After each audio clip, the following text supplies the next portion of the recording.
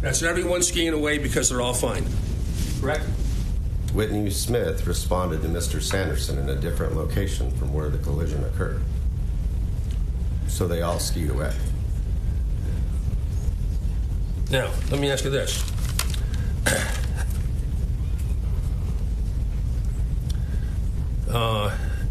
This claims here that a man with 4 documented broken ribs, 2 of which were separated, broken, not just cracked, but separated. 4 documented broken ribs, said he was okay to 2 other ski patrollers that allegedly came by. Did that bother you at all? That's my understanding of what happened. Did it bother you that allegedly, see this yellow over here? But a patroller came by to check on everyone. Did it bother you that there was no log of that patroller? No. Didn't bother you? Okay. So nothing so far has bothered you, right? Okay. These are just the facts. Everyday life at Deer Valley, right? Yes. Okay.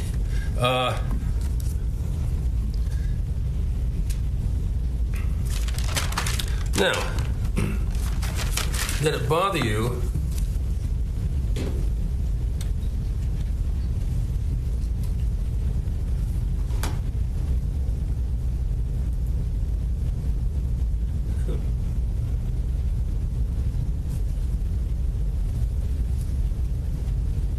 see this right here where my cursor is? Yes.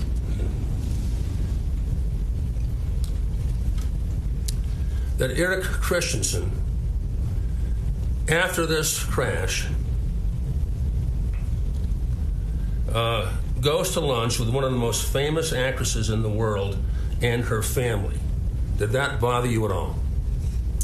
No, I think that's standard practice for ski instructors. Did it bother you that 3 hours after lunch or so, that he then writes his report? That bother you? Did that concern you at all? No, that's typical of what happens. Did it ever occur to you that this instructor might be covering up bad conduct by himself to protect Miss Paltrow, a big spender at Deer Valley? Did that ever concern you or bother you? No. Did it ever concern you or bother you that he might be covering up bad conduct by Gwyneth Paltrow? No. Didn't you basically wink and a nod at this bad conduct? Wink and a nod at it. Can you define that? You know what wink and a nod means? No.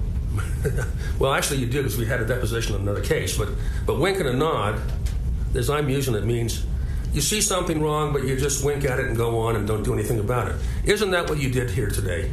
Absolutely not. Okay. Why wasn't this instructor terminated for filing a false report? This is his report. There's nothing in it that's false. Isn't it true that you believe he wasn't fired because he did nothing wrong? He did nothing wrong. Correct. Okay? And there was no cover-up by Deer Valley, correct? Absolutely not. Thank you. No further questions. Thank you. Thank you, Mr. Sykes. I just have one question, Your Honor, if I may.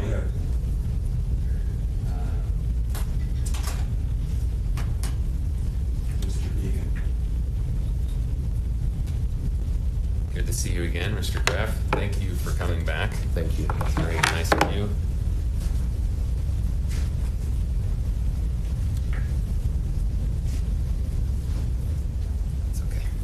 Cooperating yesterday. I think I just need to go back to the old technology again. Okay, so I just want to ask you, Mr. Graff, Excuse me, one question. excuse me 1 second. Let me grab my computer. Oh, yeah, go ahead.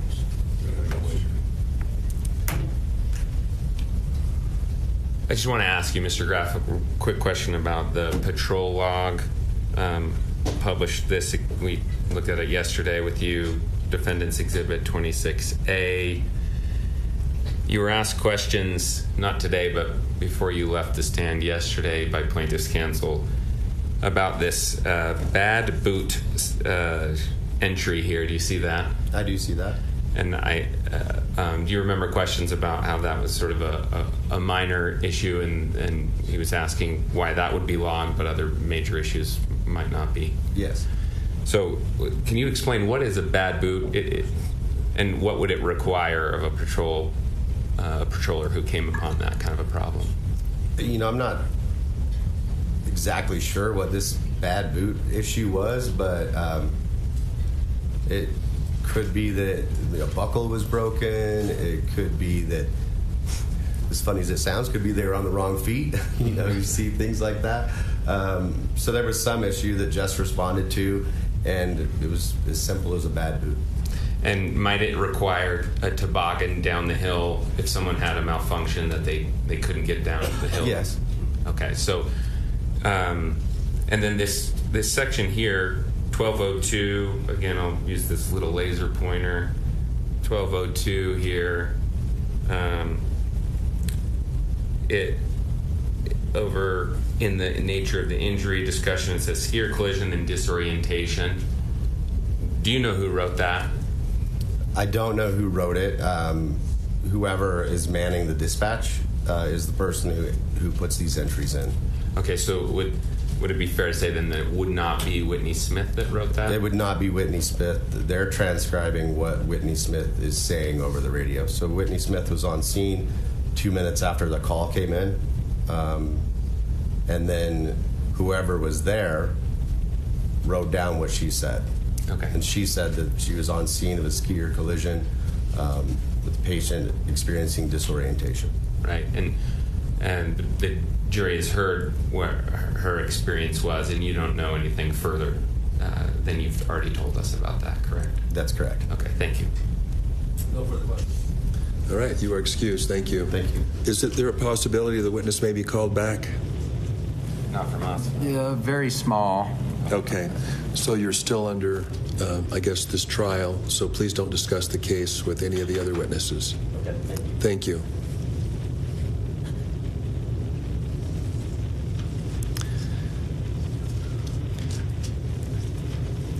Mr. Owens, is your next witness ready?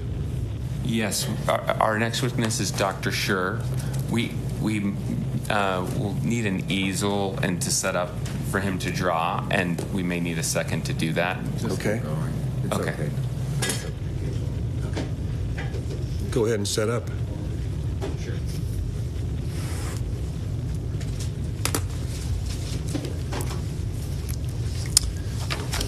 Dr. Scher? Yes. Good morning. Come on forward here and be sworn in as a witness. Do you swear that the testimony you are about to give in the case now before the court will be the truth, the whole truth, and nothing but the truth, so help you God? I do. Thank you. And then take a seat here and adjust your microphone, and then please state your full name and spell it all out for us. Thank you.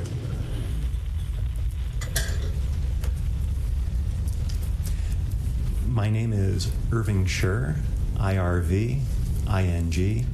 Last name is S-C-H-E-R. Thank you for being with us here today, Dr. Schur. Let's begin by just asking you what you understand your role here to be today. To teach the jury about biomechanical engineering related to snow sports, and particular skiing. And do you have an understanding of what plaintiff's biomechanical expert, Dr. Boehm, has said about this case? I have. I've read his deposition testimony and his trial testimony, so I do understand what he's saying in the case, yes. Okay, and you have opinions about his testimony, is that right? That is correct. I have analyzed his biomechanical engineering analysis. So the jury will get to hear your response to his analysis. Exactly. Okay, great. So before we get to that, let's talk about your background and training so they understand why you and not me are on the stand. Sure. So where did you go to school? I did my Bachelor's of Science and Engineering at the University of Pennsylvania. I majored in mechanical engineering and applied mechanics.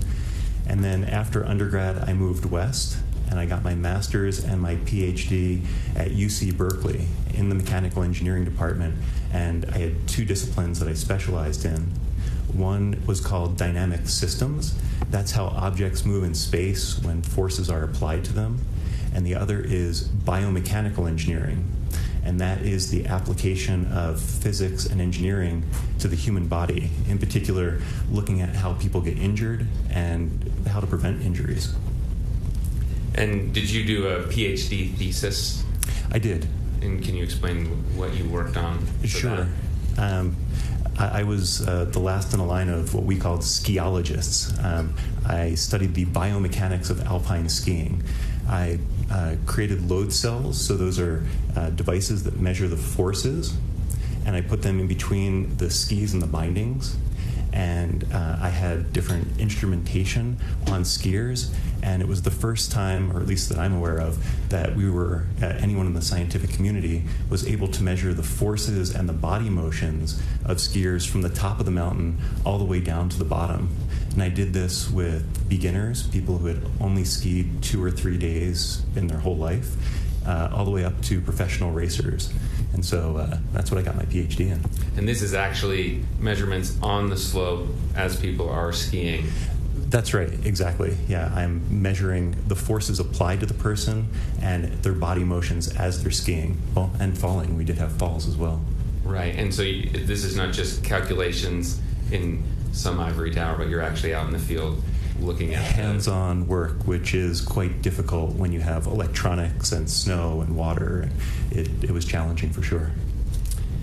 And do you also do any teaching? I did teach. After I graduated with my PhD, I did a small postdoc in the biology department at Berkeley. And then after that, while I was working for a company, I taught at the University of Southern California. I was in the physical therapy department on the medical campus, and I taught intro to biomechanics, and I also did research there at USC. And then I moved, I now live in Seattle, and I'm at the University of Washington. I have an affiliate professorship there. I'm an associate professor at the University of Washington, and I occasionally lecture, but mostly advise grad students. What about professional licenses? Do you have any of those? I'm a registered professional mechanical engineer in California, Washington, and Alaska. And then in terms of professional societies, these groups of people that get together to research and work on a certain field, are you connected to any such organizations? I am. And what are those? I am chair of a group called ASTM F27. If you've ever gone to a ski shop and purchased ski equipment or rented ski equipment and they set your bindings, what some people call DIN settings, that's based on the standards from ASTM, and I'm the chairman of that group. We also do other snow sports equipment. I represent the U.S. for snow sports equipment safety at the International Standards Organization, so the ISO. So if you go over to Europe, you'll have the same release and retention settings for your skis. Your bindings won't pull off your skis. They use the same standards that we've developed here in the U.S. I'm also president of a group called the International Society for Snow Sports Safety, and that's more academic than the other two organizations I was mentioning. We call it ISSS. ISSS is the premier organization worldwide to present and publish your snow sports safety research. And we have members from all over the world: Switzerland, Korea, Norway, obviously the US, Canada, Australia, New Zealand. It's quite a great group, and it's really the group that helped develop ski binding standards. So you do some research on the safety of snow sports like skiing, correct? That is my main focus of my research ever since grad school, and I've continued to do that now. And then you also evaluate cases in a litigation context, is that right? I do. About 15%, 20% of my work is forensic work. The rest is research and development. So most of the time, are you doing research to try and improve the safety of skiers on the hill? Yes, and I should say it's not just snow sports. I work in other recreational sports areas, water sports, mountain biking, other areas too, but snow sports is my favorite, my passion. So let's explain to the jury what biomechanical engineering is, just because we could use a refresher. Sure. Biomechanical engineering is the application of physics and mechanical engineering to the human body, but in a forensic sense, it's what links the event to the injury. So if you have some type of event and there's forces and motions in the event, in the accident, the forces are applied to a person, there's internal forces on their, like in their body at the joints or something like that. The amount of force and the amount of motion it takes to create damage to the body, that is biomechanical engineering. And how's that different than medicine? They're both dealing with the human body, but what's the difference? Sure. The medical field tends to take the injured person, figure out what's wrong with them, so diagnosis, and then try to get them better, so treatment, with an eventual outcome. So most medical training is after the injury, as opposed to what forces and motions create the injury. We like to think of ourselves on different sides of the injury. Thank you. Can biomechanical engineers determine the forces required to produce fractures of bones in the body? Yes, there's a lot of research on that, and that's one of the main areas for biomechanical engineering. So is there scientific literature that describes the forces needed for, say, rib fractures? There is, yes. And you're familiar with that literature? I am, yes. And let's maybe ask a specific question about that literature.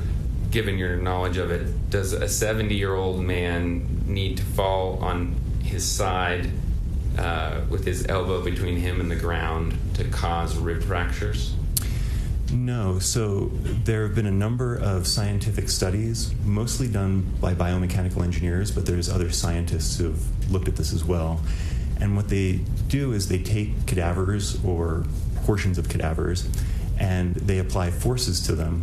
Sometimes they'll swing a pendulum into the side of a cadaver or to the front, or they'll have a plate, a very heavy-weighted plate, contact the person arm down, arm up at 45 degrees, or they'll drop the cadaver in different configurations, and then they'll see what injuries are produced.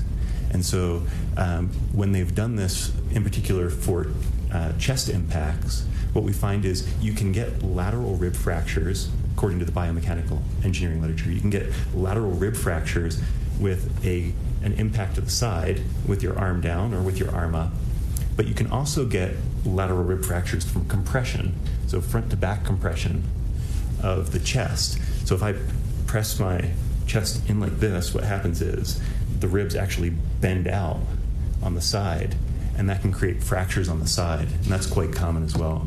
So rib fractures are not just from side contact, it can be from front to back compression as well. So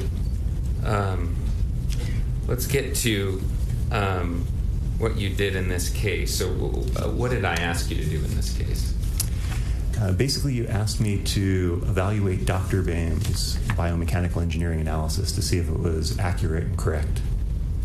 And what material did you review? I think you already mentioned you read his transcript and you watched his trial testimony. Is that right? I did, yes. And maybe for the jury, in case they need a reminder, he had that green screen in the back of him. Right, just the talking head. Exactly. Speaking from Florida, I think. That's right. Right. And so let's just start with his analysis. Do you agree with it? I do not.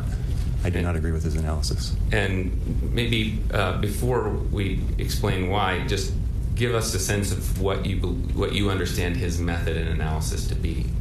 Sure.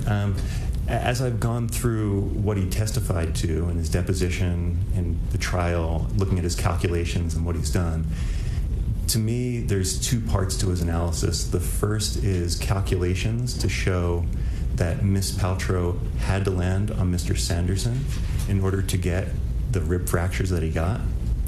And then there was a second part that basically said, because Ms. Paltrow had to land on Mr. Sanderson, that could only happen with Ms. Paltrow hitting him from behind. It couldn't happen any other way. It was impossible.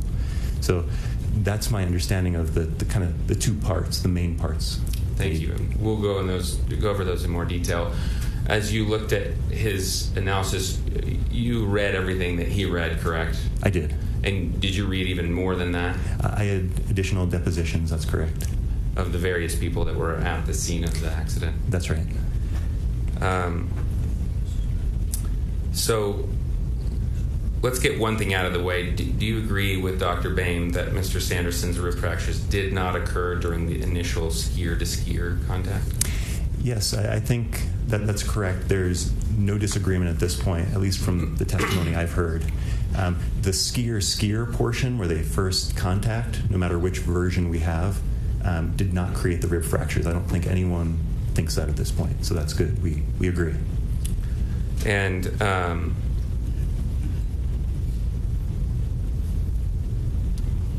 in terms of just a quick overview before we go into his calculations, which you can explain to the jury, do you believe that Ms. Paltrow's account, and I should say, are you familiar with her account? I am. And you heard her trial testimony? I did. And read her deposition? And yes. do you believe her account of the collision is consistent with what you know about biomechanical engineering? Object. Goes beyond the scope of this expert witness. And it calls for him to evaluate. Go to your testimony. Would you please approach the bench?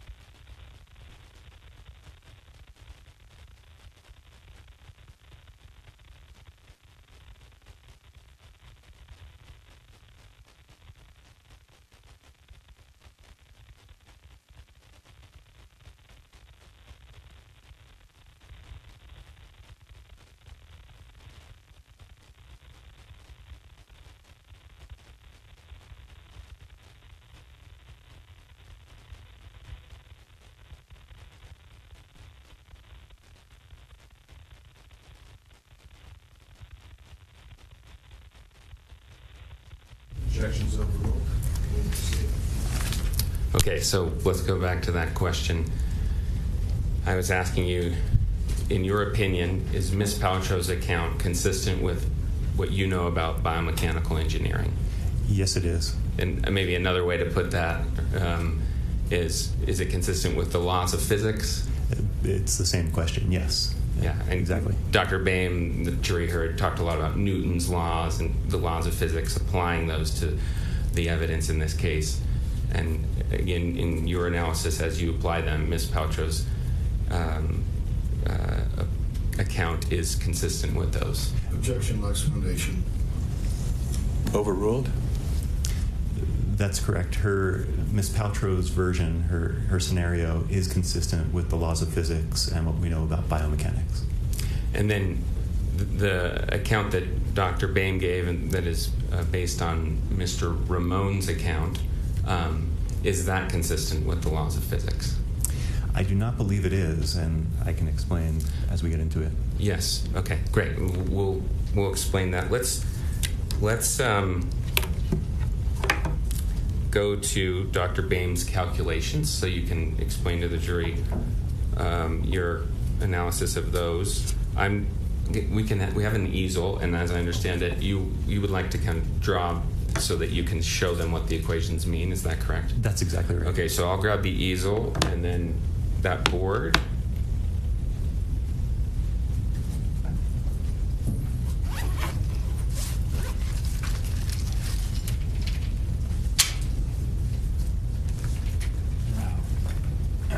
can't block the judge. Judge, where do you want this easel? On the screen? He's going to also need to see the screen, so is it okay if we put it right here? Are you going to be able to see that? I can't see it, but it's really more important that the jury see it, so I'm fine with that. Okay. And I think if it's okay with the judge, you can get off the stand and, Yes. yeah, and there's your marker.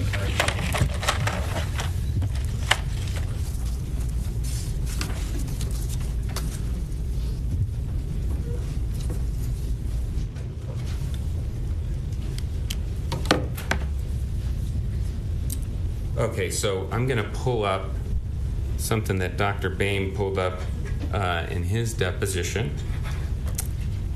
Do you remember seeing these documents? And for the record and for counsel, these are the notes in Exhibit 3 of Dr. Boehm's deposition. Oh, thank you, your officer. I missed the question there. Yep, no, you're fine. So I'm just pointing you to... Before you, these are not admitted exhibits, though. Yeah, I'm not asking them to be admitted. They were just shown in Dr. Boehm's deposition, so we're showing them here as well. Okay, but not in his trial testimony. He's responding to these. You said deposition. He also showed it in his trial testimony. So Oh, direct- trial deposition. Yeah. Yep. I was going to Withdrawn. say direct things to the judge, but I recall this being flashed Withdrawn. during his deposition or during his trial testimony. Okay, thank you, Dr. Scher. So you recognize this page? I do. And I was just describing it. This was shown in Dr. Boehm's trial testimony, correct? That's correct. And he explained that these are his calculations. That's right. Okay, and there's another page as well. I think it's the one just before it, correct? That's correct. This is where he starts the calculations for the ribs. We're concentrating on the ribs here because that's what he says determines how the accident happened. He said the head injury doesn't matter for that. It's only the ribs. Okay, great. So since I have very little idea what's going on there and you do, maybe explain to the jury what's going on. Sure. Can we go to the page before this? Sure. And maybe if you, it's just a little bit hard to hear. Sorry, is that better? Yeah, that's okay. a little better. Yeah, thanks. So he's using some basic equations for what we call the center of mass to figure out what happens when someone falls to the ground. Center of mass is if you were to balance someone on your finger, the point that you'd hold them at so that they stay balanced. It's usually a little bit below your belly button, kind of midline front to back, midline left to right. And so if you took all of the person's weight, all their person's mass, and put it into one point, that would be the point that you're interested in. So that's what Dr. Boehm is doing in these calculations, is he's using that point for Mr. Sanderson. And this first part here, where he has this, that's an equation. X is position, so he's saying there's a certain distance that center of mass falls, and you can see that over here. That's 3.5 feet, or he does it in meters, 1.0668 meters. So center of mass falls to the ground. He's saying that there's no initial falling position, that's fine. No initial falling velocity, V is velocity. And then he has 1/2 acceleration times time squared. And that equation is correct. Acceleration here is the acceleration from gravity. So what he's saying is Mr. Sanderson's fall to the ground for the center of mass from 3.5 feet, which is probably about right, hits the ground within, and he calculates the time, he solves for time, 0.466 seconds. So that's the first part of that, which is great. The problem comes in that he then says the velocity at contact is 1/2 acceleration times time. And that is absolutely wrong. That is not the velocity at contact. The velocity at contact is just the acceleration times time. So he has this extra half. And it was unclear to me why that would be there to start, and I'm not sure why he put that in, but it creates problems for his calculations and his opinions moving forward. If we can go to the next page, I can explain that. So these are his equations. If you remember in his testimony, he said 4,000 newtons. And that's an engineering unit in metric for force. 4,000 newtons is roughly 950 pounds, I think, in English, but newtons is fine. Over 4,000 newtons, you get the rib fractures. So what is this equation here? I'll show you that and then explain why that 1/2 makes a big difference. So that equation there comes from, at first, kinetic energy. We label that as KE, which is equal to 1/2 mass times velocity squared for that center of mass. And then he's saying, okay, Mr. Sanderson, as he hits the ground, has a certain kinetic energy. That energy has to go somewhere. So what happens is a force is applied from the ground to his center of mass, and he decelerates over some distance. So you can see here he has 3 inches written here. That's important. So this kinetic energy has to be taken up by some force over a distance. That's some amount of work. And that will equal the kinetic energy. And then he divides both sides to get the force. The distances cancel on this side. So the force on Mr. Sanderson is 1/2 mass times velocity squared divided by distance. And that's exactly what we have here. We have 1/2 mass, velocity squared, and distance. Now, remember, he's doing this in metric. So that 136, that is in kilograms. That's equal to about 300 pounds. So here he has Miss Paltrow and Mr. Sanderson's mass put together. So in this fall, he's saying, okay, the kinetic energy of both of them is needed here during contact. But can we go back to page 5? He uses the velocity here, the 2.29, that has the 1/2 in this. So if we go to the next page, yeah. So you can see he's using the wrong velocity. What happens is if you use the wrong velocity in here, let's do BAMES as, call this wrong. So what you get is 1/2 mass times 1/2 acceleration times time. Oops, squared. There we go. Divided by distance and squared there. Correct is 1/2 mass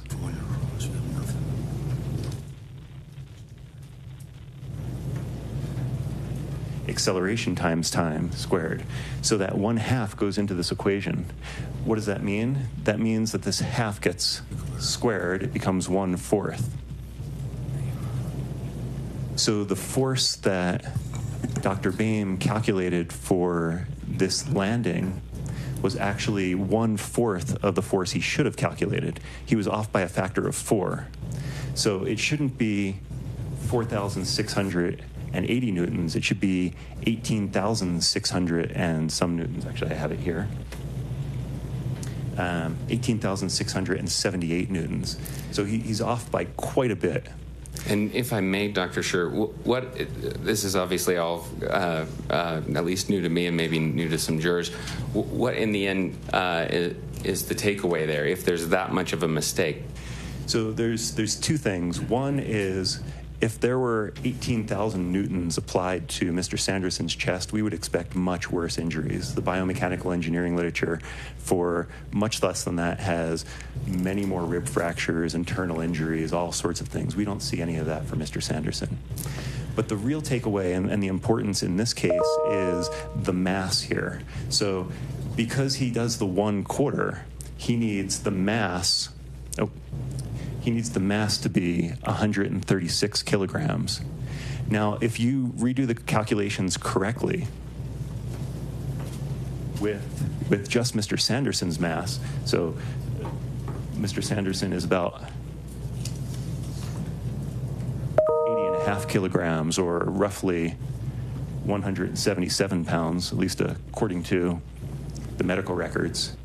If you do the calculations with the correct equations and only his mass, you get over 4,000 newtons when he lands. Actually, you get 11,056 newtons. So if he were to fall to the snow using Dr. Boehm's calculation method the correct way, then just Mr. Sanderson falling, not Ms. Paltrow involved at all, he could get rib fractures. This is not quite correct overall. Normally we use what's called effective mass, so all of Mr. Sanderson's mass wouldn't go through his chest. Maybe there'd be some force on his legs. If he hit his head, some force on his head. We typically would say maybe 50% of his mass would be appropriate for effective mass. So instead of the 80 kilograms, we would do, and actually I should put over here, this winds up being 11,000 newtons. And if we do the 40 kilograms instead for Mr. Sanderson, so, and that's, and we use the correct equation, we get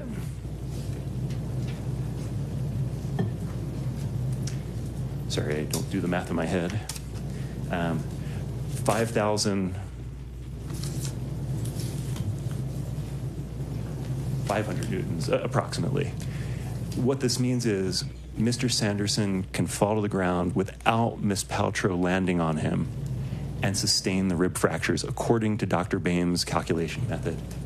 So if done correctly, he cannot say his opinion that Ms. Paltrow had to land on Mr. Sanderson to get the rib fractures, which means that this goes through the rest of his analysis. So the rest of his analysis is wrong.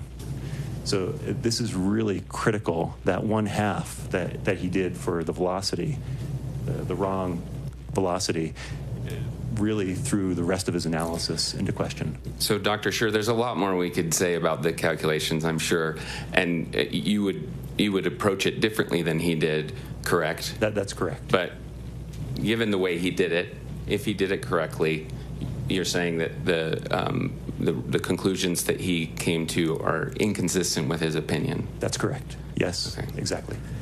Okay, so, yeah. Okay, doctor, let's talk about skier collisions. You've, as you explained earlier, done research to understand what forces are like on the ski slope. In this case, how would you apply what you know about physics to understand the claims about the ski collision? Sure. I would apply Newton's laws to the contacts, the different versions of the events, and see what makes sense, how it would unfold. Do the physics of the contact that's being testified to make sense? Is it self-consistent?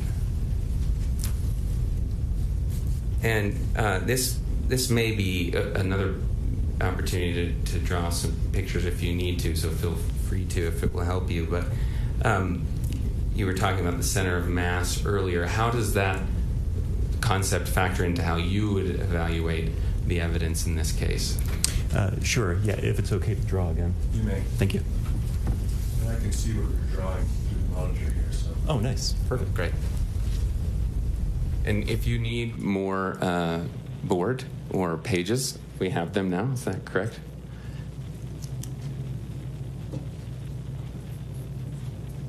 I think we're okay with this, right? Okay, yeah, great. Go ahead. So the thing to know with Newton's laws, force equals mass times acceleration, if you have some, and I'm going to draw two versions of a skier, and I'm not the best Pictionary player. I'm going to draw a top-down version, and I'll draw a side version. So let's start with the top-down. So if we have a skier, and here's the skier's head, and here's the skier's nose, and then we have two skis.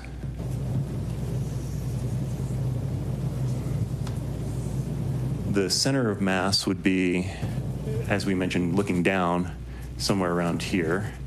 Now, if you have a force that goes through the center of mass, so let's say the force goes through,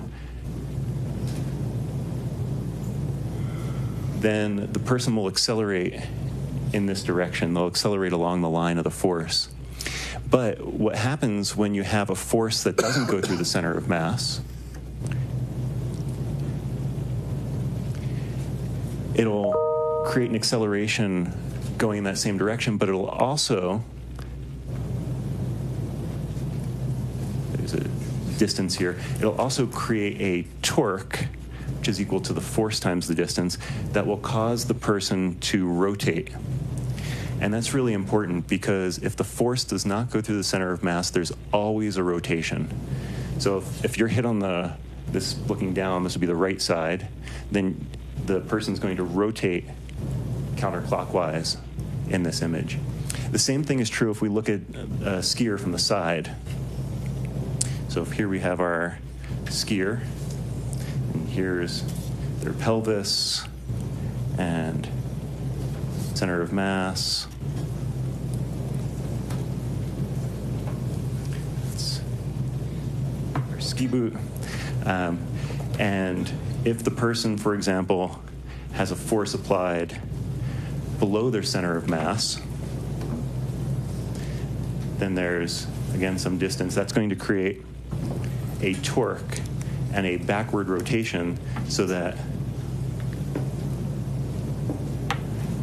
the person moves backward and falls back. There's two things to note with this for skiing in particular that's different than most other events. Skis have releasable bindings. So if I'm looking at this side view, the boot is held in by a heel piece and a toe piece. And so if you have someone pitching forward, if the ski slows and the person's center of mass moves forward, it'll create a torque on the boot and it'll release the heel of the boot. And for someone of Miss Paltrow's size, that could be anywhere from, well, it's approximately 143 foot-pounds, so 143 pounds acting over a foot.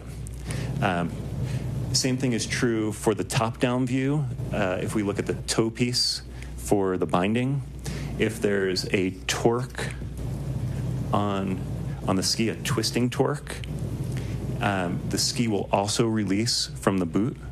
And for someone of Miss Paltrow's size, it's about 37 foot-pounds. So in front of the boot, if there's 37 pounds 1 foot ahead, it'll release. If it's 2 feet ahead, it's half that value, so roughly 17. So these are the principles that we need to understand the mechanics of an impact and a fall.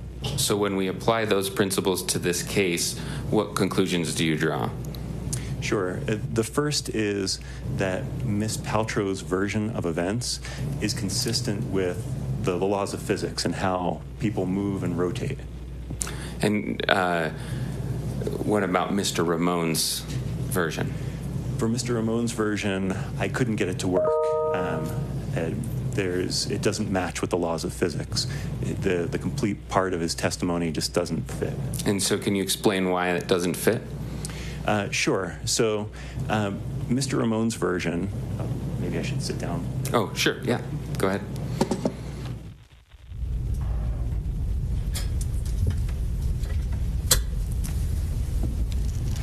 So in Mr. Ramon's version, he says that he sees Miss Paltrow contact Mr. Sanderson squarely in the back. And he says that it's in the middle. It couldn't be any more in the middle than if he tried, or if she tried. And then also that she rode him down. I think the quote was something like, in his deposition, he says, like she couldn't have been on his back any more than if he had strapped her to his back, something like that. So as they're going down in Mr. Ramon's version, Mr. Sanderson goes spread eagle, arms out, legs out, and the key for me is that Mr. Ramon says that the inside edges of those skis that are going into this V catch, and Mr. Sanderson stops on a dime. And if that were the case, then Miss Paltrow would keep moving, and, well, maybe I should draw. Sure, go ahead if it will help. Yeah, I think so.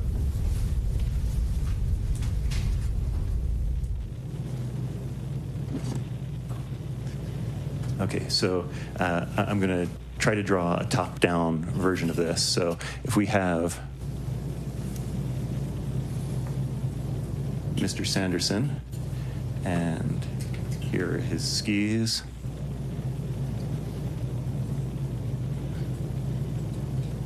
And then I'm going to use a different color for Miss Paltrow. How about blue? Miss Paltrow contacts him from the back. And now, this is the same whether one ski is between his or both skis. If the skis are apart, it's a little bit different, so we can get to that in a minute. But if her skis are between his, let's just say, then when he falls, and here is his, so they're moving in this direction. That was probably obvious, but I wanted to make sure that was clear. So now we're still looking down. Here's Mr. Sanderson's back. Here's his head. Here's one arm. Here's another arm. Here's one leg, the other leg. Now, remember, Mr. Ramon says that his skis are in a V, spread eagle. So now,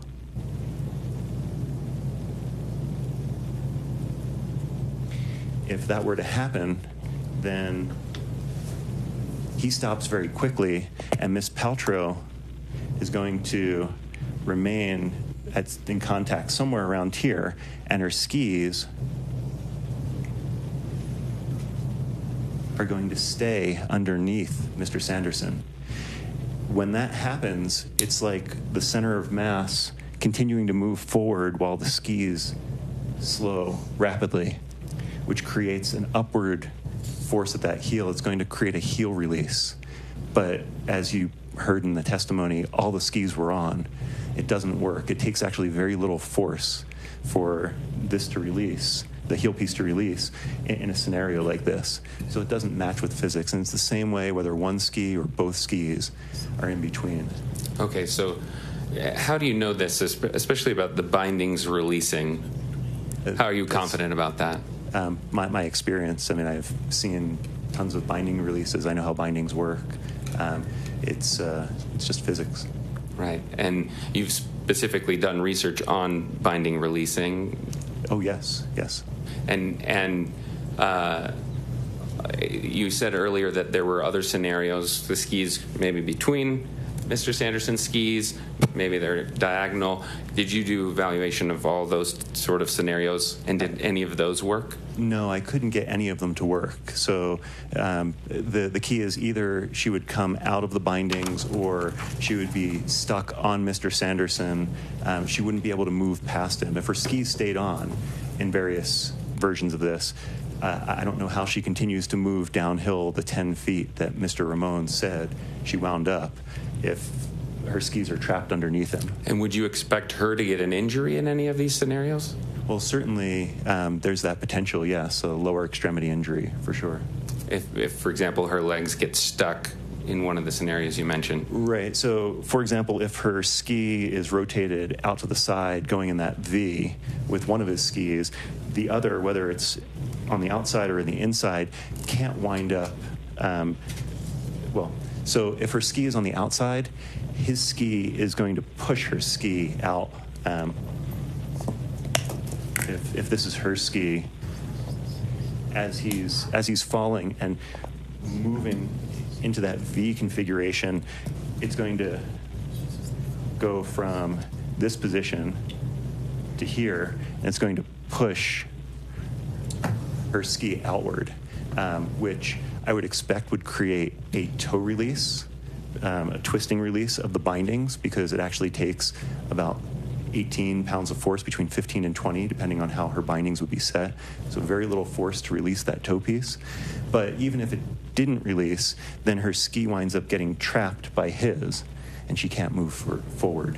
So, and in many of these scenarios, her leg would get twisted in a really odd way that would likely create injuries. Okay, great. I think you can sit down again. And now what I'd like to do is ask you about whether you were involved in creating any animations that would help the jury understand your opinions in this case. Yes.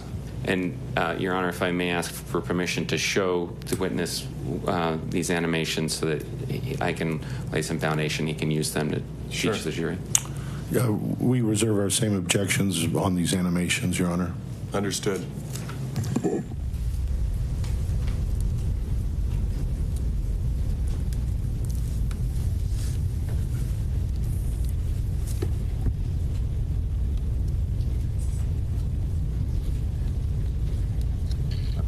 Restarting. It's been plugged in, but it's now.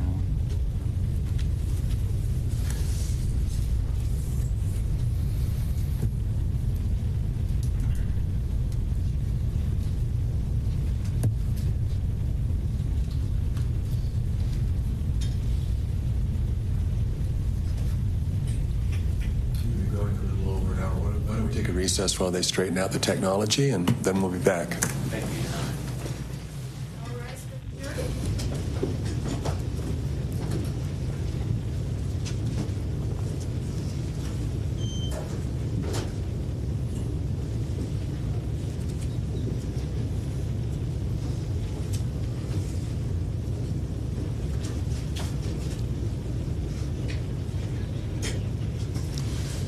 You can step down, whatever you need to do. Thank you.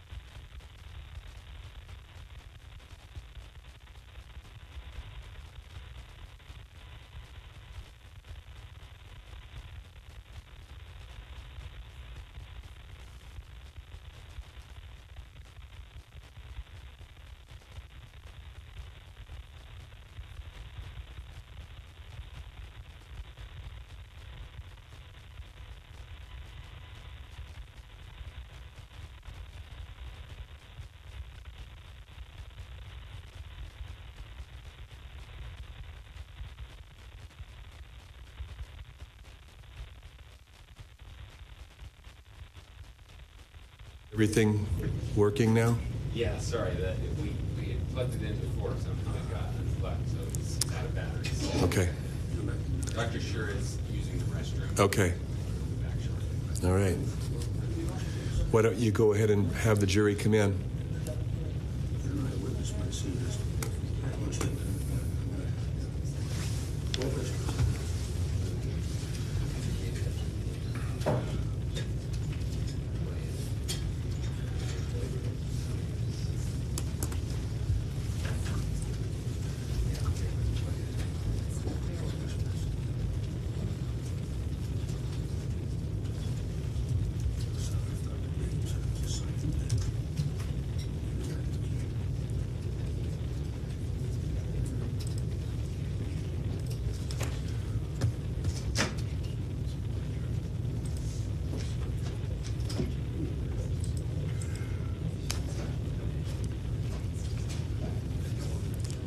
Dr. Scher, you can take the stand. We're just waiting for the jury.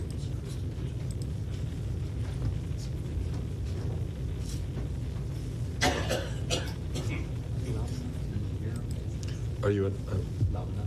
Yes. Yeah, she's monitoring the audio. Yes, you sound, yes, your audio's coming through. Okay.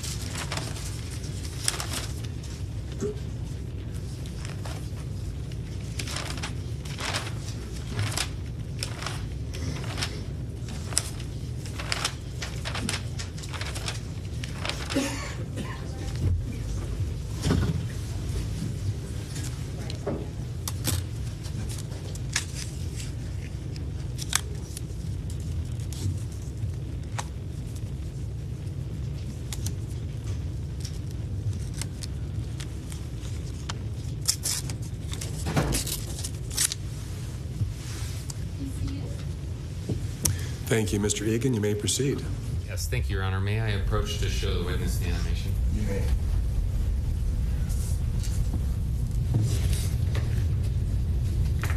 So this animation is number 5, correct? It is. It's called Close Up, and I'm going to play it for you.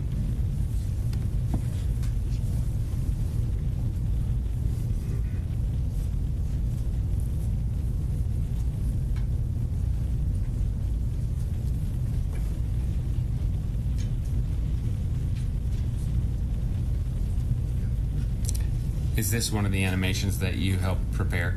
Oh, sorry, Counselor. I just see it again. Sure. Which number is it? Number 5. It's called a close-up. And it's 22 seconds.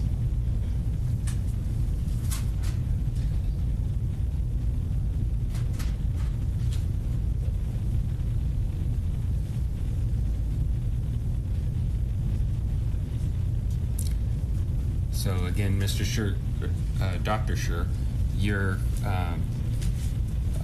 maybe explain to the jury your involvement in creating this animation.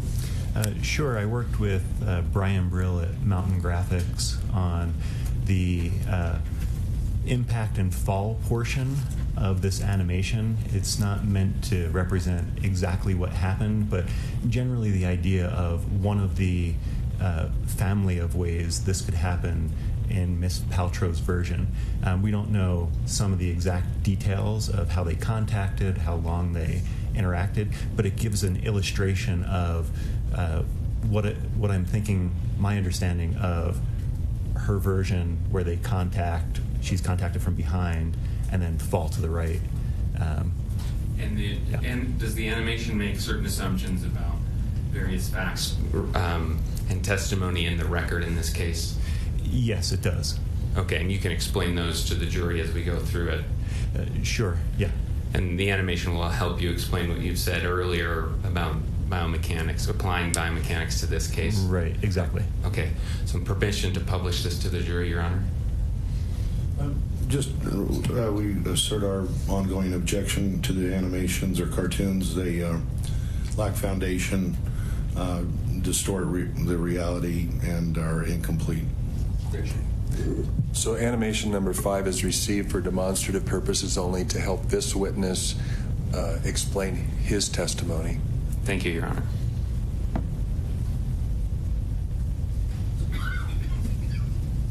So, Dr. Scher, I'm going to let you take the reins here and use it as you need to explain, okay? Thank you. Is that all right? Your Honor, we also object to the extent that this witness hasn't testified to any of the placement of any of the other skiers or bodies in this animation. Mr. Egan, is that relevant to this witness's testimony, the other skiers? No, he's going to talk about the collision itself. So you should ignore any of the other skiers that are shown in the animation. Okay, so you can reverse it, Dr. Scher, to just before the collision, so we can focus on that and explain what you mean to show by this animation. Maybe I can't. How do you... You could press play again and it will get to it. Oh, here we go. Okay, there you go. Yeah. Okay, great. So take us through, if you would, Dr. Scher, what this animation shows from your point of view as a biomechanics expert.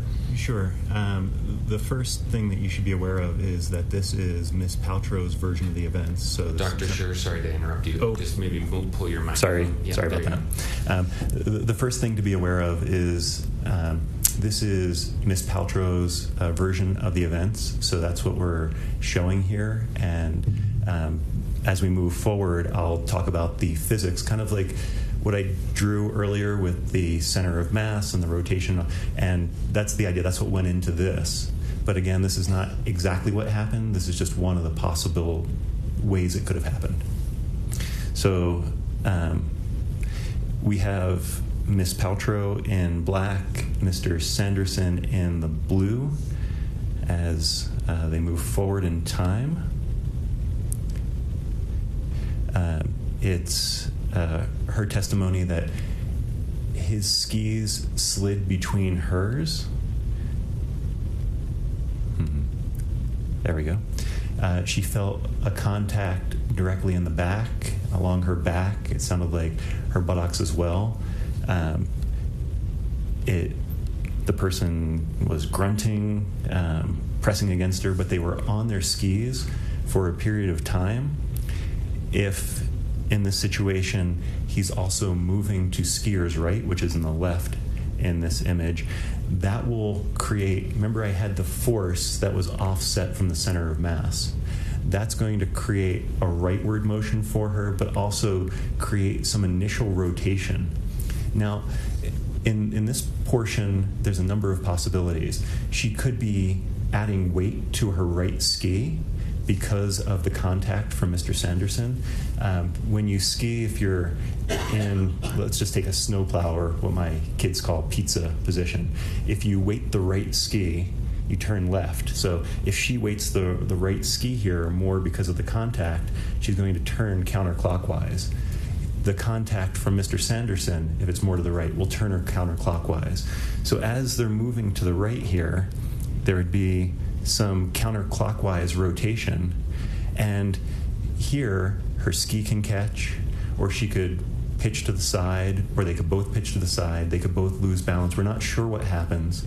But as they're rotating, they're continuing to fall. And Miss Paltrow's version has them spooning essentially as they're coming down together, which would make sense if their legs got caught up. If he was contacting her below her center of mass, where his right leg was contacting her right leg, her thigh in that area. Also consistent with Miss Paltrow saying that her right knee was splayed open at the end, and she felt right knee discomfort. That all could happen there.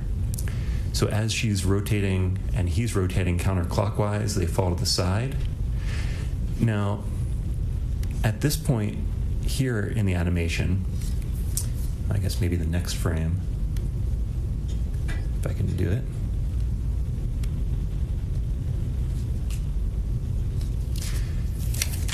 Mr. Sanderson lands on his right side, maybe the right back. It's hard to say. If he lands on his right side, kind of like Dr. Bayham said, he needs to land on the elbow, that can happen. That can create lateral rib fractures. But that's not the only way. His arm could be out. He could land on the side and create lateral rib fractures. He could land on his side and a little bit towards the back, and Miss Paltrow could land on him. She could be fully on him, maybe with her buttocks or her back or some portion of her mass compresses his chest front to back, and that can create his rib fractures. There's a lot of different ways this could happen. I can't tell which one of those is right, but all of those are consistent with her version of the events. As they hit the snow, they would continue to move forward until friction slows them down. And it's also important to note, we haven't talked about the head injury, but hitting the back of the head or the side of the head, he could have his head turned. All of those are possibilities for him to contact his head on the snow. So that's not inconsistent as well. Would it be helpful to show it in real time? You've been doing it kind of slow motion, which has also been very helpful. Maybe start from the beginning and just play it. Objection lacks foundation for trajectory, speed, and direction. Overruled. It's demonstrative of this witness's testimony only. All right, thank you.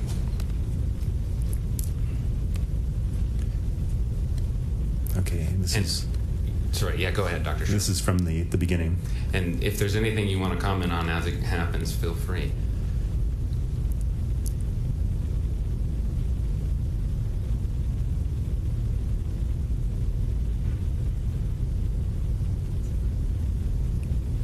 I think that accurately reflects the version that Ms. Paltrow testified to that matches the laws of physics and biomechanics as I understand them. And would it be helpful to show, there's one other animation that has a little zoom in from the other angle. Would that also be helpful? I think, it can't hurt. Let's show that then. Permission to approach, Your Honor, for that. Okay. What's the number of this animation? This will be number 4. It's called Zoomed Inside. What was the last one, James? Number 5. Oh, that's right. Yeah, thanks. Okay. Wait just a sec.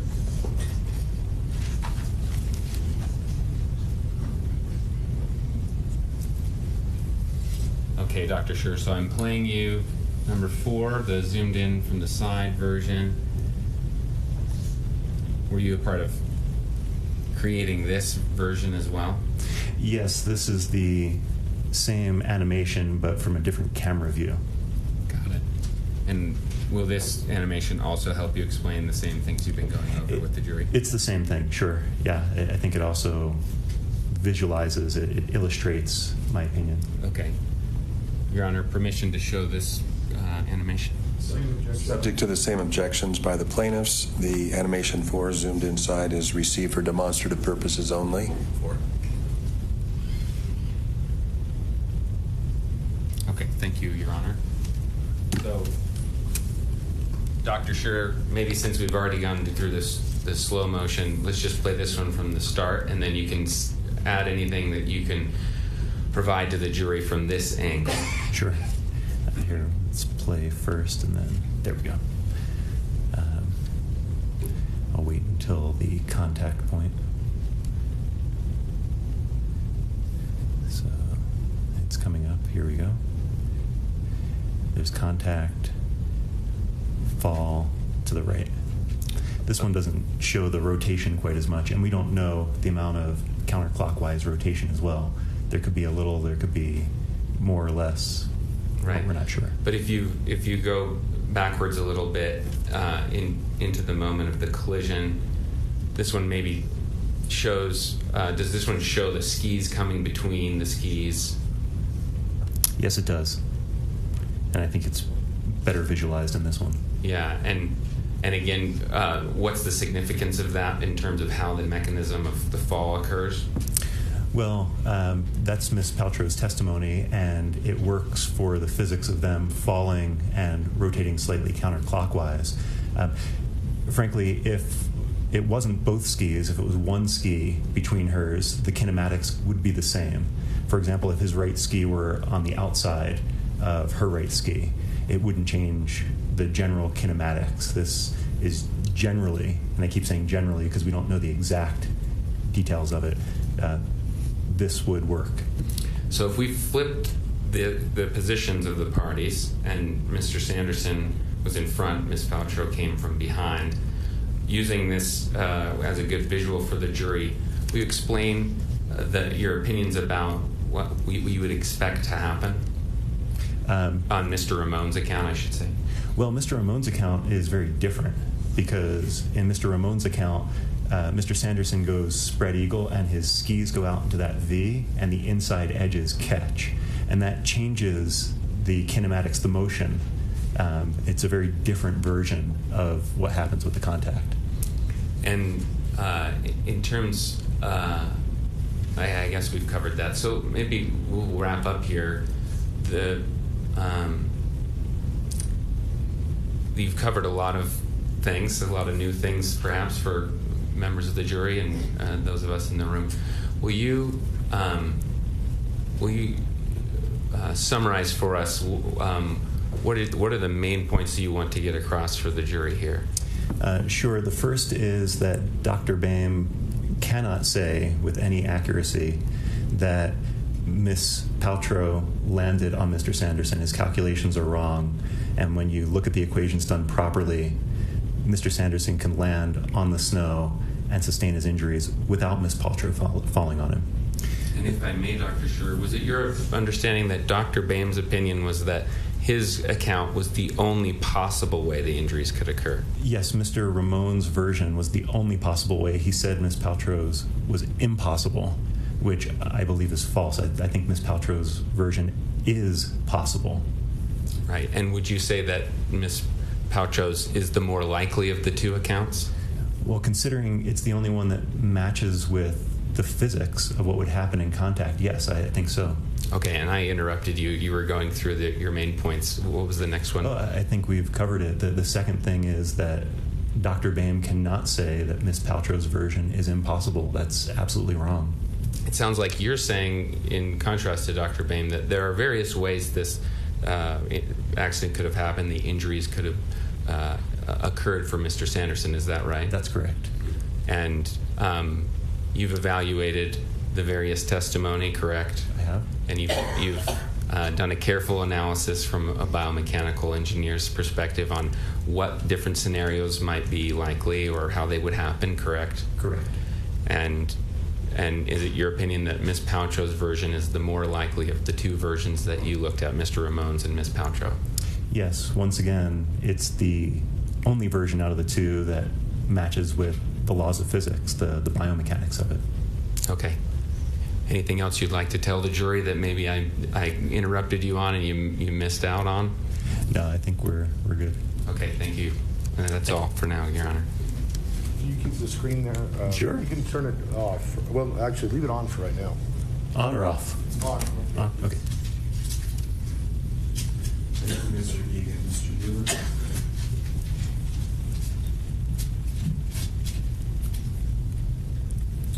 Morning, Mr. Or do you prefer Dr. Schur? Sure, that works. Sure, Dr. Sure. Okay. This version right here. Can you back it up about to here on the scroll? To here? Yeah, and then go forward it out halfway between the last one. Okay, a little farther. Just before when Mr. Sanderson, who's also Maybe it's easier if you do it. well, could you just go a little bit farther forward? Just go slowly. I just want to get Mr. Sanderson, who's sometimes called Dr. Sanderson. Mr. Pierre, would you mind putting on a remote that allows you to be picked up? Okay, how about can I use this? Sure. Yeah. Does that work? Is this working? Oh wait, now it is. Okay, go a little farther forward, please.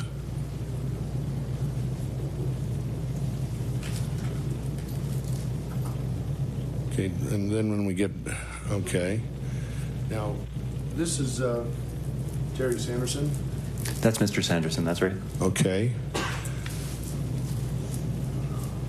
So his right eye is, okay, go a little farther. I'll just another thing, fractions, a little bit farther. Okay. So you have his head turned. That's based on your testimony that he is looking down the hill, I guess. Is that what you're saying? I believe his testimony is that he's looking at a woman who's a little downhill to the left. He notices her, looks at her. I don't remember what the exact words are. Okay, go a little farther.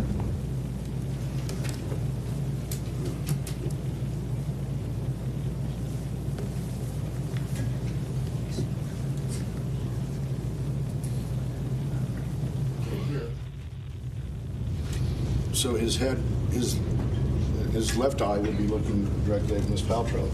He would see her, right? I believe so. It's inconsistent with his testimony. He didn't see her at all. That's correct. But he would see her there, wouldn't he? I would think so. Okay, go a little farther, just another fraction.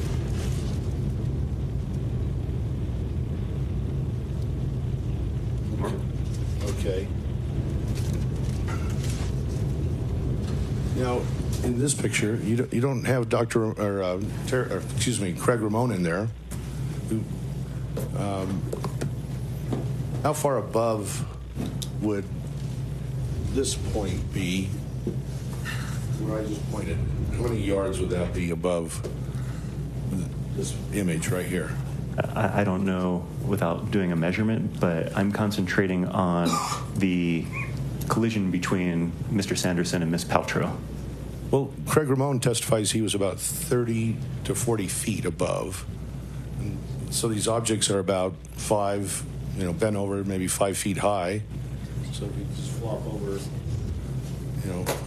6 bodies, we'd get to 30 feet. That would be about right here, wouldn't it? I'm not sure. Well, you're an engineer, highly trained PhD. You can't even guesstimate that that would be about 30 feet? I can't tell. Would up here be 30 feet? Don't you think it would be a lot more than 30 feet? Probably, but I don't know. Well, you helped create this animation. You don't know the distances in your own animation? No, I've concentrated on the collision portion. That's the biomechanics portion. Okay, who did the estimates or guesstimates of the distances of the bodies of the other people? So that's going to be Mr. Boggart, who's going to be on soon, I assume. Okay, so this animation doesn't have Craig Ramon in the scene at all? Not at this point. Okay. Is it because the defense doesn't want him in the scene, so to discredit his witness account? Oh, I don't think that's the case at all. You'll have to ask Mr. Boggart. Okay, we will. Okay, let's see. Just go another little section.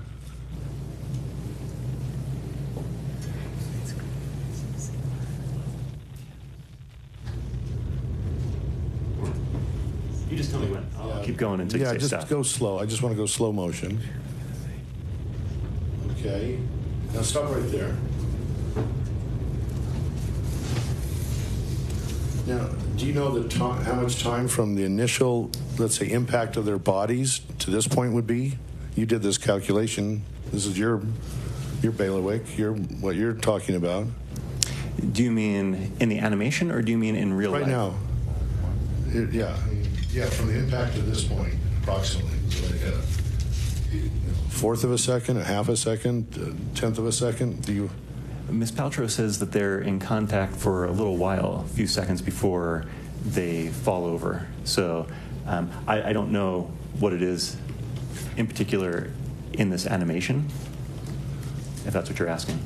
So you helped design this part of the animation, so you don't know how far it is. You just guessed it? Again, we don't know exact timing and distance. This represents an illustration of the version. So, it is what it is. It's an illustration of the version, but there could be wide variability in that version, right? There is variability, but we have constraints on it. The constraints are, it could have happened the opposite way, right? The opposite way. Ms. Paltrow hit Terry Sanderson. No, I don't think so. Not with the testimony that's given. We have two versions. We have Mr. Ramon's version, and we have Ms. Paltrow's version. This is Ms. Paltrow's version. Mr. Ramon's version is very different. Okay. Let's talk about that for a second.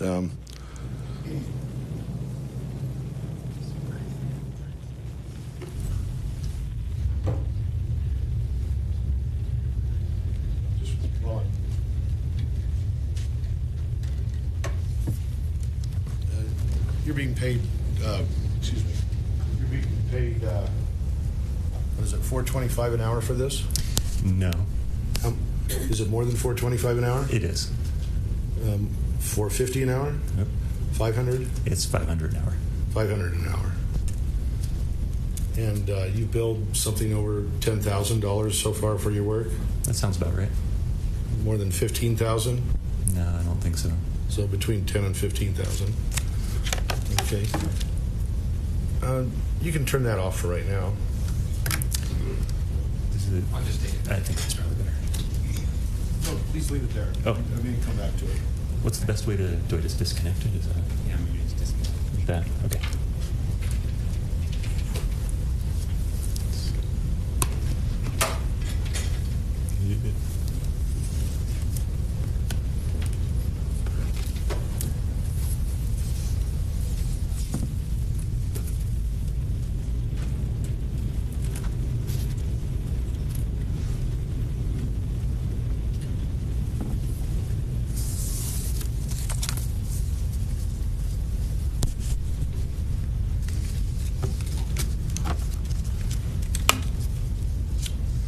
No, you're here to teach the jury, right? The defendant's version, correct? Teach the jury the physics that would be helpful in understanding how to assess the accident. So that's a no. You're not teaching the defendant's version. I'm not teaching any version. I'm teaching the physics and mechanical engineering, biomechanical engineering that would help the jury. I know it's hard for expert witnesses to say yes or no, but are you teaching the defendant's version? I guess I don't understand the question. Okay. Seemed like a simple question. Next, I'd like to talk about, did you review Dr. Gibby's testimony at trial? No, but I did see some of his trial testimony. All of it or some of it? Some of it. Was it more than 10 minutes? Probably, yeah. More than 20 minutes? Yeah. More than an hour? I don't think more than an hour. Okay. You didn't disclose anything about hearing Dr. Gibby's testimony? I'm not sure what you mean, but I did see it.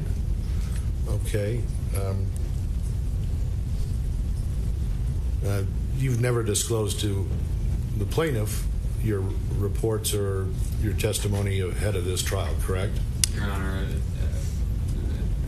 may we approach? Yes.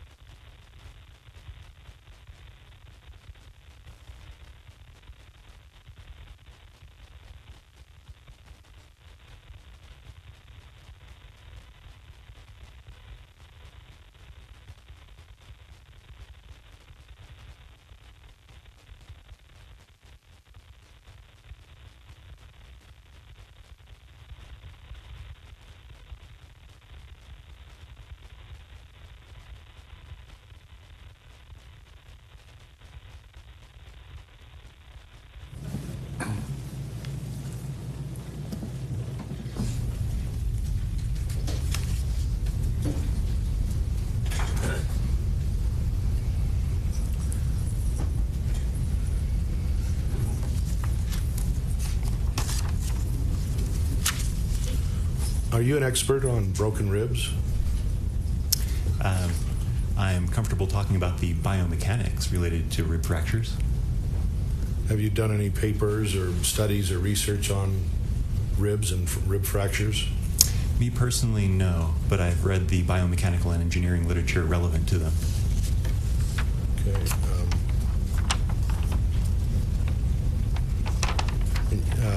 You haven't mentioned that biomechanical literature in specifics, correct?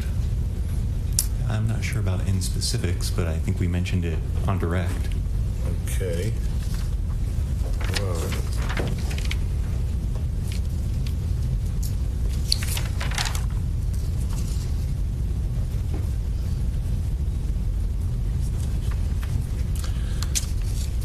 So you said that Dr. Sanderson, or I'm just going to call him Terry. Terry was 70 years old at the time of this crash? It was 69, but effectively 70 for biomechanics purposes. Effectively because 70 is older? No, because there's actually good information in the biomechanical engineering literature about the amount of chest compression required to create rib fractures for 70-year-olds. And not 69-year-olds? Well, it's actually the full distribution, but the paper that I'm thinking of from Agnew specifically talks about 70-year-olds. You didn't mention that paper today. No, but would you like it? Not right now, thanks. I've not seen it. Let's see.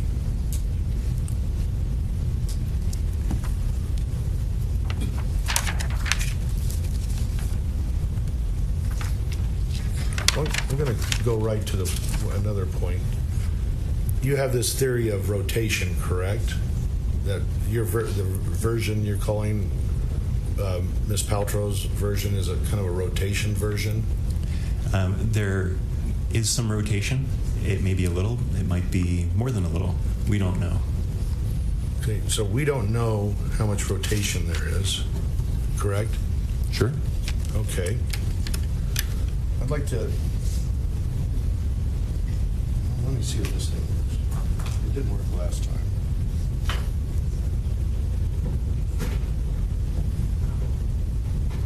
Guess it's working now.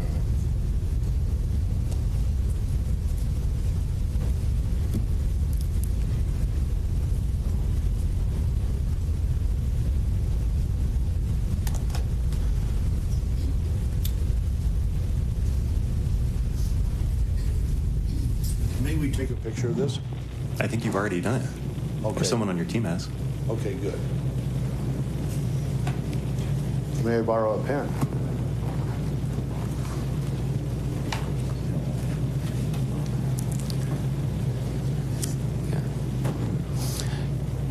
Your Honor, we would object to him writing on the witness's board. It's not an exhibit. It's certainly fair game. Okay. So, Well, Doctor- can we mark it as an exhibit, Your Honor? Why don't you take a picture of it and you can use that, and then he can Go ahead, take a picture. add to it. Okay. It is our board. right, and in academic We fields, don't have any questions right now, so. in academic fields, it's common that people write on each other's drawings, correct? I don't know that I've seen that, but I don't have a problem with you drawing. Okay. So, you testified that Craig Ramon says Terry was hit directly in the back,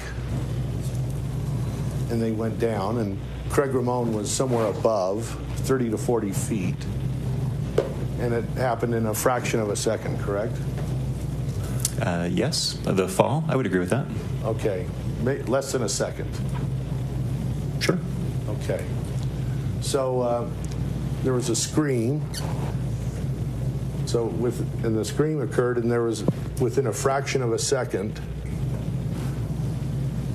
And I don't believe Craig Ramon never testified where Miss Paltrow's skis were. Correct. So her skis could have been going underneath Terry, like this. So the pink ones would be Miss Paltrow's skis.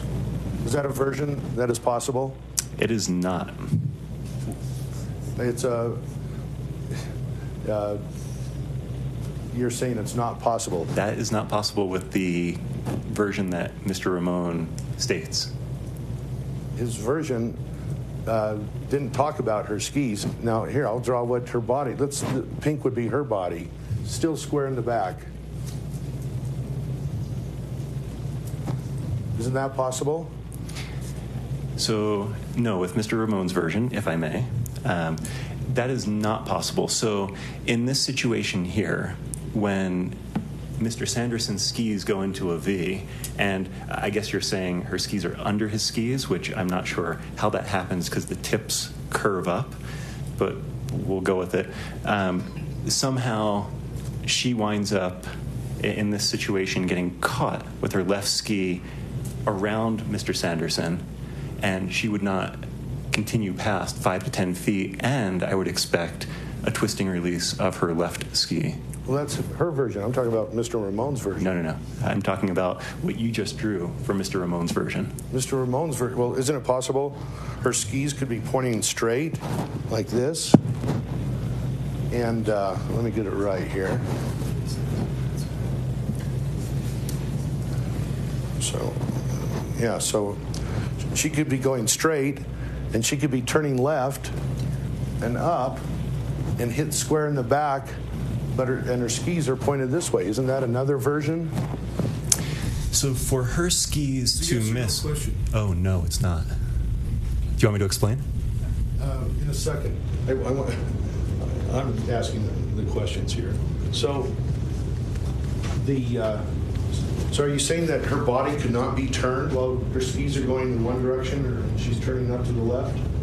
Is that possible? Not for Mr. Ramon's version. Is it possible in general? Sure. But in her version, I'm sorry, in his version, no. This happened in a fraction of a second. I don't think Mr. Ramon testified that he has a videographic or photographic memory. Do you? Well, he's pretty particular in his testimony about how she was on Mr. Sanderson's back. Right, and he could. Do you see the circle I have? Let's see. Well, actually, maybe I could do it I've got it wrong. Let's do it the other way. Her body could be like this, and her skis could be like this too. And people turn all the time while they're skiing, and their skis are going one direction, but their body is pointed a different. Right here. Can you see me? You see that? I see you turning, sure. That's possible, right? What you're doing in general is possible. Are you asking, does that match with Mr. Ramon's testimony? No, and I'm happy to explain why. I think Mr. Ramon's testimony is, it happens in a fraction of a second. Mr. Ramon, a professional wannabe freestyle skier, likes to talk about ski angles, but the main part is the body. He saw the body, and then the bodies go down together, and she lands on top of him.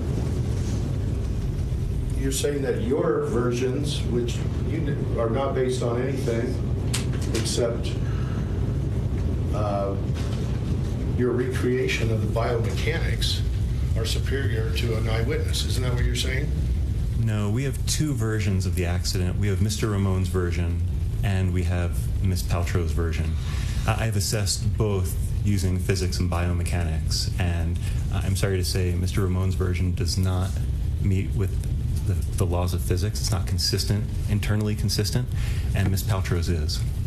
Well, I don't think Mr. Ramon's version was designed to be consistent with the version of events. It happened in less than a second, and we don't know the direction of the skis.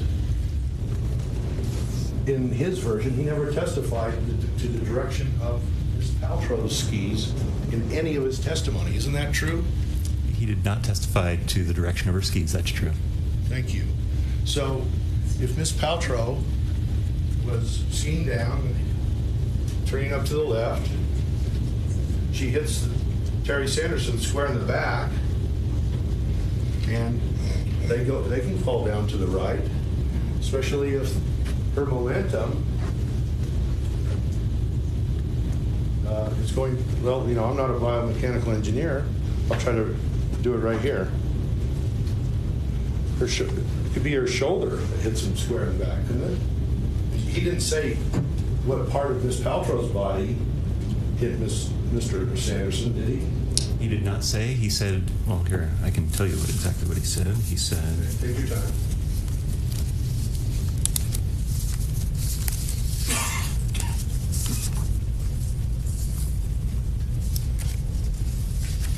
He said, squarely in the back.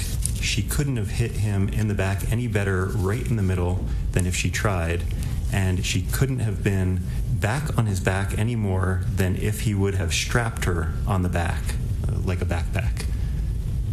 Okay, but that doesn't mean her body was straight.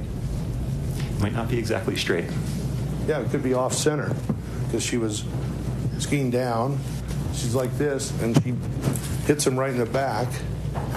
Or maybe it was a little off center because Mr. Ramon only had the view for a few seconds. And then her arms could have wrapped around Terry Sanderson, right? I don't think there's any testimony about that. Is it possible? Maybe, but... Well, where would they have gone? Down to the side? She went in like this? In front of her? I mean, most likely, don't skiers ski like this usually? Often. Often? What are the other positions? They can have her arms in more. Okay. So have them out more. So she could be like have this her arms down and to her turn side, like this? and the poles heading back. Okay. There's all sorts of options. So in that fraction of a second, Mr. Ramon saw the collision. The screen was up here. He turns his head, and she could hit him square in the back. She could have her...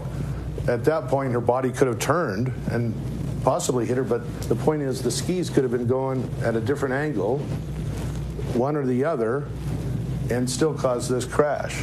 And your versions assume those are not possible because you assume that that there's only one way, that their skis were going parallel to each other. This is your only assumption, right? Wrong. You made assumptions that these are possible? I looked at other angles. That's right. And the testimony, though, you said there's no testimony about the angle of her skis from Mr. Ramon, correct? That's true.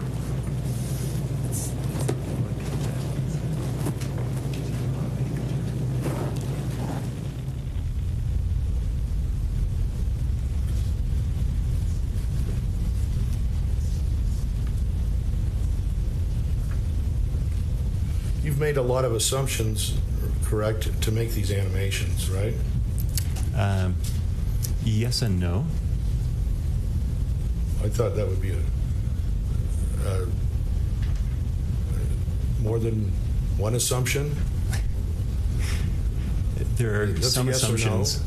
Sure, more than one assumption. Okay. Less than 100? Sure. Less than 10? I don't know.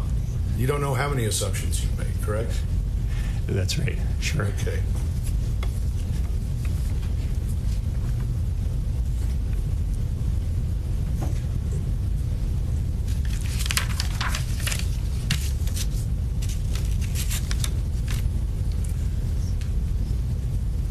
Now,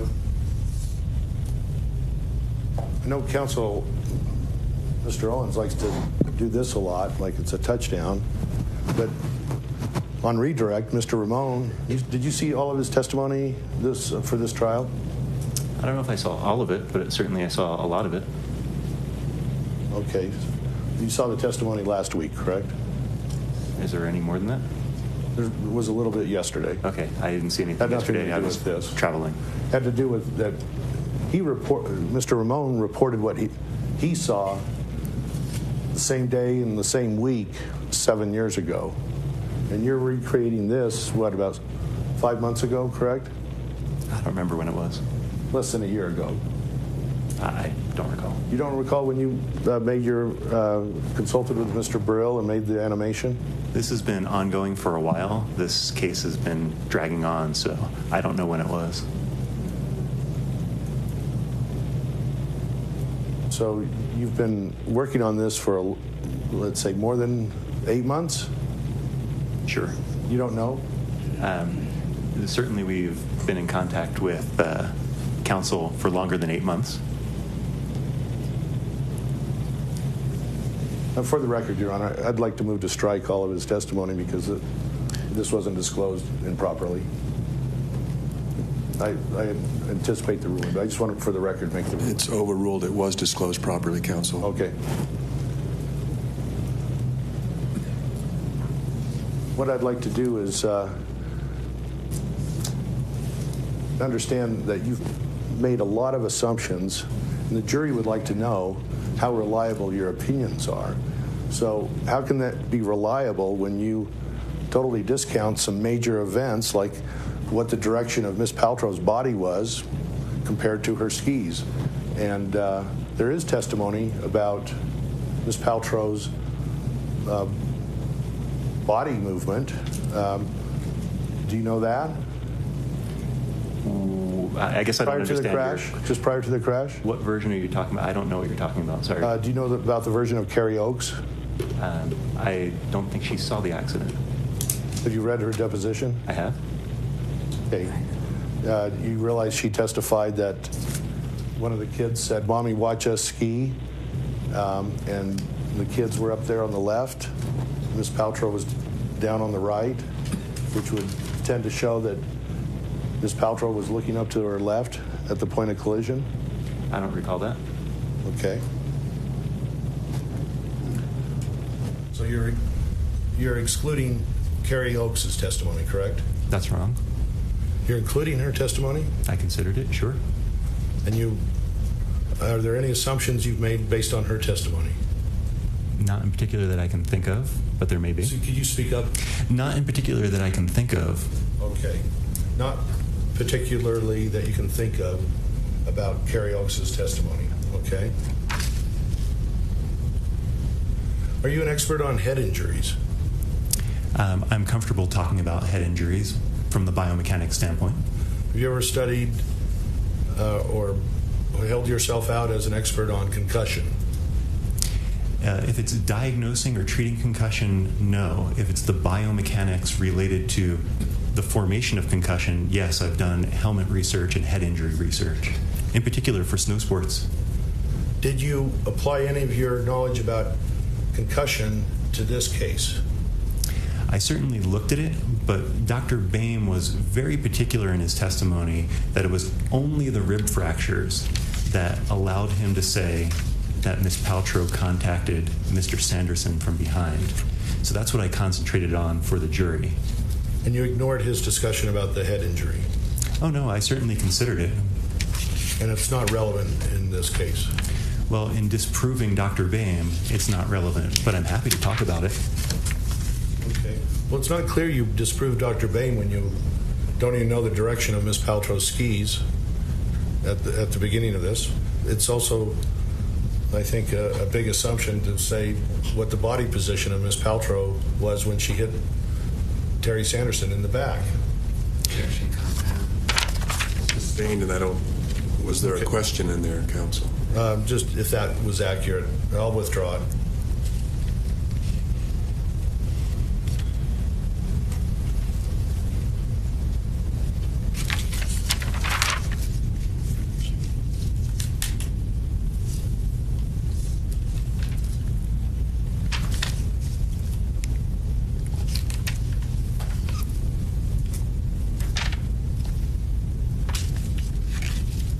So you've never studied rib injuries. Have you ever testified about rib injuries before? Could you clarify what the question is? Have you ever studied rib injuries and testified about them in the past? That sounds like two questions. Have you ever testified about rib injuries in the past? I don't recall, but it's likely. Most likely you have? I think so. How many? They're have you common. testified more than 100 times? In trial, probably 35 times, something in that ballpark. In total, under oath, have you testified more than 100 times? Including depositions, yes. More than, less than 200 times? I would agree with that. Okay.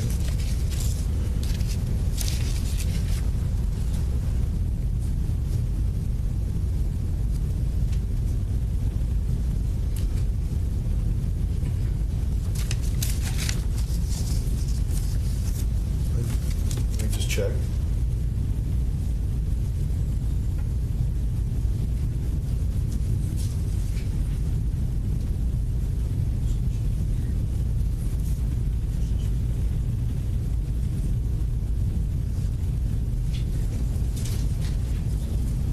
That's all I have for now. Thank you, Dr. Scher. Thank you. Thank you, Mr. Bueller. Mr. Egan? Thank you, Your Honor. Dr. Scher, we'll just be real quick here.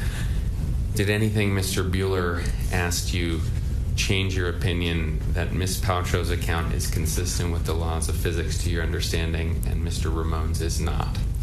That remains the same. Thanks. Mr. Bueller? I think you said this before, that you're an expert in the laws of physics, but you're not an expert in medical medicine or orthopedics or neurology, correct? I am a biomechanical engineer. I am not a medical doctor. I do not diagnose and treat, but I do look at what forces and what motions create damage to the body. Thank you. That's all. You may step down. Thank you. Thank you. May I call your next witness? We call Paul Bogger, Your Honor. Thank you.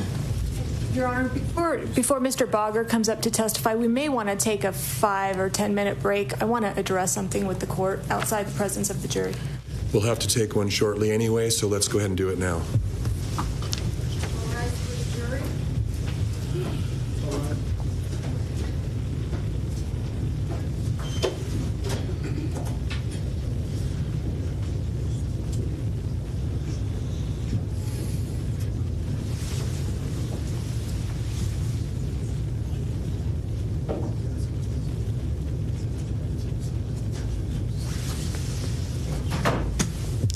Ms. Van Orman?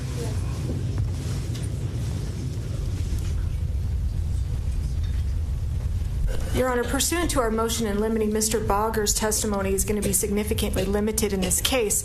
The problem that I am foreseeing is that, I could be wrong, but it appears to me that counsel is going to try and use Mr. Bogger to then describe some further animations and place individuals on that animation. And I have significant concerns with that for a number of reasons. Number one, Mr. Bogger's not qualified to do that. He didn't take any kind of measurements, calculations, determinations of speed, force, physics, etc. in this case.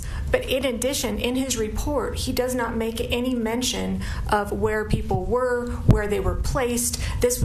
Any kind of discussion of him talking about the animation, and if he was responsible for putting the people somehow on that animation, he does not describe that in his report. He doesn't talk that in his report regarding participating in an animation. He provides no diagrams in his report, no discussions of where people were or weren't. So I don't think that it would be appropriate for him to even deal with the animation, or that his testimony that he's the one that was responsible for putting, say, Apple here and Moses here and that type of thing. That would go significantly beyond anything he did in his report. So that's my concern, and I wanted to address that now rather than a sidebar. Okay, thank you. Your Honor, may I quick take a photo of this? Sure. Mr. Egan? Yes, Your Honor. So I think our response would be that Mr. Bogger has poured over the records in this case, and he has, in producing these animations, made certain assumptions about what testimony might be consistent with the illustration that the animations provide. He can be very clear with the jury that he's assuming certain facts. He's not finding these facts. He's assuming that they're true. They come from the record. He can explain that they're rough illustrations. He's not made measurements and decided that, yes, this is exactly 30 feet. He can be subject to cross-examination on any point that might be inconsistent with testimony. He can explain that he chose to assume these facts and not other facts, and that if you assumed other facts, you might get different illustration. And then he will explain that the assumption of various facts that are shown in the animations are consistent with his understanding of ski collisions and skiing generally, which he has decades of experience, not just with skiing himself, but with investigating accidents, collisions, hundreds and hundreds of them for various purposes, mostly not litigation, mostly to figure out risk management concerns, deciding whether certain skiers have to be banned from a certain resort or a ski area. He has ample experience to be able to discuss how to consider various factors in evaluating a ski collision like this that has complex testimony that's not all consistent. And the jury, in our view, needs to hear from a ski expert that knows how to do that and can explain to them the principles that he uses. He will not tell the jury this is likely what happened, or that I have found that this must be the case. He'll say, I've assumed these facts. He can be very clear about what he's assumed, and then use that animation to explain to the jury how to think through the case, given his ample experience with evaluating ski collisions. So, Mr. Egan, I guess I'm still not hearing an expert opinion from Mr. Bogger, is it? Mm-hmm. That would have helped the jury. I mean, everything that I'm hearing has him weighing evidence, has him making decisions about what may have happened on that day, and that's invading the providence of the jury. It's not really going to help them. Your Honor, I see it as, like, say, a medical malpractice case, which I'm more familiar with. if a certain set of facts might be in the record about what happened in a surgery, for example, then a surgeon, expert surgeon who has lots of experience reviewing records, but also doing the surgery himself, knowing what the training is, looks at the records, looks at the various claims, and you, as you said in your order ruling, I believe, yesterday, can say, if we assume these facts, given my expertise, I can say this makes sense, or this is consistent with my understanding of surgery. And so my proposal is that we use Mr. Bager in that sort of way, where he can help the jury understand, given what he knows about skiing and given what he's seen in the record, that there are certain principles you can use if you assume certain facts to evaluate a certain collision, such that you're applying some rational principles rather than just generally going with a certain gestalt feeling about what someone said. You're actually trying to rationally go through how to evaluate a ski collision, which again he has decades and decades of experience doing. And he won't say, he'll say to the jury, you're the ones that have to decide what happened. This is a very difficult case to decide. Isn't your medical malpractice expert example, isn't that an expert that's coming in to evaluate whether the standard of care was breached? Yeah, well, so yes, usually we would offer an expert in that way, but given your ruling, I'm just trying to use that as an analogy where we could still use expertise that would help the jury without rendering that final opinion, telling them, as an expert, you should do this, and I'm really the one that knows because I have tons of experience. Instead, he can say, here's how I evaluate these accidents, and let me show you how to do it. And then they have rational principles that come from his field of skiing and ski accident evaluation that help them, that they have not heard. They haven't heard from any ski expert that has provided to them that kind of a rational layout for analyzing the various complex claims in this case. And I think that would help them. Sure. And I think in my preliminary ruling on this witness yesterday, I'm losing track of the days here. Me too. I think I stated that he is qualified, certainly has qualifications, and can testify as to what a reasonable skier would do or not do in a certain hypothetical set of facts. But in terms of applying and weighing the evidence in this case, I think that goes too far. Okay, so, but if we showed the animation and we made it clear to the jury that we're assuming certain facts, we're not weighing them. We're just saying, let's take these facts. We're assuming them. We're not saying that they're proven.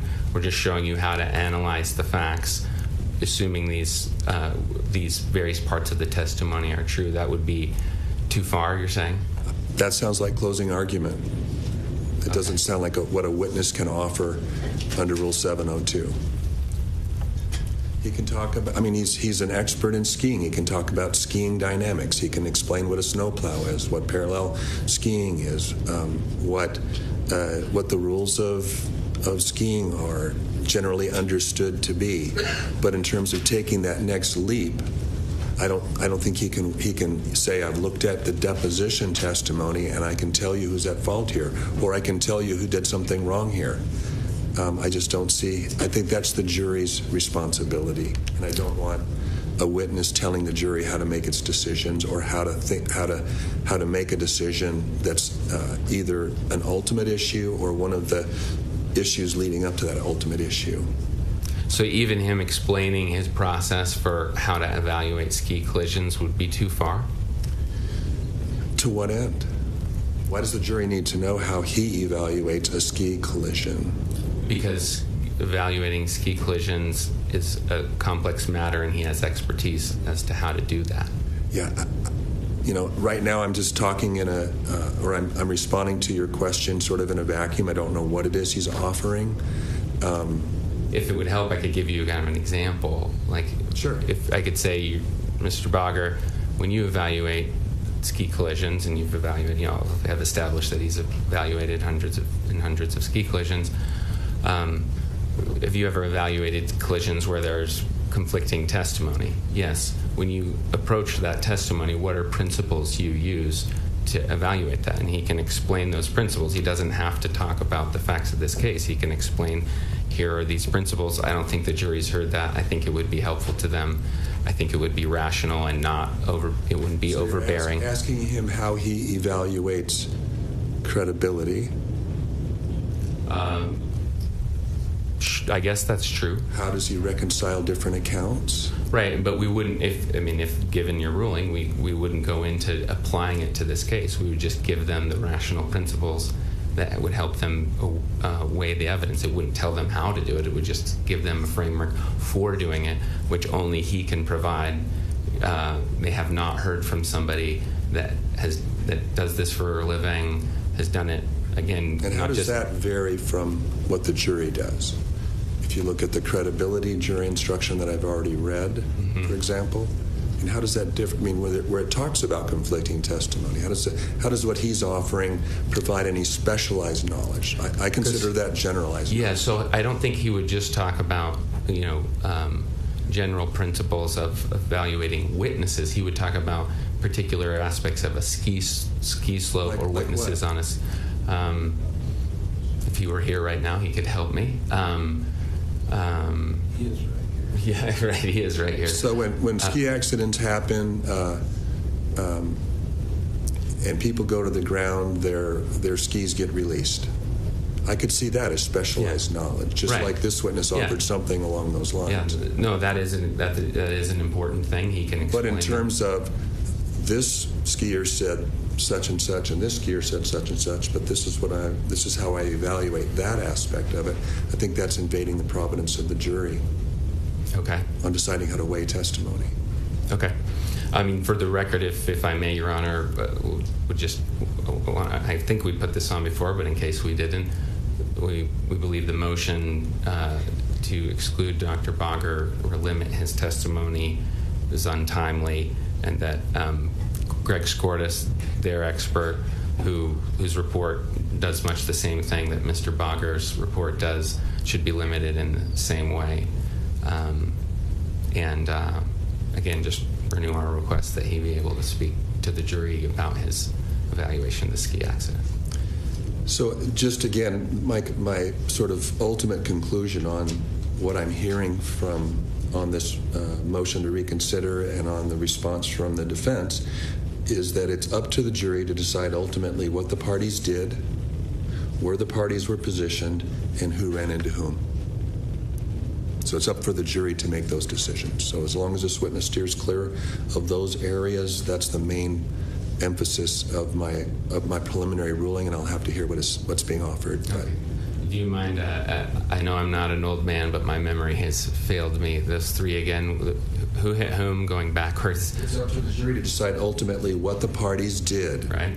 In other words, leading up to, during, and after the accident. It's up for the jury to decide that. And various experts have given them some helpful information, like the biomedical expert gave testimony as to what the biomedical evidence reflected that would help the jury make that decision. Just like this past witness gave the jury some biomechanical information that will help the jury make their decision about what happened in that accident, what the parties did, where the parties were positioned, and who ran into whom. And the reason that you see Mr. Bogger as doing something different than, like, say, Dr. Schur just did, who took the jury through assuming these various facts. I'm not telling you that this account is true.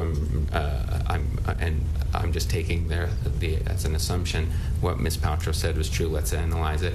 You're seeing Mr. Bogger as different, and I'm not totally sure how. Do you mind explaining that? The plaintiff's witness applied biomedical principles in a methodical way to the different versions and then handed the jury that information. The biomechanical expert that just testified applied biomechanical principles to the different versions and gave that information to the jury to help them make a decision. Okay. So, and what I see this witness doing is reading different accounts and reconciling them and wanting to give his reconciliation to the jury, which I think is too close to what the jury actually does. It doesn't help the jury from an expert standpoint. okay. So it sounds like you're not persuaded that of our position, which is that he has skiing expertise similar to like a biomechanical engineer has, and can apply that to the facts in a way that would provide the jury with some, again, rational scheme to assess the accident that they wouldn't have otherwise. Under Rule 702. Right. Okay. And the same is likely going to hold true to Mr. Skordas' testimony. Okay. And you say likely. I haven't. I mean, I've heard you make kind of a motion. I haven't heard from the other side whether they're opposing that in some way. You're just waiting till you have more specifics. I mean, if he's the same type of an expert, and I realize that he may not be a risk manager and he may not be a ski accident investigator for an employer, but it sounds like his testimony is along the same lines. Right. Okay. So, just in terms of guidance on this ruling, you mentioned the bindings, and I apologize if we're going long. I just want to make sure that we specialized knowledge, right? So that can help the jury in making their decision. So, in your mind, would something like recognizing that the positioning of the skiers, if one skier is uphill, applying a certain knowledge of skiing, that would suggest certain things about the accident. Would that be out of bounds? I guess I have to hear the question, but it sounds like you're getting back into making conclusions based on an investigation. If you lay out some hypothetical facts to say if this skier was here and this skier was here, from a skiing standpoint, and then ask questions based on that, I could see that. But okay. It's feeling a little too hypothetical right now. Sure. Okay. Thank you, Your Honor. Thanks for your patience with my questions. Sure. Ms. Van Orman? Yeah, just really quickly, circling back to why I raised this in the first place, is the concern with the animation. And so what I don't want, because Mr. Bogger apparently had some involvement in creating the animation, which was not designated in his report, nor was any mention on what his involvement was, what he did for it, how he placed anybody anywhere. There's no discussion of any of that. I don't think that it's appropriate for him to comment on the animation and to say, well, yes, I saw that. This helps me because I'm the one who helped to place these people there. It would have been, again, by reading the depositions and applying, which is what the jury needs to do. So I would say he can't even talk about the animations because that just goes beyond the scope of his report, anything that he's done in the case. I would agree. Unless the foundation can be set. I mean, I haven't heard anything that would establish a foundation. We have been broadsided, Your Honor. We had a 37-page report produced a long, long time ago. There was a motion deadline that we respected months ago. These issues were argued 45 days ago, and then immediately before our witness is going to take the stand with this 37-page report, we get essentially a midnight filing and that guts half of his opinions. I don't think it's fair, Your Honor. I can't even read the darn thing. I'm focused on getting my witnesses ready. The untimeliness is very prejudicial to us, Your Honor, because we can't properly brief this in days. Okay. I've already ruled that the initial motion was timely, and I made a ruling on the initial motion. The subsequent motion was not untimely. The court has agreed to reconsider the motion, and that's what I've done. And I don't feel that it's unfair or unduly prejudicial. You were aware of the issues with his report long ago. But you ruled in our favor before. What I ruled was that the initial motion didn't give the court enough to grant it. Because they And so then there was a Poorly motion. briefed it. Then there was a motion to reconsider that gave the court more information, and I can see that it would be. I mean, You can't poorly brief you don't want a to. I mean, motion. this would create an appealable issue. Do you want to do that for your client? Is my question. No, but I don't want to. They poorly brief something, the judge denies it. Then right before the testimony, they better brief it, and now we lose. I mean, That's what trial is. This is trial. Things happen. The points that were raised in the motion are valid points. They're sound. They're based soundly on the law, and I want to make sure that what the jury hears is sound and not subject to any more risk of appeal than possible. So we'll take 5 before the jury comes back.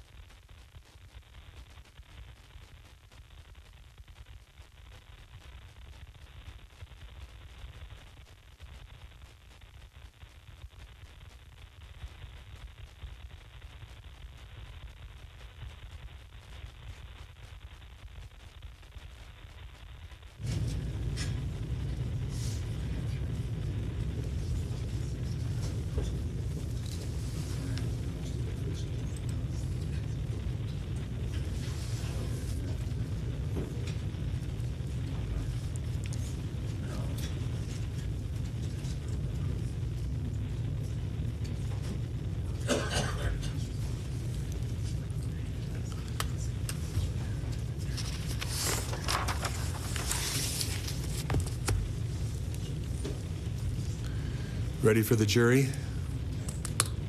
Yes.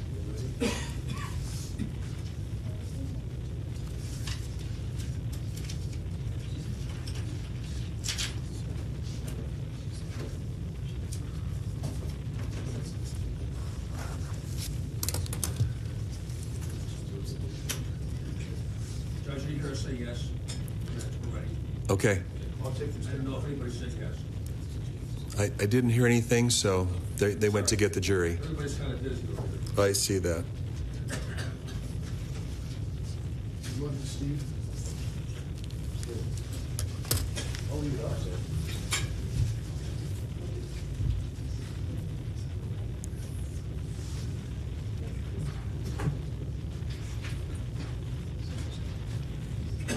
Is this yours?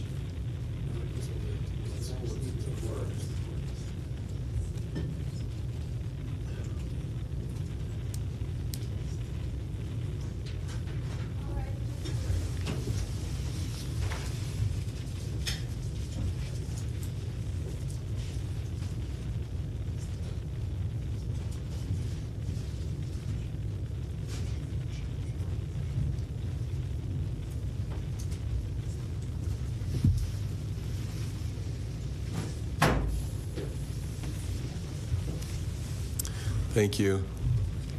Now, Mr. Owens, you may proceed. It's James again. Okay, Mr. Egan. We call Paul Bogger our ski expert. Thank you. Mr. Bogger? If you could walk right over here to the clerk, and she will swear you in as a witness. Do you swear that the testimony you are about to give in the case now before the court will be the truth, the whole truth, and nothing but the truth? So help you God? Thank you. Good morning.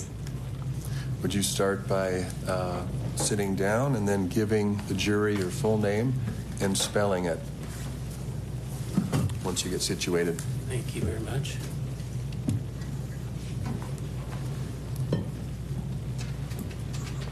Yes, my name is Paul Bogger, Paulbagher. Your Honor, I note that my computer is still there. Do you mind if I grab it? Sure. Thanks.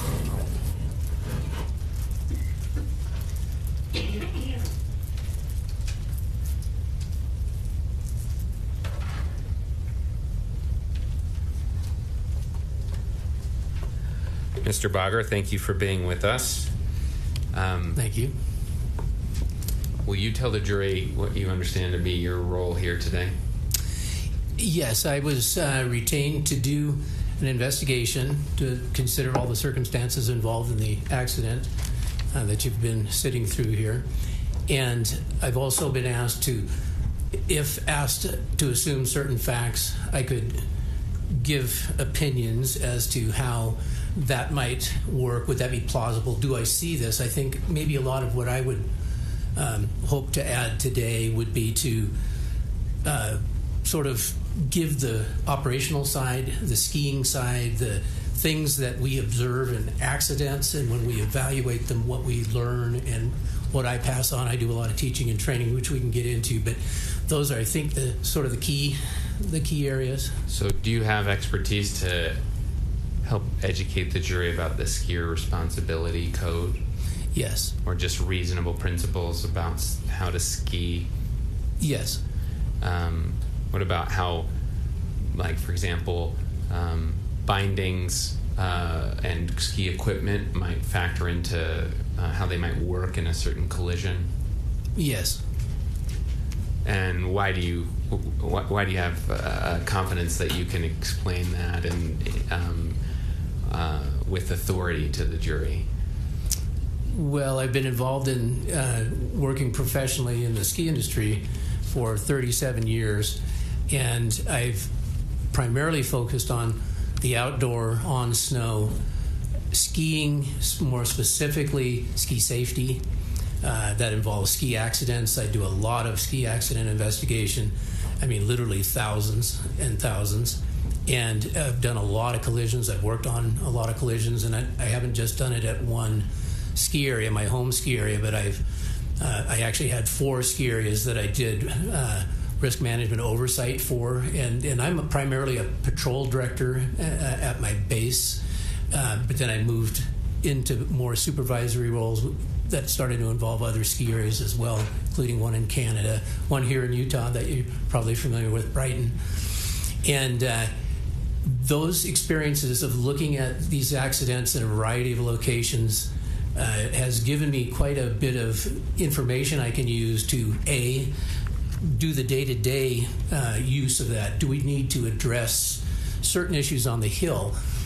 Do we need to remove a skier, for example, if somebody's unsafe? In bad collisions and bad accidents, we really do need to learn as much as we can. We get medical feedback. We just consider a lot of information. And then the last piece of that is I pass a lot of that on. I've been training and teaching people in the ski industry about accident investigation, skier collisions, skier safety for the last 20 years. And so I've been all over on that. Do you have any higher education? Yes, I have a degree in economics. And what about certifications that are related to ski sports or skiing? Yes, I would have a number of certifications. I'm not sure how many of them would bear directly on the ski accident part, but I'm an EMT, an instructor of outdoor emergency care, a licensed blaster, an aerial blaster, which means we can use explosives from helicopters and mostly for avalanche control. Well, I guess only for avalanche control. If there's anything else, that'd probably be a big problem for me. I'm sure my license doesn't say that. But and then I have a number of schools that I've attended, avalanche schools and various ski risk management type things. And then, as I said, really the last 20, 25 years of my career, I've been mostly teaching and training others, whether it's in the National Avalanche School, which we actually just held here in Utah in the fall, or consulting for ski areas, working with the National Ski Areas Association on national safety campaigns, the National Ski Patrol System. I was on the National Safety Board, and so there's a lot of related things, but I think that's the gist. I've been involved in, I like to even say, as I've been referred to as an expert in this for a long time, and I've done a lot of trials and testimony on ski cases, but I always think of myself too as a student. I'm continually learning about it. I always want to know the next thing, and you think they're all the same, and a lot are fairly similar, but there's always something new and something different. So have you ever, in your capacity you mentioned of reviewing cases for litigation or giving testimony in court cases, have you ever done that in Utah before? Yes, I had a... When was that? Well, I've had a number of skier collisions that I've investigated here now with Brighton. That's more my oversight, and I'm reviewing the accident records. And then when we have a bigger collision that has more issues and so forth, or a ski accident for that matter, I'll get involved and I'll start going through a review much like we've been doing here. And I had a trial, I think 3 or 4 years ago in Salt Lake. Solitude, the ski area, was involved.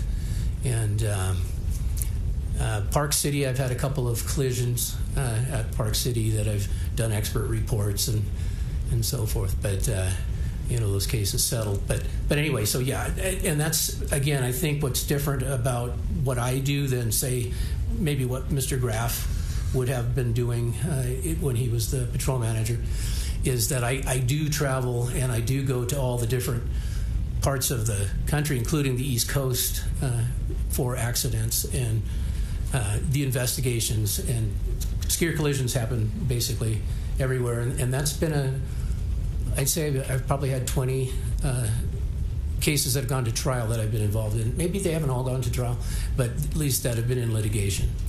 And are you aware of any studies, or have you done any measurements of how common ski accidents might be?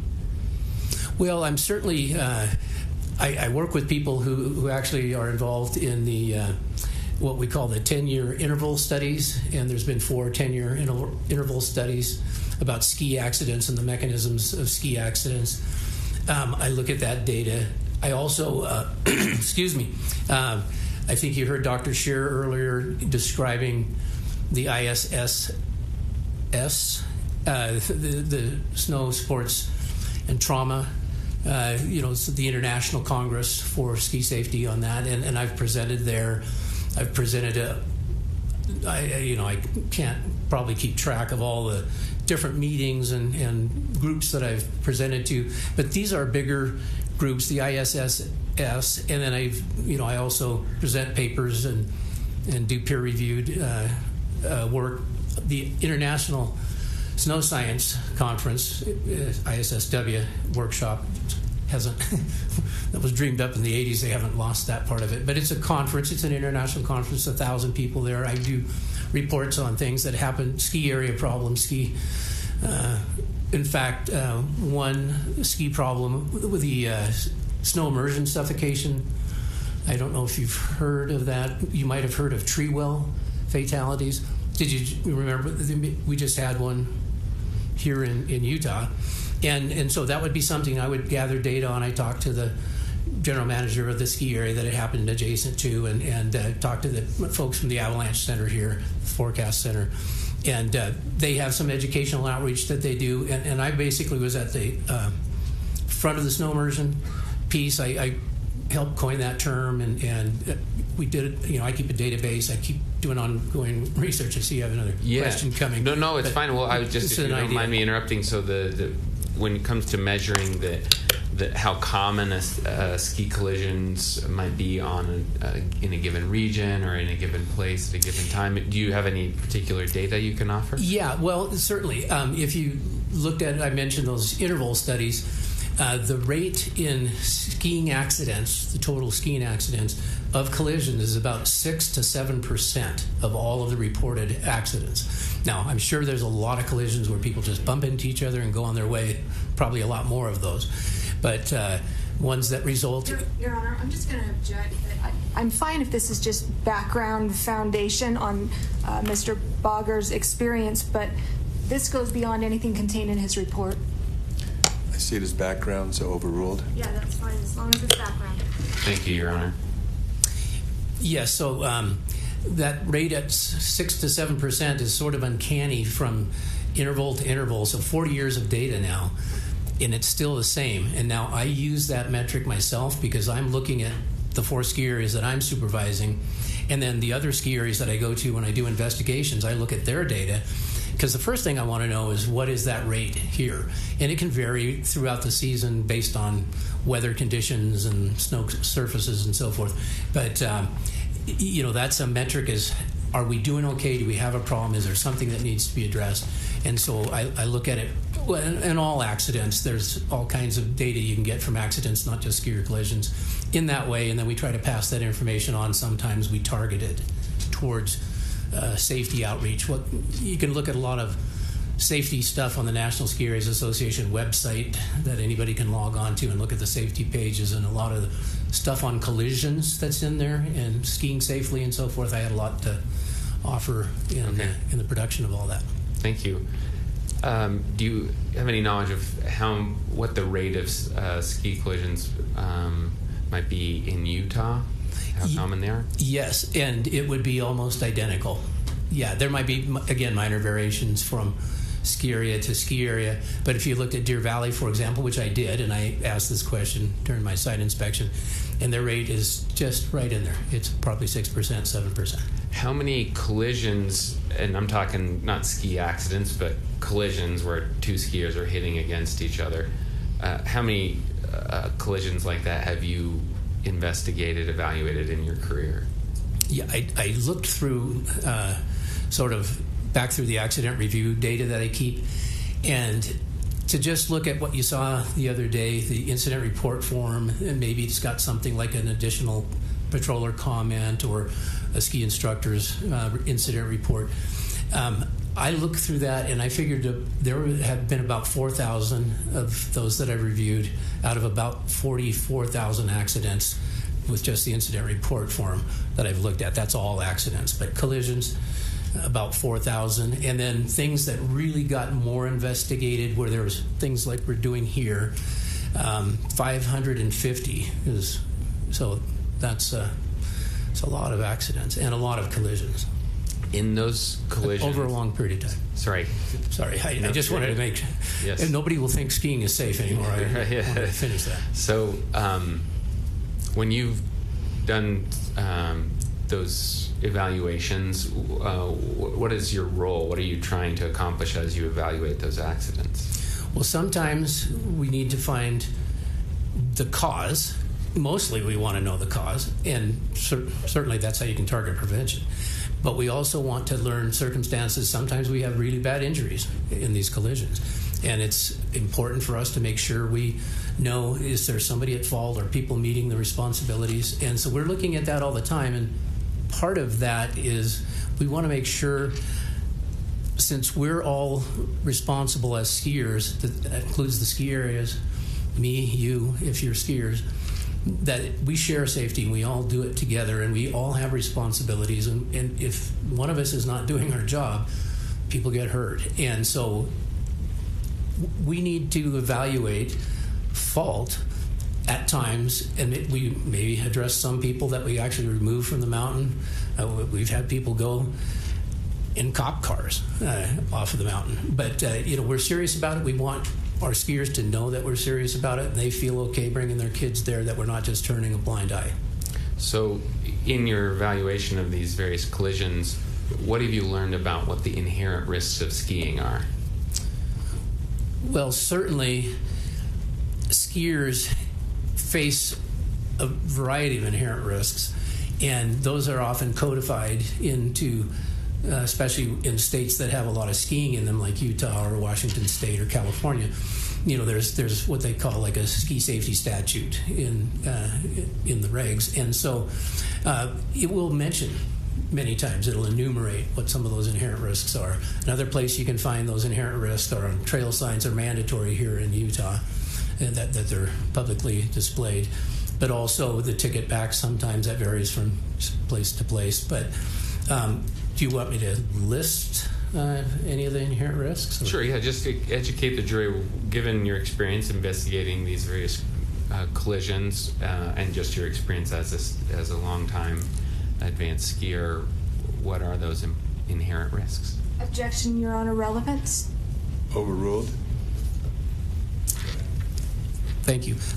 Yes, so things that you encounter as a skier, things that you could likely have a problem with if you weren't paying attention and weren't following your role, your duties, of things that we would identify under things like the Ski Responsibility Code, which we can talk about, but terrain changes, forest growth, bare spots, things that you might run into, objects, lift towers, grooming machines, snowmobiles. We try to keep those off the hill when people are around.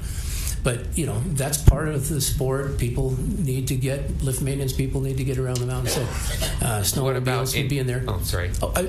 Yes, go ahead. I was just going to say, what about inherent risks relating to ski collisions in particular? And that's where I was coming to. Yeah. So I wanted to give you the broad brush and then say, and things like inbounds avalanches, you can actually get, even if they do the mitigation, you can actually get into an avalanche inbounds, and that's a risk you hadn't seen identified for a while, but about 5 or 6 years ago we started adding that one. And collisions, skier collisions, or even collisions with lift towers and objects, but skier collisions, as we know, 6 to 7% of the accidents, we can eliminate some things, but inherent risk you cannot. And the definition there is the risk is inherent in the sport. You cannot remove it without fundamentally altering the sport as it exists today. So that means following our good responsibilities and being prudent skiers, we can reduce the risk, but we can't eliminate it. So does that mean that sometimes collisions occur despite people reasonably skiing on both sides of an accident? Yes, that happens all the time. And when you investigate collisions, do you sometimes, after a thorough review, conclude that you can't determine who was at fault? Yes, that's common. So just to put that in another way, in your evaluations, will you come to the conclusion that a certain accident is, and the evidence that you receive in gathering information about it is not clear enough for you to identify who is responsible for it? Yes.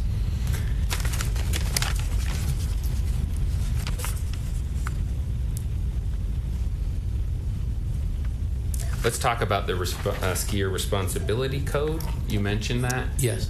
And it's been brought up before, but since you're the ski expert, let's have you teach us about it for a second. I believe it is defense. Give me just a second. Sorry. Thought I had it right here. Yep. It's defense 91. Any objection to that being published? Or I guess I should talk to the judge. No objection. 91 is received.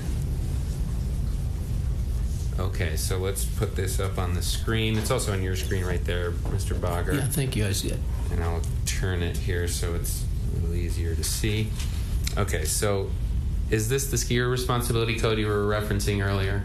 It is, and it's actually changed in the last few years, but that's the one that was in existence at the time of this accident. Okay, got it. 2016. February. 2016 February, that's correct. Okay, and how do you know about this skier responsibility code? Well, it's key, excuse me, it's key to all of the duties that we were just talking about in order for people, the skiers, for us to do our part. And it's a national code, started back in the 60s with the National Ski Patrol System before they had professional ski patrols at ski areas. And it's used all over North America. Canada has something called the Alpine Responsibility Code. It's very similar. It has a few more details on it. I've testified in trials in Australia talking about a code that they have, again, very similar to this. But these are basic rules of the road. You have to give people, so you can put some order into the chaos that is skiing. You know, skiing's very dynamic, as you know if you're a skier. And so you're trying to put some basic rules in that people can follow, their common sense. And, go ahead. Do you know, are there ways that skiers can become familiar with this responsibility code? Yes, this is published at all ski areas. It's on trail maps typically, and you'd find them on big trail signboards too at the ski area. Websites will have it. There's all sorts of places you can go to find this, but it's everywhere. Okay, and let's talk about the particular points here. I'll pull them out. Maybe should we just go through them one by one? Is that okay? Sure, however you want to do it. Okay, so the first one, always stay in control and be able to stop or avoid other people or objects. That seems fairly common sense. Yes, that's if that one doesn't work, the rest of them aren't going to work. And then the second one maybe is more important. People ahead of you have the right of way. It is your responsibility to avoid them. Can you explain what that means for skiers? Yes, and the presumption is when people are skiing down a run, the people in front of you aren't going to have that rear view like you would. You'd be in a better position as an overtaking skier to see the people in front of you. Got it.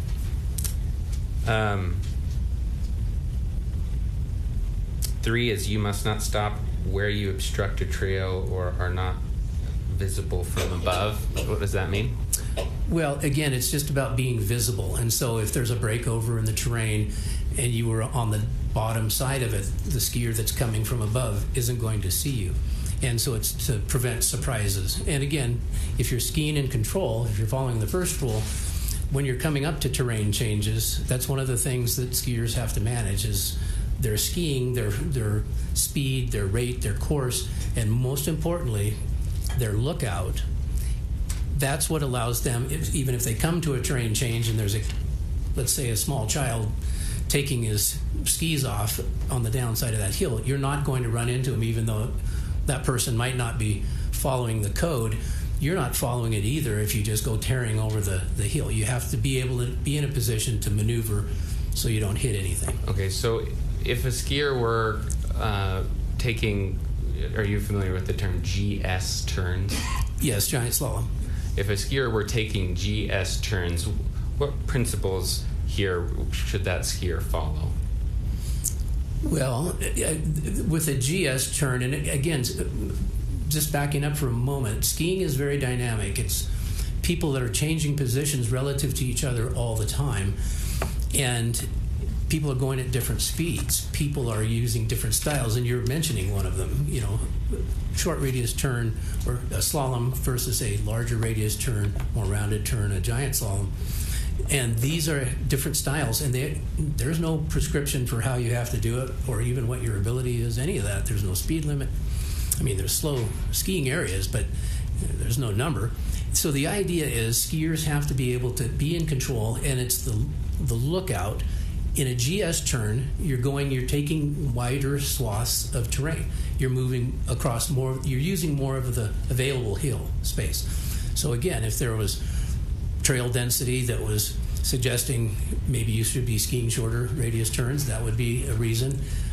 But typically when people are skiing giant slalom turns, their speed is usually faster. And people that are skiing short radius turns, I mean, if they try, they can ski quickly, but most of the time, the turn is what controls your speed. So if you're making more of them, you're probably going slower. What about, let's assume a skier is overtaking another group. They're skiing through a group that's skiing slower. What responsibility does that skier have? Well, again, as the overtaking skier, you're looking at the rule number 2, people ahead of you have the right of way. And when you're coming into a group, you now have less space to maneuver. And your lookout has to be sharper because you have more things to focus on. Again, remember, everybody's not moving in unison. They're moving dynamically, and people can turn suddenly. And so, again, if you're a prudent skier, and this isn't necessarily covered in the code, but if I'm going to make an abrupt turn on a crowded run, that's a problem for me. If I didn't look, I need to look up. It doesn't say you have to look uphill, but so the code gets you just so far. And I think, if I may, one of the things about the code is if you try to look at any one rule and say, for example, in a collision, because I have to look at this all the time in these investigations, or when I'm training people, I would have to tell them, never focus on just one. That's just one part of the puzzle. There's usually something else. And if I had a penny for everything that was involved, the failure of the lookout. For example, if I might have two skiers in a collision, and both are trying to be not the uphill skier, and I look at them and I'm going, but you were changing your positions, you had different speeds, you were merging and converging on each other. You both have the responsibility for your lookout. It can't just be straight ahead. You have to be looking, and that's part of why you have to go to number 1, and that's the king, and then you go through the rest of them, but you can't hang your head on just one. Now, in some accidents, it may be really prominent, and you can weight it that way. But I'm just saying, you need to consider all of this, and the lookout you can't forget. Right. So, is there anything about what can you tell us about the rules of skiing reasonably that relates to skiing within your ability? Is that one of the rules? Well, it's not a rule per se, but it is right here that you have to be in control. So that means for whatever slope you're on, whatever the snow surface might be, it might be a hard, icy day, and you're going faster, it might be a little harder to control your speed. You need to then, it's not that different, I guess, from driving there, because, if the weather's bad and your braking distance is bad, then you have to give more room.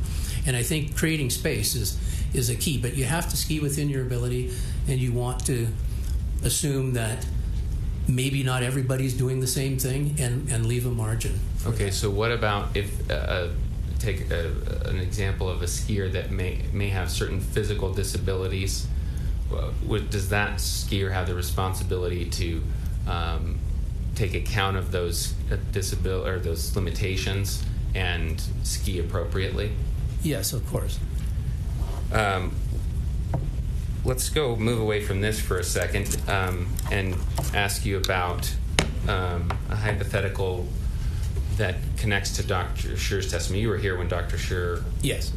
testified earlier, correct? And he talked about bindings releasing. Do you remember that? Yes. And do you have knowledge about how bindings release in ski collisions? Yes, I do. So if you were to assume a certain skier came and hit another skier directly in the back at a high rate of speed, would you expect bindings to come loose, the skis to come off the skier? Objection, Your Honor. Lack of foundation also not contained in his report in the lease. There is nothing mentioning any binding release anywhere in the report. Sustained.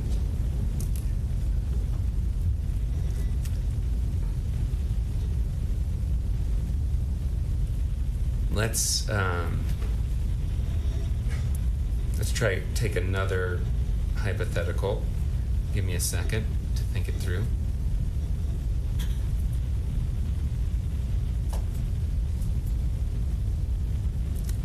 Let's forget about bindings and use that same hypothetical of someone skiing directly into someone else's back. Would you expect that person to launch over the next the person they hit, a couple feet down the mountain? Same objection, Your Honor. Lack of foundation. Sustained.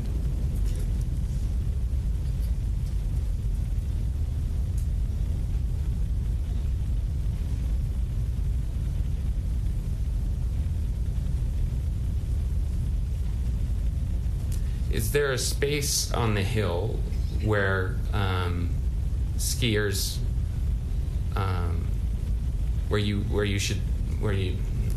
me think about it differently.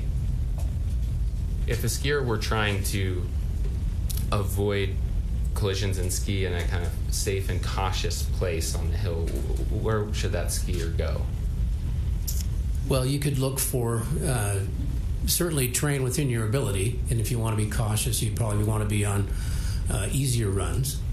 And if you were wanting to be away from more people, specifically if you're concerned about skier collisions, and runs are getting crowded these days, you pick the right time, or you wait for opportunities. You can wait for traffic to go by, and then you can go. Staying on the margins of the run is usually good, because you only have one side to defend, if you will. So if a skier were taking short radius turns on the right side of a run, would that be within the parameters you've just described? Yes.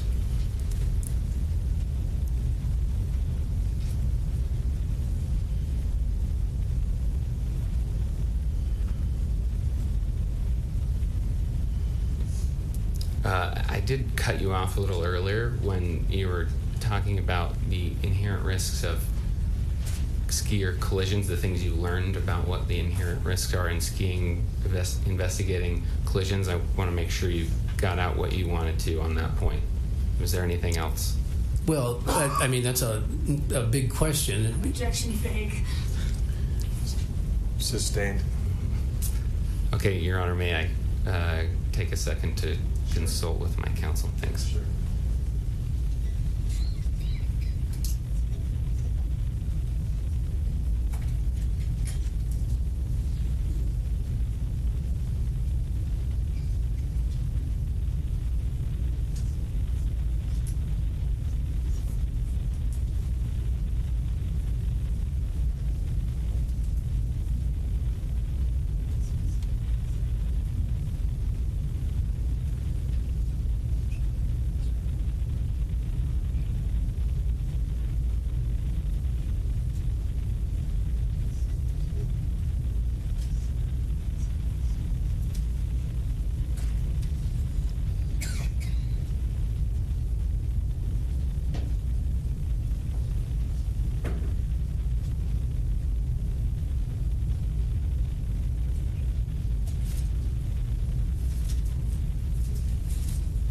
Thanks for your patience, Mr. Bogger. Sure.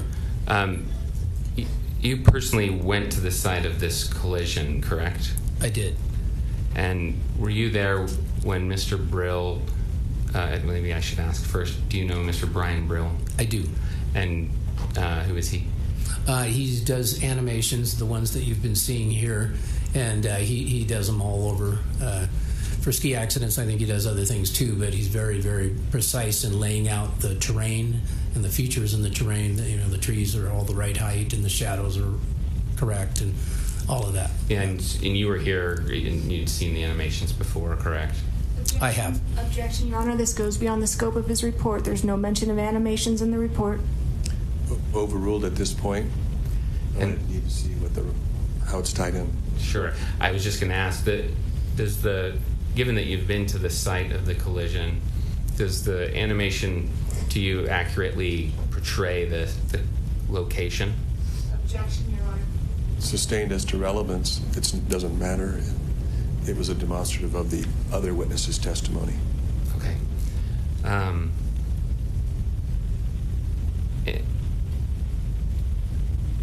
In this case,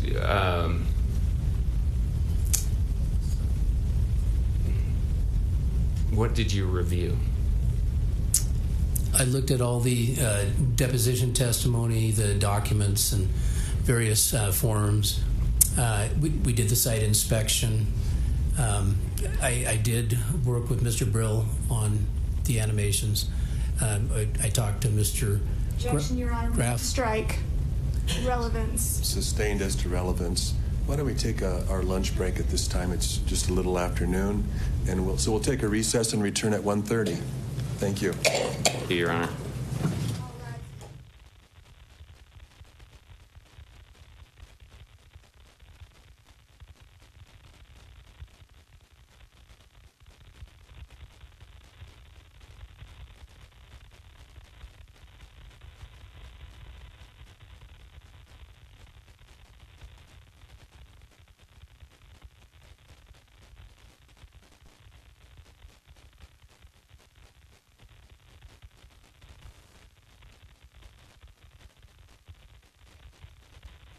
Questions in light of the court's earlier rulings?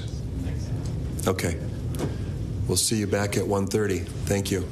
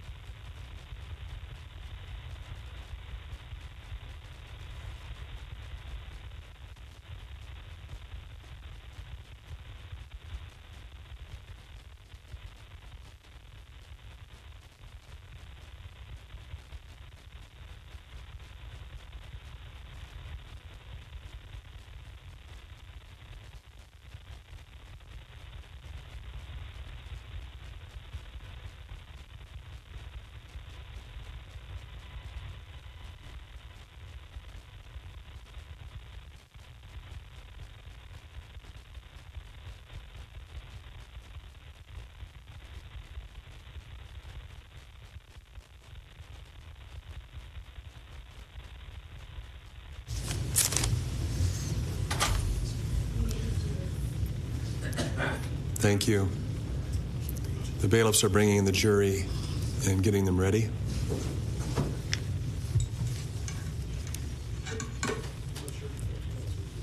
No, I won't bring them in the room until they're ready.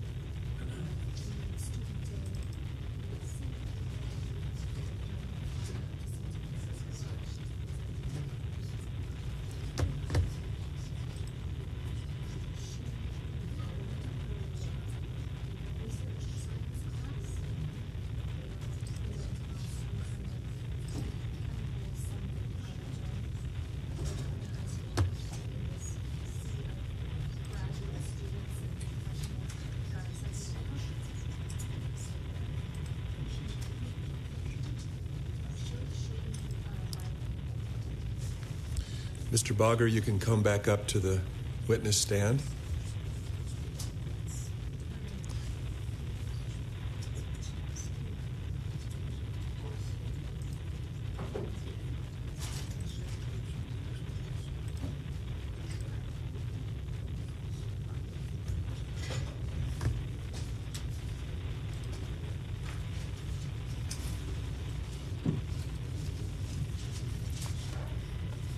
Okay, we're ready for the jury.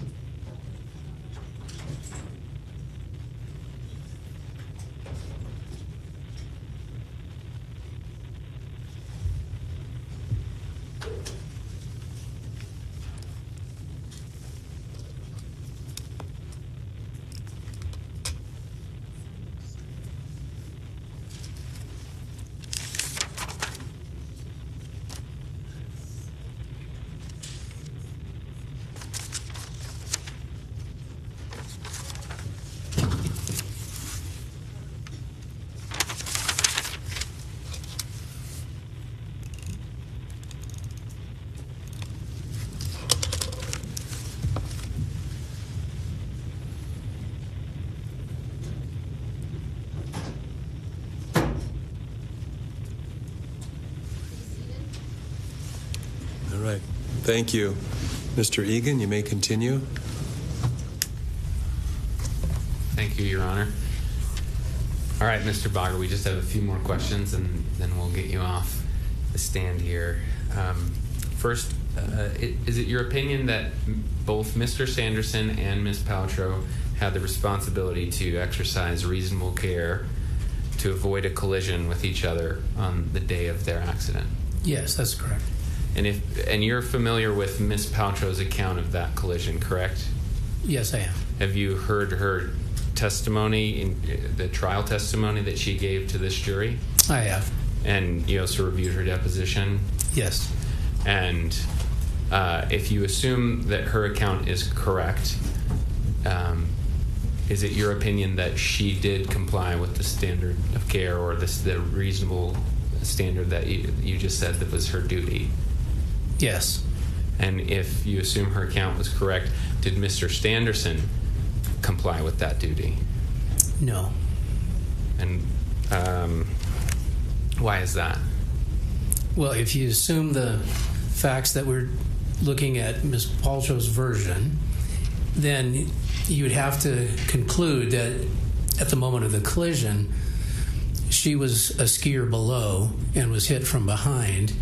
In that collision, I know I said there were a lot of other factors, but in this case, that seems to be the key factor, and that's where the failure of someone's lookout at the last minute, even if they can be in control the entire time, making great slalom turns, whatever it might be, but you can be a very good skier and you can be skiing in control, but if you have a momentary failure and there is someone below you of your lookout, then you have a collision. And by definition, if you have that collision, that's not in control because you can't stop and or avoid anything below. So by definition, that's skiing out of control, even if it's momentary. Did you review the evidence relating to Deer Valley's paperwork and obtaining of information about this accident? I did. And do you have knowledge of the standards for ski resorts in terms of that kind of a investigation of an accident? Yes. And did Deer Valley comply with that standard? Yes, based on the facts that they had in front of them, yes. And did you see any evidence of inappropriate documentation? No, what I reviewed looked like it would meet the industry standard of care. It would be very similar to all the ski areas that I visited and know I'm familiar with their record keeping and so forth. These are typical business records kept in the course of business. In your experience, thoroughly investigating over, I think you said 500 ski collisions, do you sometimes conclude that the evidence does not allow you to determine who is at fault? All the time, yeah. Sometimes you just don't have enough information. Sometimes you have conflicting information, and you just, there's plausible versions, and you can't know which one's right, and you just have to realize that you're not going to be able to determine fault. So that's common enough. Okay, that's all my questions. Thanks. Thanks. Ms. Van Orman?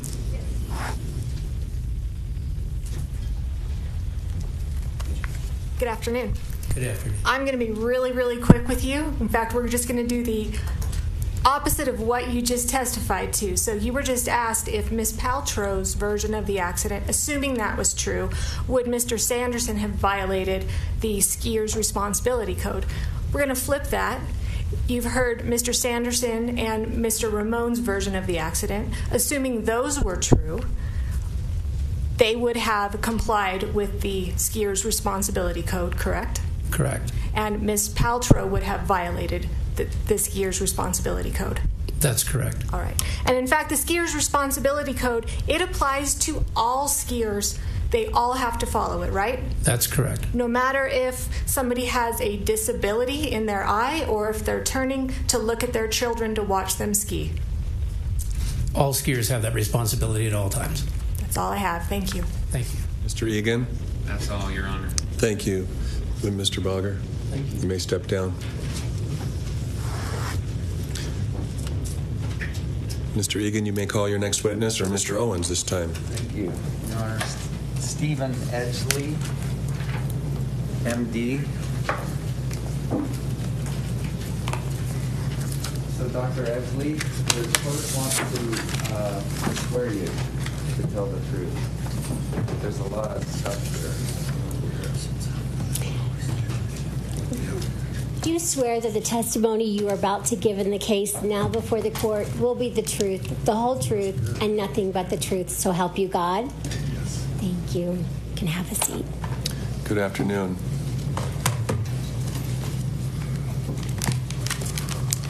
Would you begin by stating your full name and spelling it for the jury? Yes.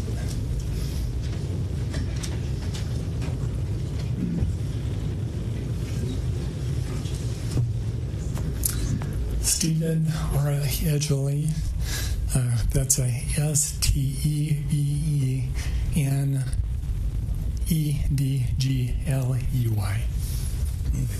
Yep.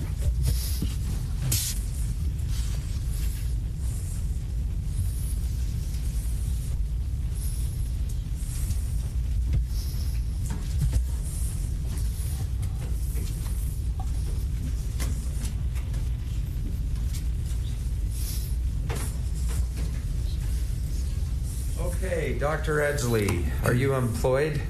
Yes. Where are you employed? At the University of Utah. And are you over the acquired brain injury division? Yes.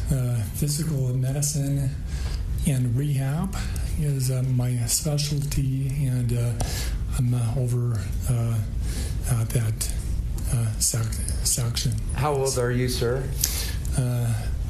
49. Okay, and just background, undergraduate degree, where was that?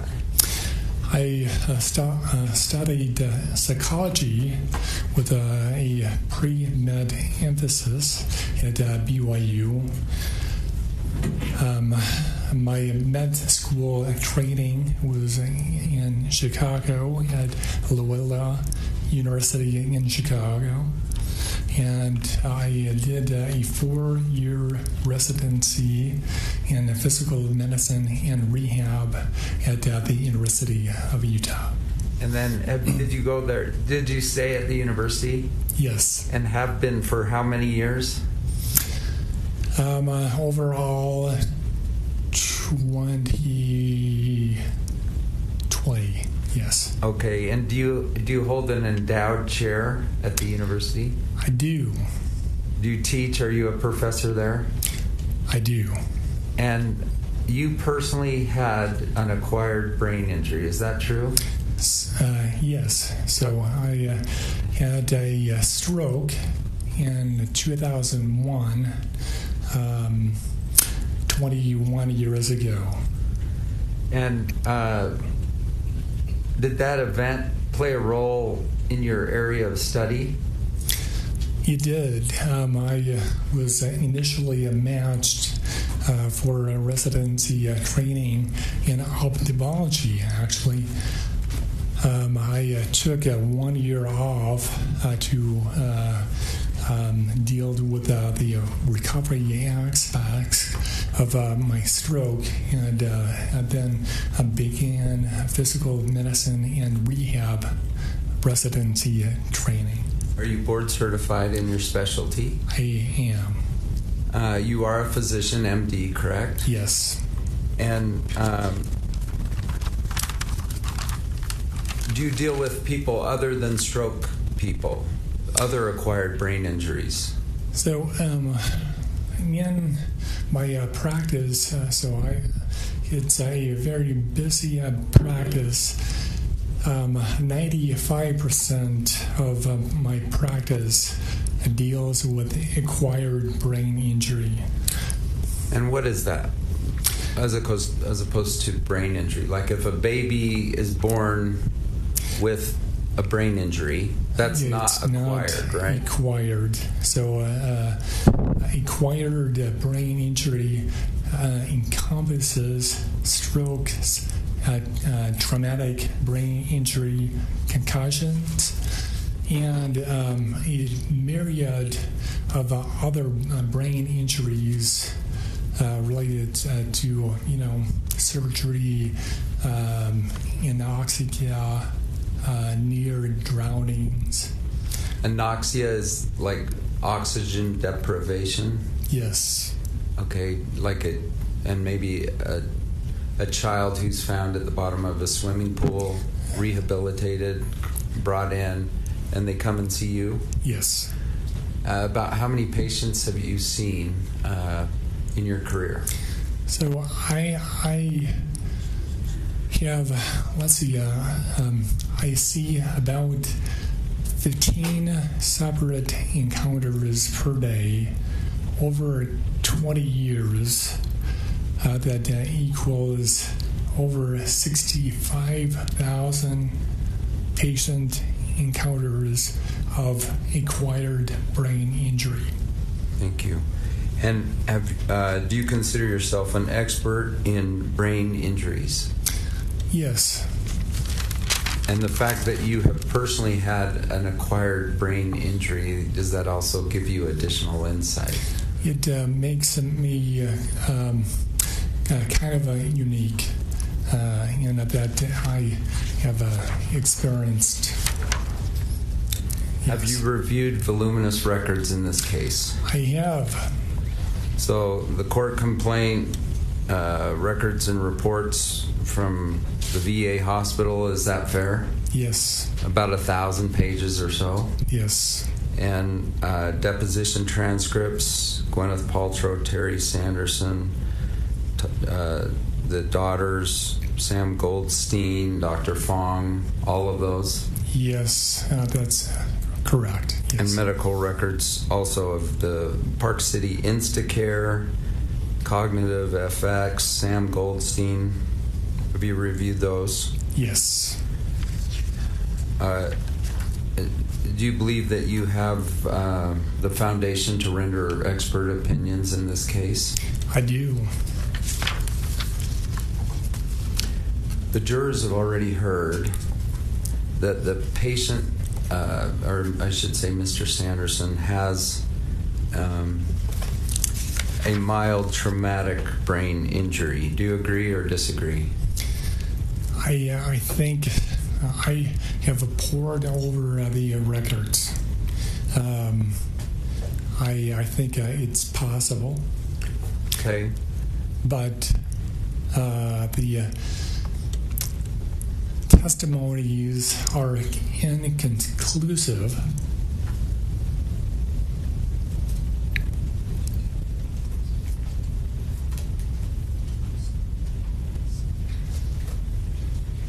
Did you tell me that the most important things you look at are how long they're unconscious and how long they've lost their memory, amnesia? That's correct. So that's going by the Cantu concussion grading system, which is preferable because it's the most objective and not relying on subjective symptoms from any patient. Okay, so a concussion, if you hear someone has a concussion, are those your two lead questions? How long were you out, and how long is your memory out? Exactly. All right, and apply that to Mr. Sanderson, would you? So it is unclear whether he lost consciousness. Now, let me be clear. So let's define consciousness. So when you are unconscious, you are totally lifeless and limp. Not speaking, not moving. That's unconsciousness. I based on the records, there is a very inconsistent evidence that he did in fact lose consciousness. So I am not able to state that conclusively. Okay. What do we know about, for instance, Christensen was the ski instructor. He testified to no loss of consciousness. You with me? Yep. And Brad Falchuk has not gone yet. Ms. Paltrow has stated no loss of consciousness. Craig Ramone did say loss of consciousness. Have I sort of summarized some of the people who talked about that? Yeah, and the plaintiff's himself has said, loss of consciousness, 5 minutes, and then again later 10 minutes. Okay, Yes. so Mr. Sanderson kept changing what he was telling people, right?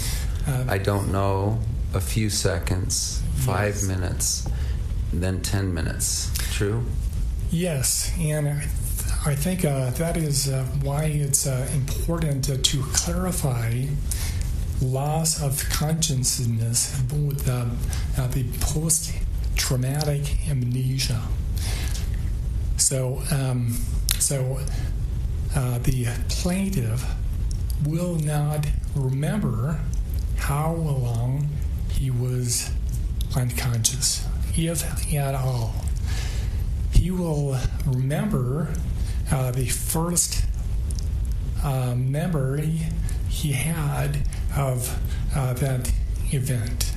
Okay. So And- consciousness, I heard you say 5 minutes, and I just want to be clear. One of the ways we rate sort of the severity of the concussion is very short to no concussion, up to 5 minutes, and then over 5 minutes. So Is that true? So to clarify, no loss of consciousness, but post-traumatic amnesia is a grade 1 concussion. Thank you. Whitney Smith, I guess, was another provider who said no loss of consciousness. Are you aware of that testimony? I don't recall. Okay, Yes. Whitney was the toboggan person. Yeah, and she, okay. she asked it. She quizzed them, I guess, but let me move on. Okay, so even if Ramon's testimony is believed, that would put him only in the second category, less than 5 minutes. Yes. Okay, and first category is essentially no loss of consciousness. Yes. Okay, now let's go to amnesia. Applying what you've learned about Mr. Sanderson, how long was his amnesia after the collision? That is also very ambiguous and multiple reports. I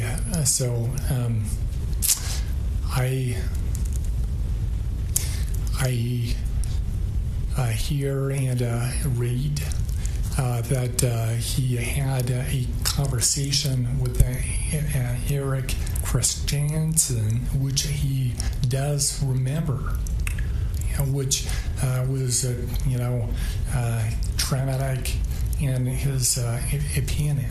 So Sanderson remembers Christensen yelling at him. True? So is that what you're referring to? yes, that is the allegation. Yes. Okay, and he remembers his friend Craig Ramon talking to him. Are you okay? Are you okay? True? Yes. Okay, so what does that tell you about length of amnesia? It was brief, if at all. Okay, so you said that two big things we look at for severity of concussion is how long they're out and how long they can forget things. Yes, and I will add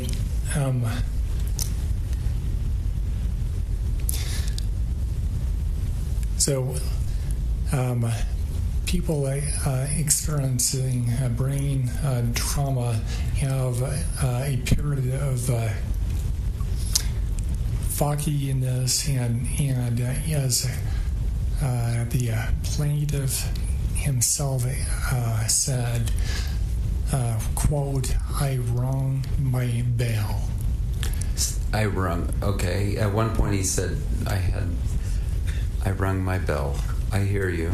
Go ahead. So I am not able to say,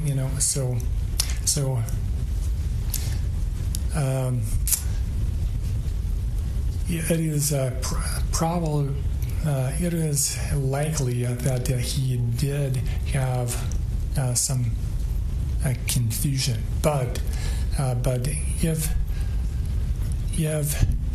he had no loss of consciousness and no post-traumatic amnesia, it can't really be called a concussion. All right, fair enough. And confusion, let's just talk about that issue. He has memories at the actual incident site, correct? I suppose. I don't think. Understand an objection, Doctor. That's when you do not answer. Length of period of confusion. Do you remember what he told the toboggan person, Whitney, about whether he? Do you know if what Whitney observed in terms of his confusion level? No. Okay. She wrote alert and oriented ×4 or something. That's in evidence. I'm asking now to comment on it. Overruled? No foundation. Overruled? If Whitney, the toboggan person, observed no alert and oriented ×4, are you familiar with that term? Yes. And is it 4 out of 4? Yes. Like 4 is the best score? Yeah.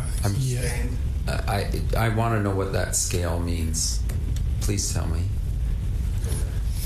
So let's see. Oriented to person, place, situation, and location. Place, time. Time. Yes. I don't know.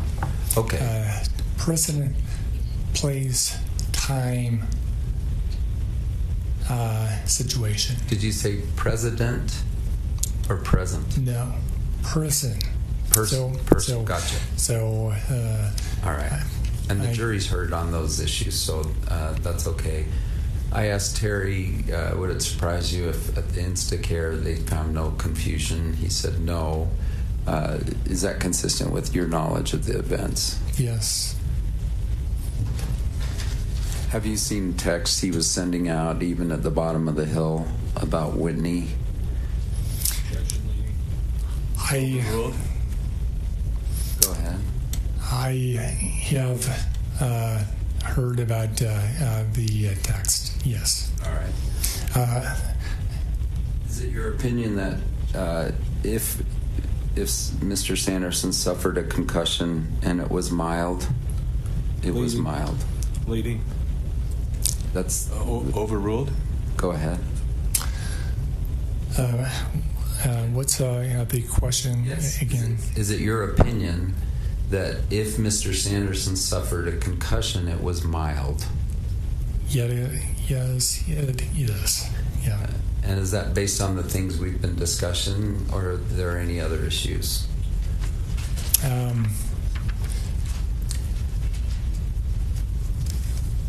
Loss of consciousness, amnesia, confusion. Sustained. I'm just wondering, are there other issues we ought to hit before we move on to your next opinion that go to that issue? A helmeted low velocity impact. Also, low velocity impact. What does that mean? So he was not going fast. Okay, what do you know? Like in a car accident. He was not going car speeds. Okay. And you read, for instance, the depositions where they discuss it was actually kind of a slow fall. Yes. And that's important when determining how hard the hit was or something for the concussion severity? Yes. Thank you. Any other factors we've missed? I don't think so. All right, let's go to your second opinion here. None of the medical records support plaintiff's claim that perceived symptoms of cognitive decline are related to the ski collision. Is that your opinion? Yes. Maybe I'll flip it around. Comment on his symptoms. What percentage of his symptoms that he now complains of are related to the ski collision? I can't really do that. I think it would be better to analyze what he had going on in his brain before and after the collision. Please do that. So the plaintiff, and I'm in no way trying to pick on the plaintiff, but he had a number of brain conditions.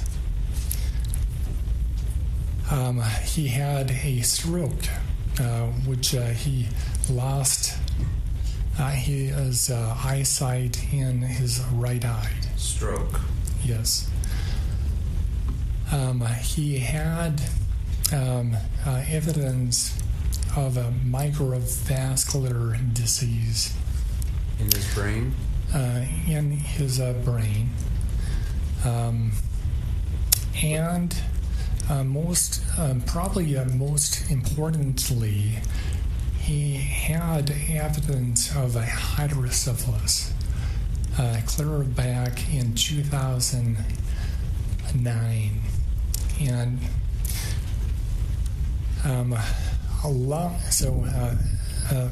let me talk about the hydrocephalus and. Okay, let me make sure we get the whole list, though. These are preceding brain problems from his pre-collision. True? Yeah. Are we showing this, whatever this exhibit is, to the witness and having him read off of that? No. He's not reading off of it, but please turn it around. It's a different topic.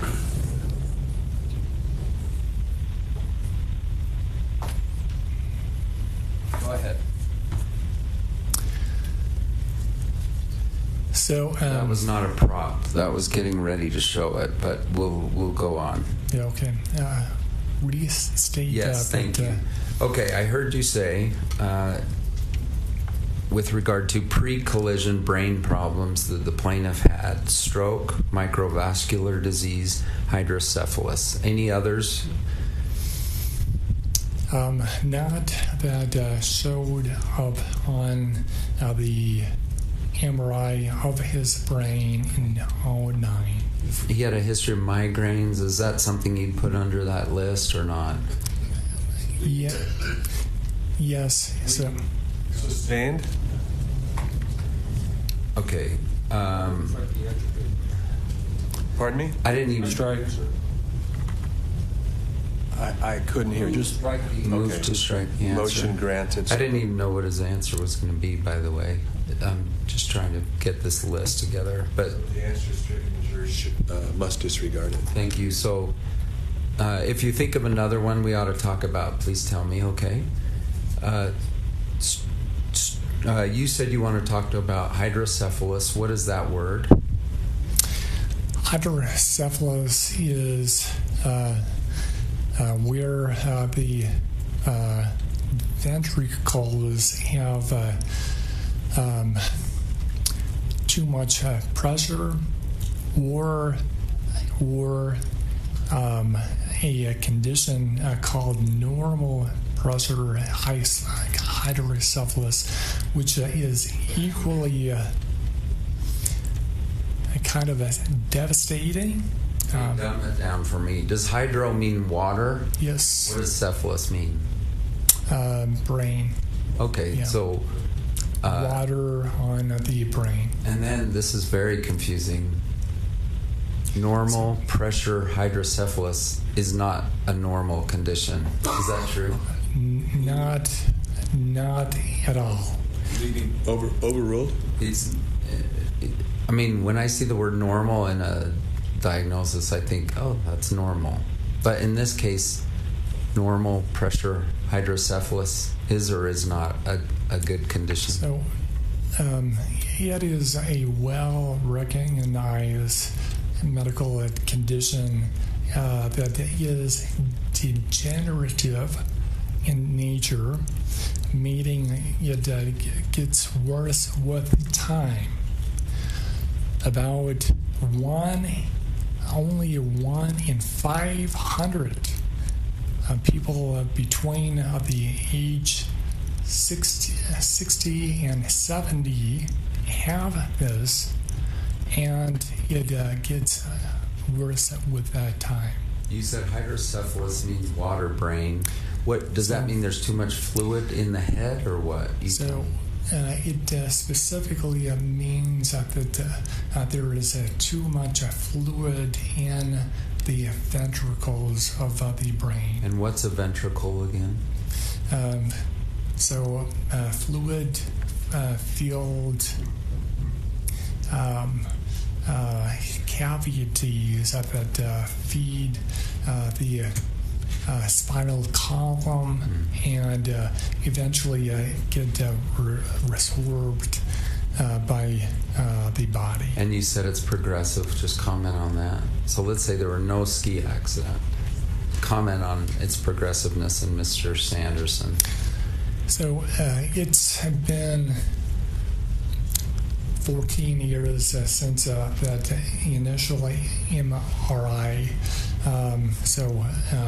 That's quite a bit of time.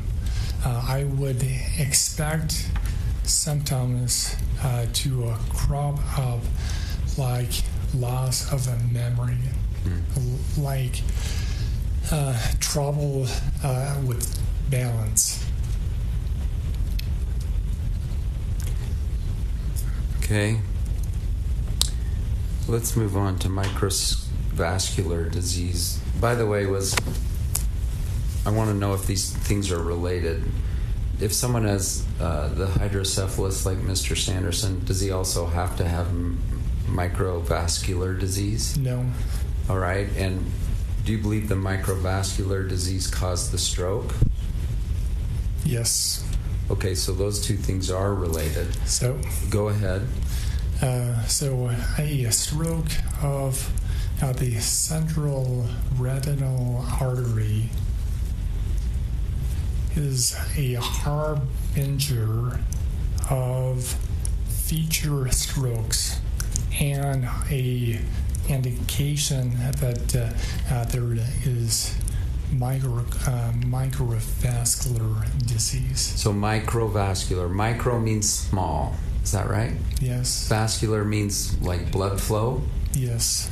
All right, so small blood flow. So in lay terms, does that mean the passages of blood flow are narrowed in his brain? Yes. Sustained? I'm trying to get to the most like 8th grade level, which is what I understand. Yeah. So comment on Mr. Sanderson's pre-collision brain as it related to microvascular disease, please. So 2 points. So some microvascular disease can cause very small strokes, which are not able to be detected by scans, MRI, CT. Also, number 2, microvascular disease is a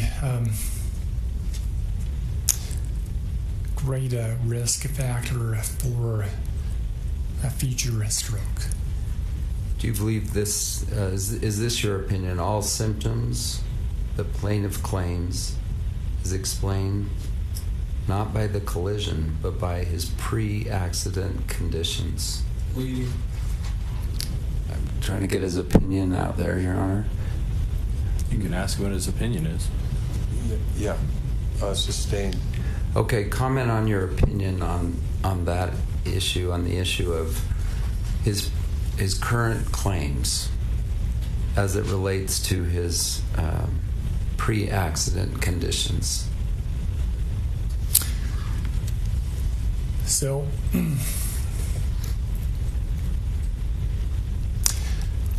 a more likely than not scenario, in this 76-year-old brain now, concussion symptoms should only last for 1 to 3 months.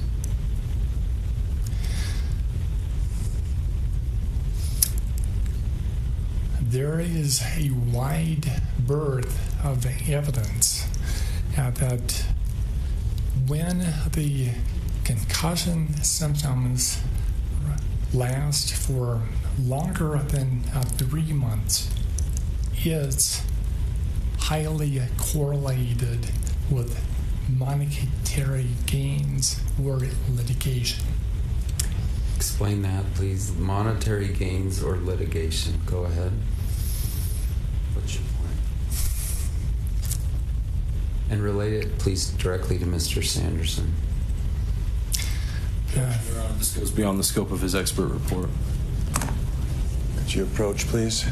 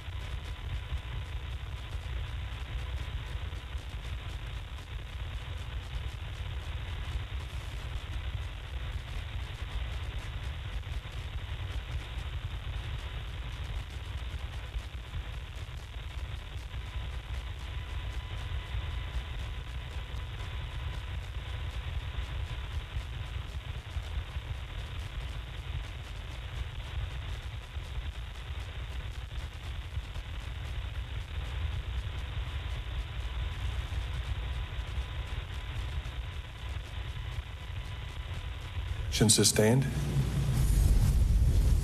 Strike the answer to. And the answer, question and answer will be stricken, and the jury is ordered to disregard it.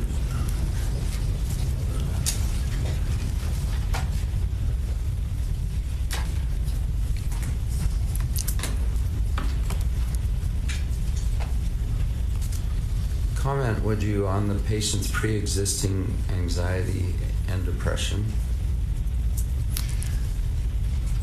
So, he has been medicated for a number of years for depression and anxiety. Do you believe those things play a role in his current condition? Absolutely. And just comment on that, would you? So, also, when symptoms of concussion last for 3 months or longer, anxiety and depression and other psychiatric conditions are the likely cause of that prolongation. The last sentence. I missed the last word. I'm sorry. prolongation. Prolongation. Yes. Thank you for explaining that. Can you just comment just a little further about that? What do you say it a different way for me, would you? Yeah. So, the symptoms of a concussion should last no more than 3 months. When the symptoms of concussion last longer than 3 months, you start looking for, and this is highly correlated with underlying depression, anxiety, and other psychiatric conditions. One thing you noted in your report was plaintiff has a history of seeking medical attention at an abnormal rate 72 times in 10 years. Is that your opinion? Leading. Sustained. Well, comment on how frequently Mr. Sanderson went to his doctors in the 10 years prior to the collision.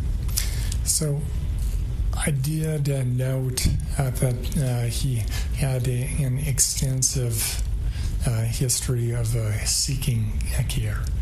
And what does that tell you? Why is that important? Two things.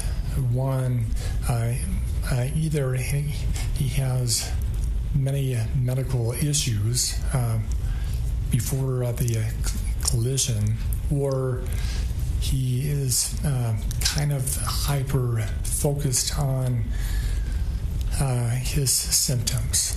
And that's pre-collision we're talking about? Yes. And then pre-collision,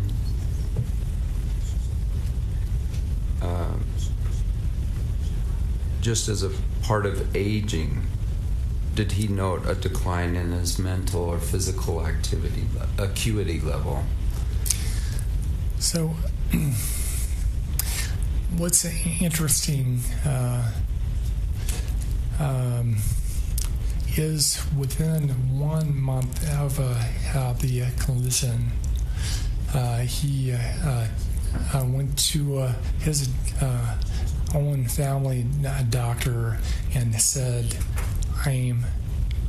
I feel like I'm getting old. This is within 1 month before, correct? Yes.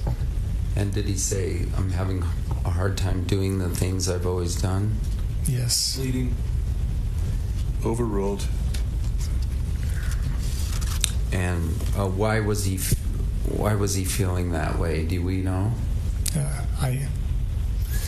Hearsay, Your Honor. Yeah. So I Sustained. I'm just asking, do you have any thoughts on that issue? Hearsay. Sustained. Well, using your medical opinion, I'm just wondering, what does that tell you as a reviewing medical expert? Foundation. Overruled. Go ahead. I'm getting old and I can't do what I used to do. Go ahead. Overruled. Go ahead. So I have had many patients of his age say the same thing. Yes.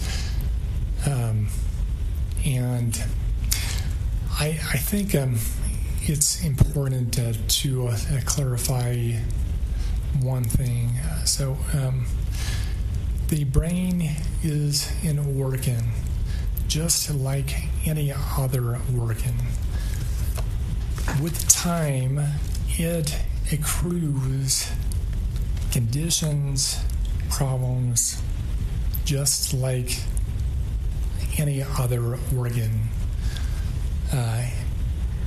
The plaintiff had evidence, including objective evidence on MRI and things like that, of these disease processes before the clinician. Okay. And this was the stroke workup. Is that where he had the imaging? Yeah. Before? And do you know of any of their plaintiff's experts who actually reviewed the stroke imaging before the collision? Foundation, Your Honor. Overruled. I do. Did they? Did any of the plaintiff's experts review the imaging to your knowledge? Not to my knowledge. And if we're trying to figure out, hey, what's this guy's brain like before and what's this guy's brain like after, it would be nice to put those side to side, wouldn't it? And actually compare? It would, and that's what the defense has done. Yes. All right, let's just talk about aging. Have you seen...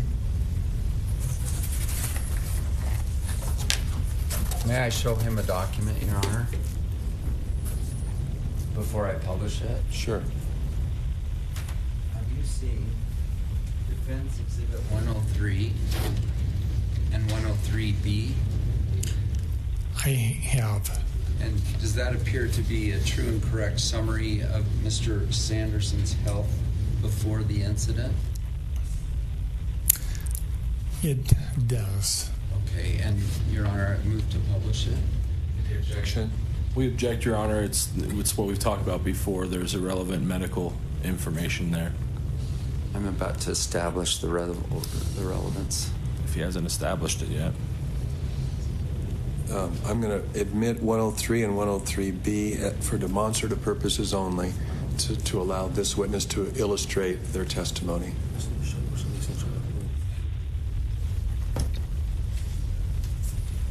I gotta show this too. There's an easel somewhere. Is this okay for a minute? Sure. This is the same thing, I just don't trust technology. So 103, and Doctor, do you have a binder right in front of you? Do you have a defense binder?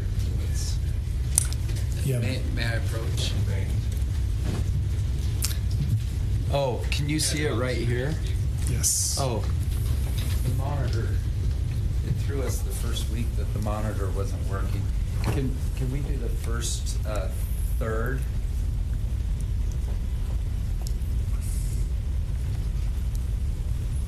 All right.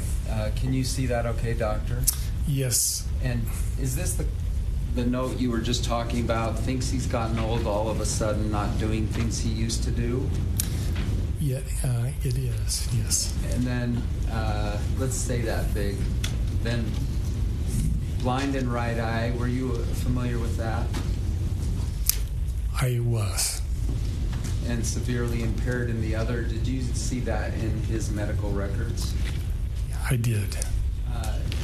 Did you see evidence that he walked into walls before the incident? Yes. He would ask people standing on the right side of his field of vision to move so that he could see them.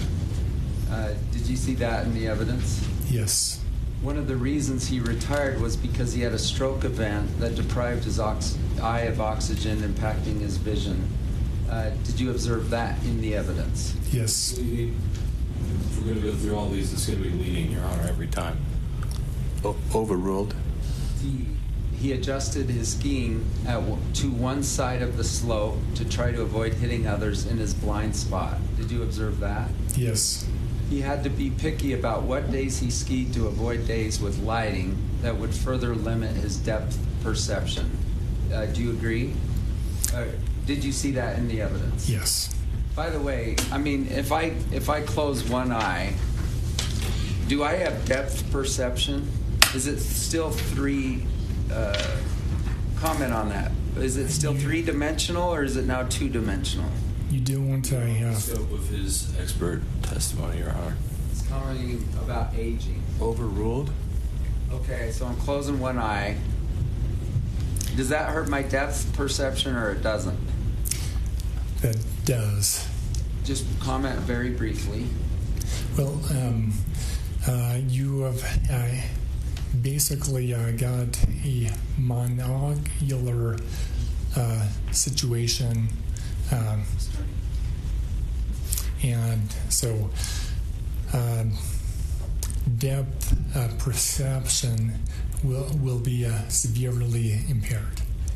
Prostate cancer, were you aware he to this day still has metastatic prostate cancer? Yes. It's not like it was cured, true? Yeah. And he is severely hearing impaired. Did you see that in the record? Yes. He has difficulty hearing higher frequency sounds like a woman's voice. Did you see that? Yes. Hearing loss is severe. Did you see that? Yes. Heart palpitations. Did you see reference to that? Yes. And he was on 2 heart medicines, 2 heart, just prior to the ski collision, 2 blood pressure meds for his heart? Yes. Is that related to the palpitations, or are those high blood pressure issues separate from the palpitations? So they can be related to the heart. They can be related to anxiety. Okay. Do you have an opinion one way or the other? So I cannot speculate. Okay. Mr. Sanderson is 76 years. Effects of aging. Do you believe that?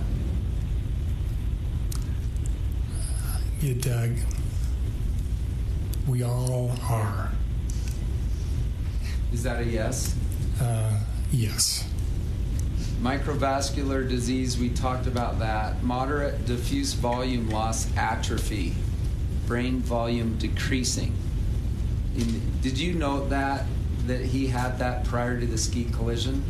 So I read it on the report. Yes. Okay. And what does that mean? Do our brains all shrink as we age? Yes.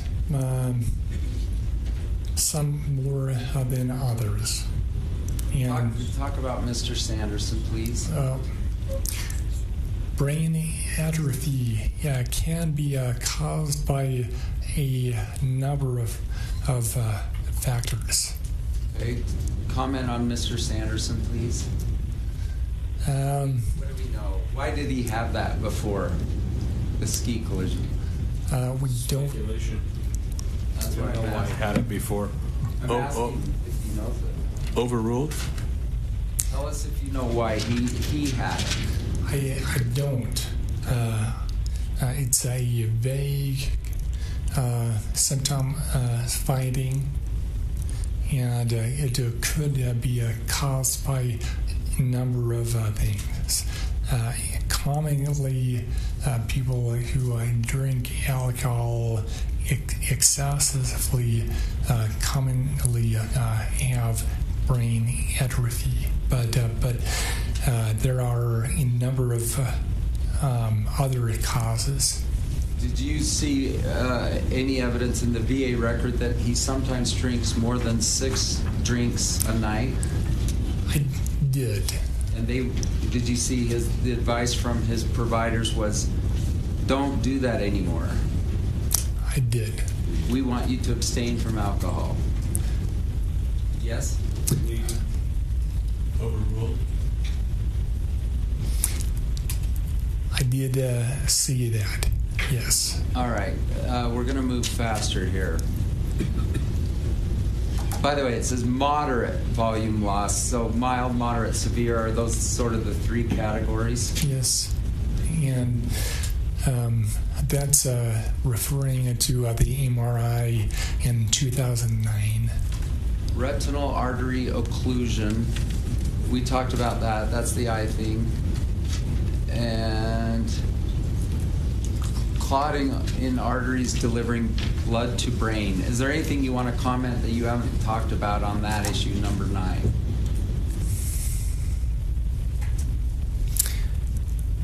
No, I don't think so. Depression, you've talked about that. Anything more you want to say about it?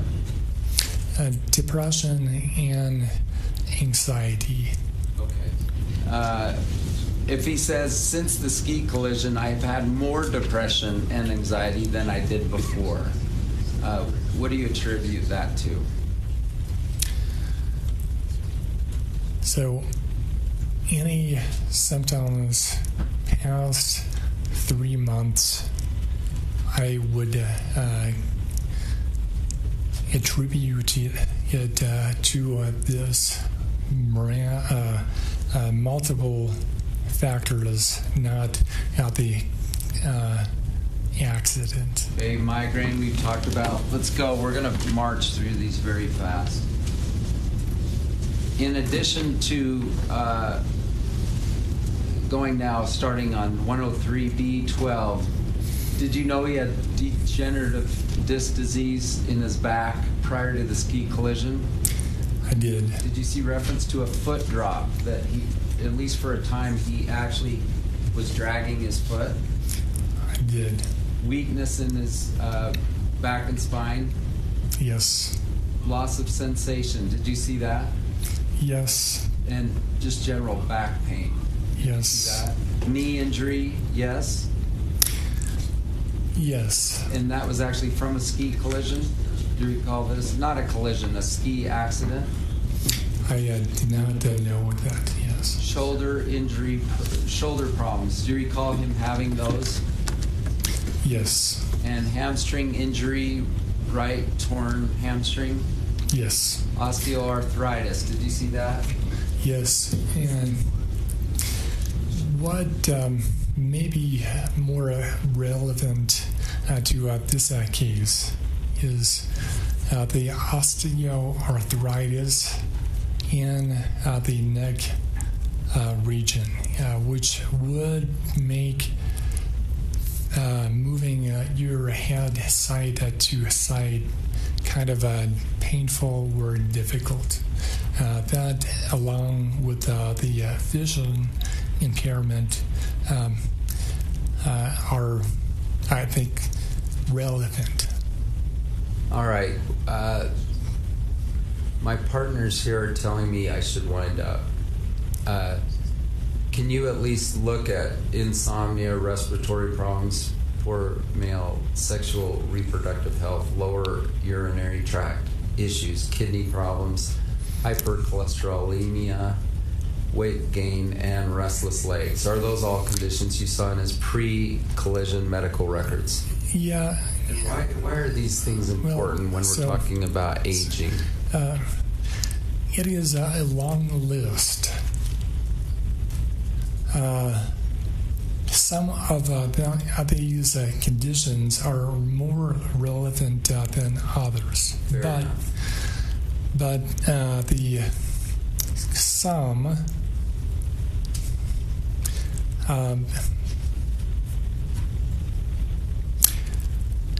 indicates that he is 76, and with 76-year-olds, sometimes I have multiple medical conditions like this. And these were all pre-collision events, right? Pre-collision conditions. Yes. And what does that tell you in terms of his aging, like at 69? Well,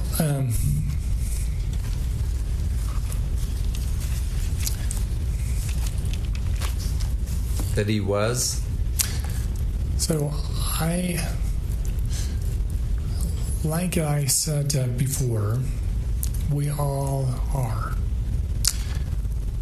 Aging. Yes. And so in terms of the brain as an organ,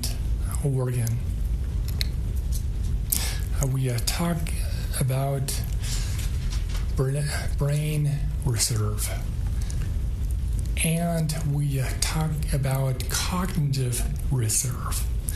Brain reserve tends to go down and down, starting at around age 25. It goes down faster with time and aging. Okay. cognitive reserve indicates that the patient's ability to cope, adapt, be resilient, and find effective workarounds for that brain decline, which we all are undergoing at various stages. Let me conclude here. They're about to stand up and criticize you for not personally meeting with the patient. Did you personally meet with Mr. Sanderson? No. And what did his actual treating providers at the University of Utah, or excuse me, the VA, Veterans Administration people, what did they show on all their neuropsych testing? So I did not press to actually meet and examine the plaintiff because I think it would be a kind of a condescending to him and also to me to go over a totally normal physical exam as the medical doctors at the VA had well documented records. And they documented high, average to superior in essentially all categories. Sustained. Can you comment on their findings in terms of some kind of graph? So I think you're referring to the neuropsych test. Correct. Just give us, and then I'm sitting down, give us a couple, 2 sentences on that, would you? So a neuropsych test is really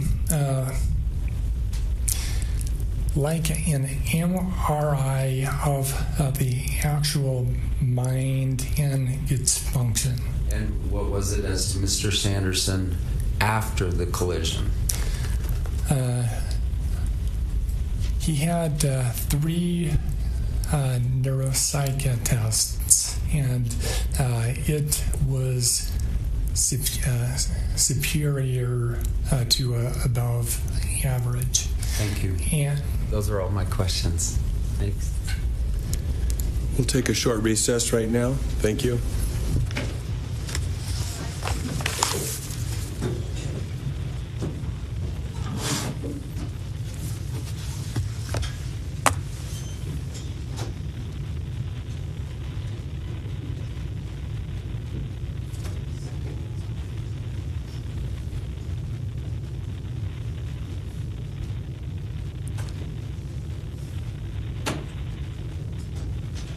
You can step down. We'll take about a 10-minute break.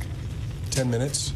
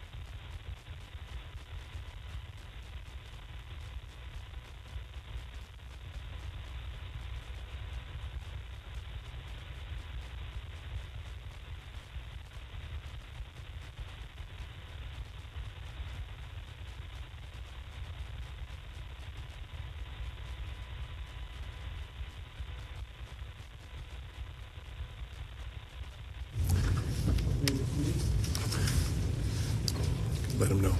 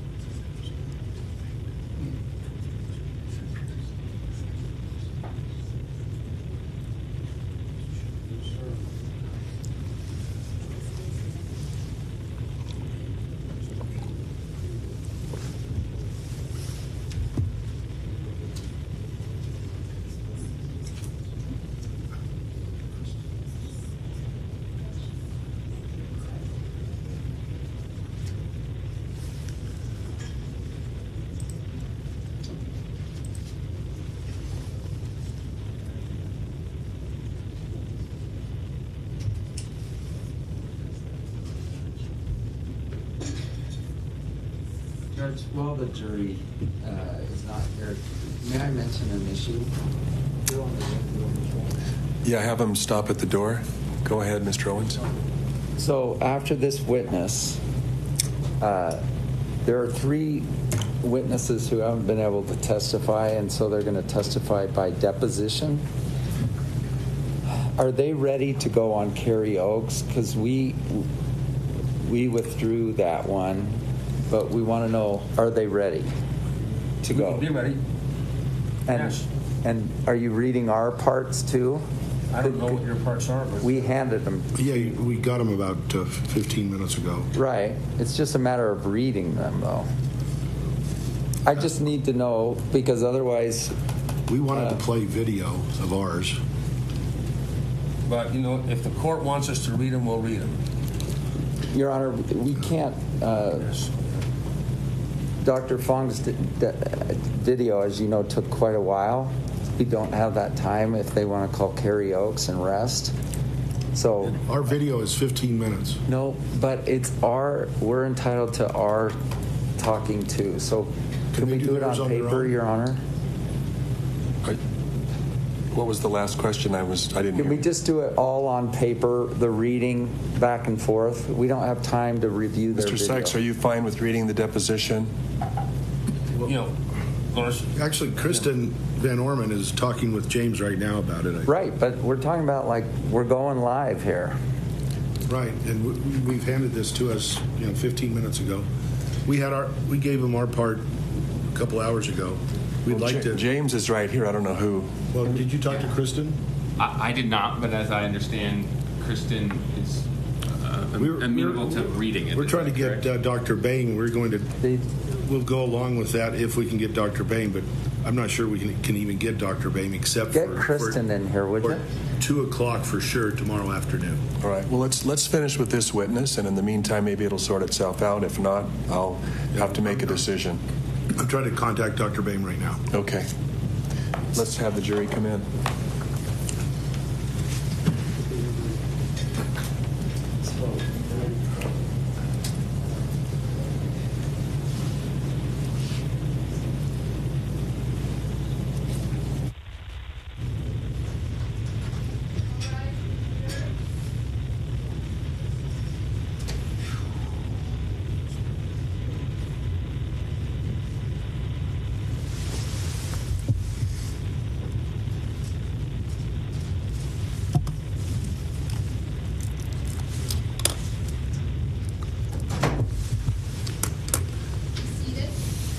Mr. Sorensen?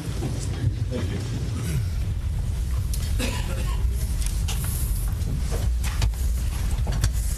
Dr. Edgley, thank you for being with us today, and you've overcome a great deal to be able to be so accomplished, and we appreciate that. I'm going to go through a few questions pretty quickly, and I just ask if you wouldn't mind answering them yes or no, because they should be yes or no questions, and I think we can move this process along. Is it true, or is it the case that you're paid $500 an hour for records review and $700 an hour to be here? I believe you have that information, and that is correct. That there is an opportunity cost by my not being at my regular practice. I'm not here for money. I get paid to offset the opportunity cost by my not being at my regular clinical practice. Gotcha. So that is yes, though those numbers are correct. Yes. Okay, thank you. And is it true that, and as defense counsel pointed out, you did not ever meet with or see Terry Sanderson, correct? Yes. Okay. So you were paid to review records and do sort of a forensic records analysis, correct? Yes. We went over what you had reviewed in preparation to give and offer your opinions, and I didn't see that you ever reviewed the records of Dr. Boehm. Is that correct? I don't think they were ever given to me. Okay, so that is correct. You did not review that. I don't think so. Okay. What about the records of Dr. Wendell Gibby? Yes. You did review them, or yes. You did not? I did review the deposition of Dr. Gibby. Okay. That was not on the list of things that you said you relied on for your opinion. Are you aware of that? No, I was not. Okay. So is it your position that you did rely on some of Dr. Gibby's records to formulate the opinions you've offered so far? So I did rely on the opinions of Dr. Gibby, yes. Okay. And I did also not see that you ever reviewed the deposition of Whitney Smith, the EMT that we've heard from in this case. Is that correct? I think that's correct. And nor did I see that you reviewed the deposition of Carlene Davidson. Is that correct? Who is she? She's the plaintiff's former girlfriend that's offered testimony in this case. So I did review her deposition. Okay. And what about the man named Craig Ramone? Did you ever review his deposition? Yes. Okay. neither of those last two are on the list of things that you say you rely on, so you were in fact partially relying on them for your opinions? Yes. Okay. I think we already covered it, but you did a forensic document review in this case, is that correct? Yeah, yes. Okay. And in a nutshell, and I don't want to put words in your mouth, but you offered 5 main opinions in your expert report that you provided to us, is that correct? Right. And really, because of court rulings, we're going to focus on 2 of those, is that all right? Yes. Okay. Your first opinion that defense counsel went through with you is that compelling evidence indicates that plaintiff's concussion was mild and that he lost consciousness only momentarily, if at all. Is that your opinion? Yes. So you do believe that there's a chance he did lose consciousness? There is a chance, but more likely than not, no loss of consciousness. I have not seen any compelling evidence to formulate otherwise. When you say compelling evidence, you're stepping into the place of the jury to weigh evidence, isn't that correct? Is that a yes or a no? That's already not. Same.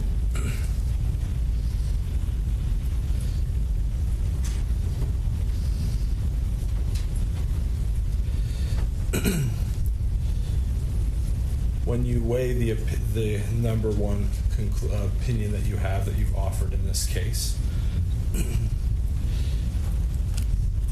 and you say that it wasn't compelling, is that because you weighed evidence? I read, poured over many reports, many which were inconsistent, and I'm left to wonder, did he actually lose consciousness or not? I don't know. I would say more likely than not, the answer is no. Okay. And for the reasons that you gave when defense attorneys were asking you questions, that's why you say that it was more likely than not that he did not lose consciousness? Yes. Okay. Do you need to have a loss of consciousness in order to sustain a concussion? No. And is there dispute among your peers and those of your specialty into the actual definition of what unconscious means? I don't think so. So all of those that are in your specialty would say that a loss of consciousness involves, I don't want to put words in your mouth, but lifeless and limp is the way you put it. Is that correct? Yes. So if we've heard testimony before this that you can be unconscious or have a loss of consciousness but still be somewhat awake, just disoriented or not alert, that's not correct. That's disorientation, not loss of consciousness. Okay.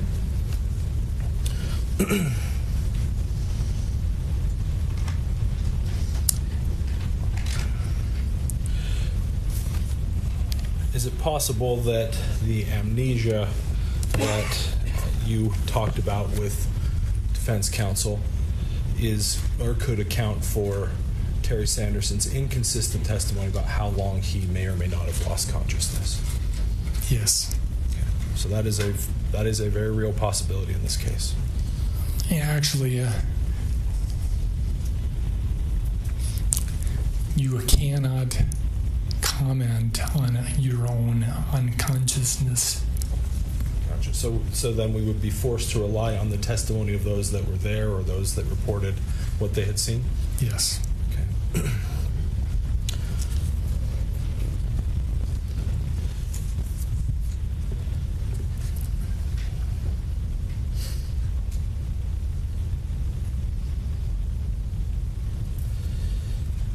We've heard some testimony earlier about a triggering event. Are you aware of things that could be considered a triggering event? The concept, yes. Okay. Is Alzheimer's disease caused by a triggering event typically? No. Okay. Is dementia caused by a triggering event? No. Okay. Is NPH caused by a triggering event? No. Okay. Can the presence of NPH exacerbate a concussion or the symptoms of it? It can in theory, but only for a brief period of a time. Brief meaning weeks to months. Okay. Certainly not 7 years. Okay. And the jury's heard a lot of testimony about a condition called PCS, or post-concussive symptoms. Are you aware of that condition? Yes. So is it your testimony that the presence of NPH could not be a risk factor in possibly leading to PCS? Let me back up. So,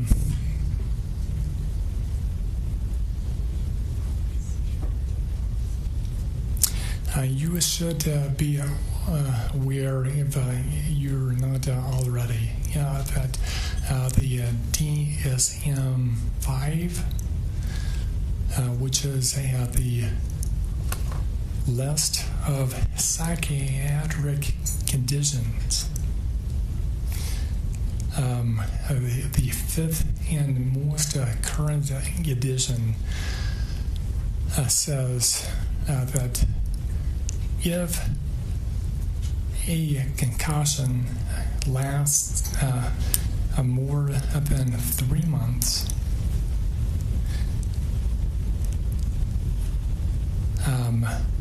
look for other causes, and I believe that they have totally eliminated PCS from their diagnostic manual.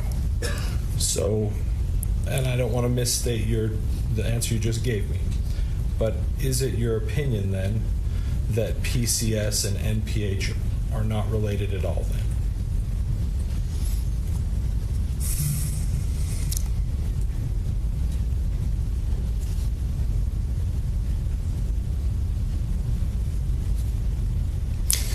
You're asking me to state a categorical answer. Yes. No. I cannot say that there is no small, association. Okay, so when Dr. Boehm, for instance, testifies that it's rare, but PCS can occur after the occurrence of a concussion, is that accurate testimony? I would like to, so I have an issue with the term PCS because I don't think it's so. Whereas it was a valid condition, it's not. At least in the psychiatric world, it's not recognized as a condition now.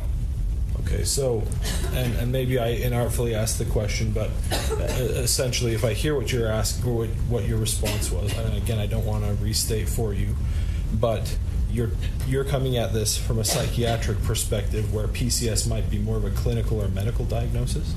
Is that correct? No. Okay.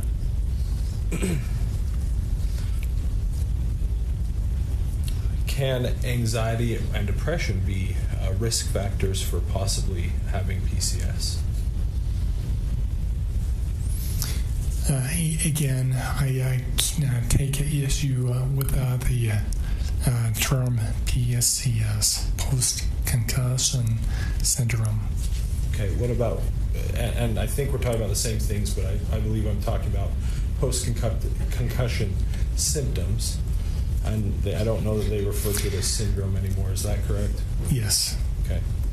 So if you want to talk about post-concussion symptoms, we can have a dialogue. Yes. Okay. And maybe that's my fault for misstating it before. I'll ask you the same question then. Can NPH be a risk factor for concussive symptoms? So NPH is a chronic degenerative disease that is likely exacerbated by a number of things.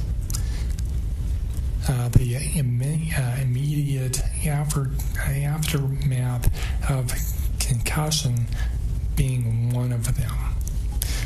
But more likely, much more likely than not, the concussion symptoms would have long, years ago gone away, and what we're left with is a brain that has NPH, microvascular disease, history of stroke, and is 76. Okay. And you said a history of stroke. I want to make sure the jury's clear. Mr. Sanderson had a stroke-like event in his eye. Is that what you're referring to when you say stroke? Let me be clear to the jury. So the American Stroke and Heart Association considers a retinal artery occlusion as a stroke event. Yes, not a stroke-like event, a stroke. Okay, but there's no scans, and you've poured over many in this case, that show any sort of brain bleed or any issues besides the MPH and other issues that we've talked about that would be related to that stroke event. Is that correct? Yes.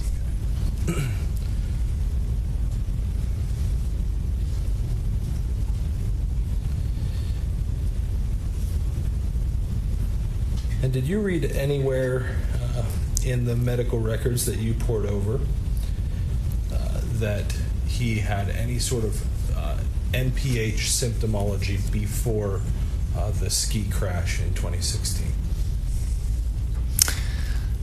NPH symptoms are insidious at onset. Okay, what are those? I think they're called the triads sometimes. What are the three main symptoms of NPH? So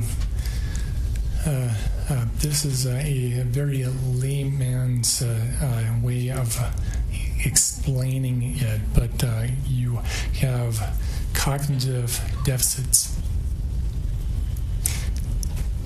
including memory loss.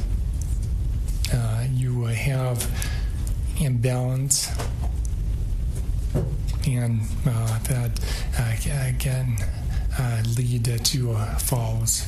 And you have urinary incontinence, loss of the function of holding urine in your bladder. So just to recap, the triad is memory issues, ataxia, and then incontinence is typically how that's diagnosed, correct? Yes. Okay. And you did not see any of those symptoms in Mr. Sanderson before the ski crash in 2016, correct? Before 2009. And what were those symptoms that you read? Well, no, before 2009, that's correct. But yet it was commented on the MRI of 2009. And given that those symptoms are insidious in their onset, happening over years, maybe decades. 14 years later, I'm not at all surprised to find the plaintiff experiencing memory and loss of balance issues. Okay. And did you review any of the MRIs taken of his brain in 2017 after the collision? Yes. And did those MRIs that you reviewed, did those show any sort of a worsening of this NPH? They commented on it. I don't know if the scan showed worsening. Okay, so you don't know one way or another if it worsened or not, but they did mention that that condition was present. Yes, and that NPH is a clinical diagnosis verified by radiology findings. But nobody had diagnosed his NPH before as having the triad that we talked about before. Correct? I did not see any mention. Yes. Okay. And you were asked a lot about plaintiff's medical conditions. We had a board up here. We had a whole list here. Did you read anywhere in the depositions that you reviewed that any of the laundry list of medical issues that the plaintiff may or may not have had before the event kept him from being a world traveler or on the go or even skiing that day? The fact that 3 weeks earlier he said to his primary care physician, "I feel like I'm getting old." That is most likely based on, as you said it, that laundry list of conditions. They're taxing. They're no one condition is that problematic, but the complication of those various conditions do weigh on a person both physically and psychologically. Sure. But then if that is the case, Doctor, how do you reviewed some of the daughter's depositions, as you said, how do you account for their accounts of what happened with their dad directly after the ski crash in 2016? I'm not going to make a claim that there was not a transient decrease of function up to 3 months. but beyond 3 months at time, what decline he had was more likely than not already the ball was already rolling. Okay.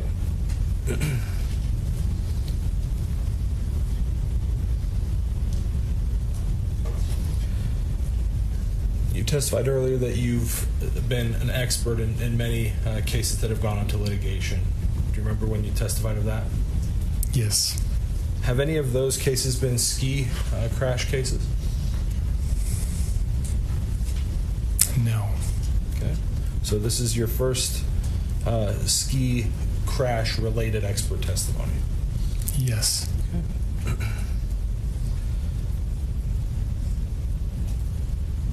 Do you know what confabulation is?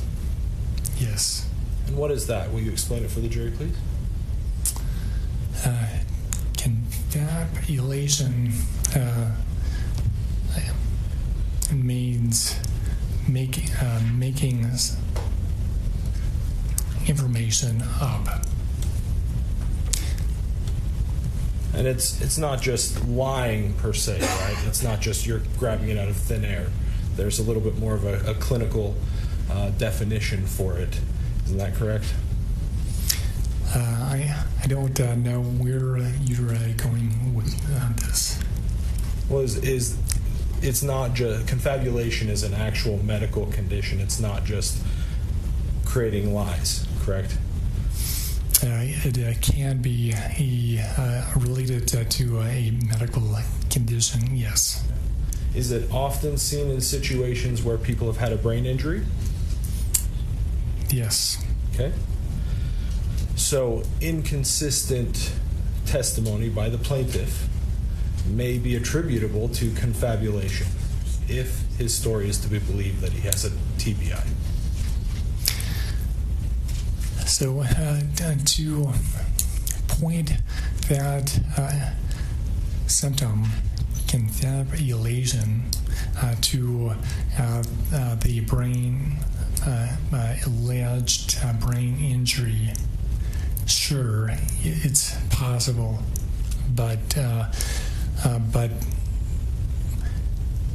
plenty of other things could account for that symptom of confabulation. Sure, but it is possible, as you just said, correct? Yes.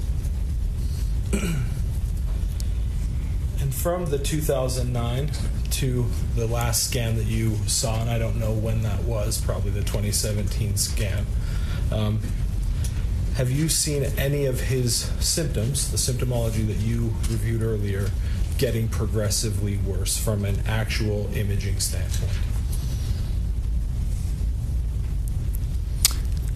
No, but we're talking about clinical diagnoses backed up, only backed up by imaging. Yes. Sure. But there's no physical, you can't point to any scans that say this is different than it was in those early scans in 2009. Nor would I necessarily expect to.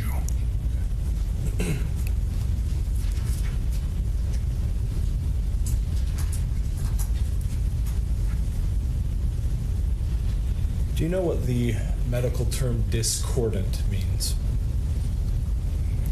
Yeah. Okay. We don't often use that. Okay. And what does it mean? Well,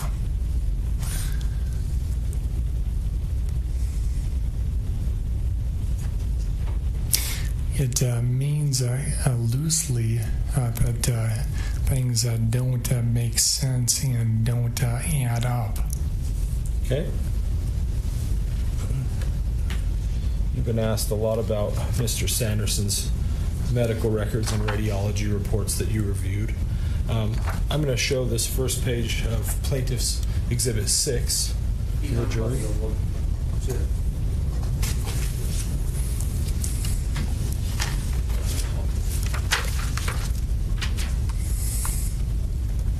you see this radiology report right here? Yes. Okay. I'm going to zoom in here for all of us. And I've moved up to avoid the address on the bottom. Sorry about that. You want a Sharpie? We'll just go.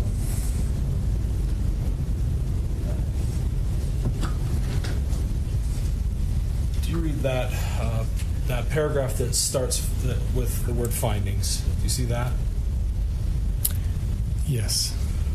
Now, will you just read that first sentence for us right there? Demonstration of a prominent ventricular system discordant with mild cerebral volume loss in sulcal prominence. Now, you have the degrees and I don't. So, does that mean that the prominent ventricular system, the issue with that ventricular system that you described earlier, is discordant or not related to or different from the mild cerebral volume loss with sulcal prominence? Is that what that means? So, I don't suppose to get into the brain of the neuroradiologist, but that is a valid conclusion. So that's my layman's approach of reading a medical record, and I recognize you have that, and I respect your position. But the medical records that you reviewed, discordant is usually used before describing this ventricular issue that you described earlier. Isn't that correct?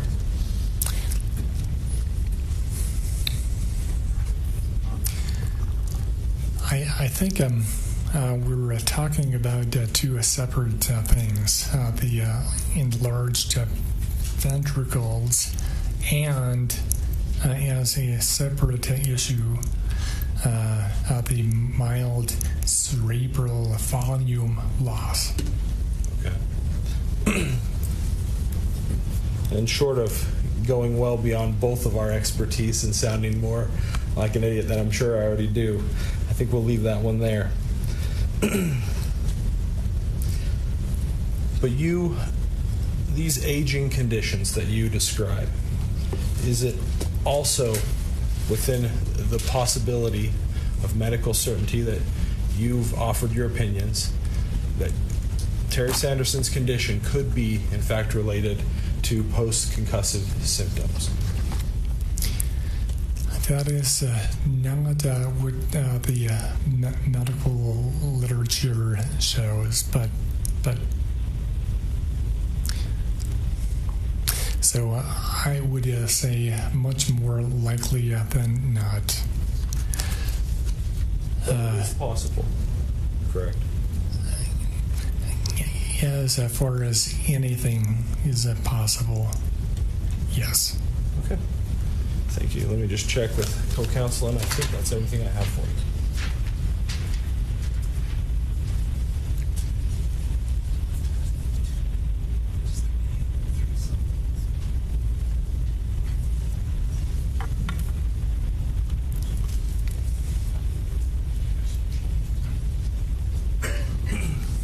So if other witnesses reported massive changes directly after this ski crash in 2016, would you also attribute those massive immediate changes to the aging process?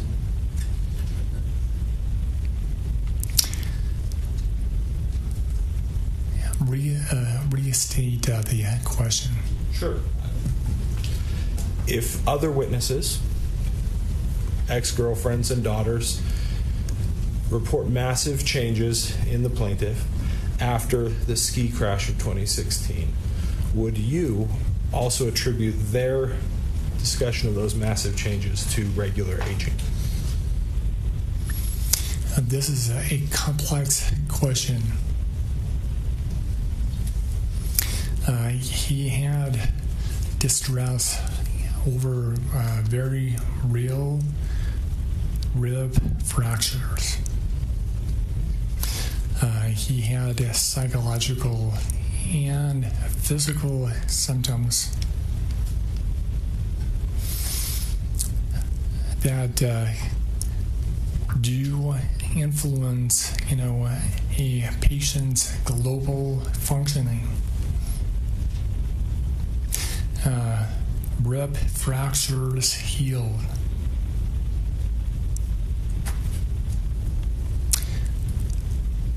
Bumps and bruises heal.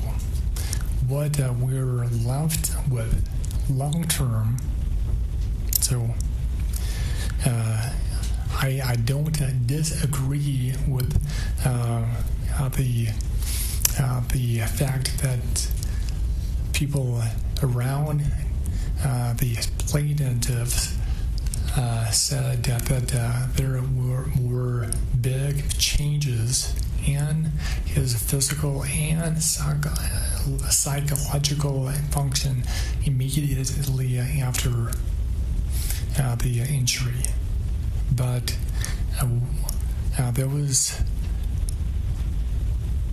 brain-related issues should have resolved within weeks to a few months. And what we're left with is a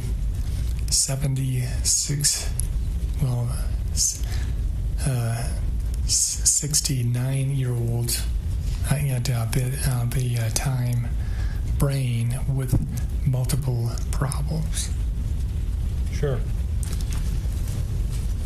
But looking over the medical history that, like you did, you see that Terry Sanderson continued to try to seek treatment for something that was going on that he attributed to be fairly related to this accident, correct? I would say that medical attention-seeking behavior started before, and evidence by his primary care physician visit the 3 weeks earlier, and that was likely a ball that was already rolling. So he was interested in his health before the ski crash.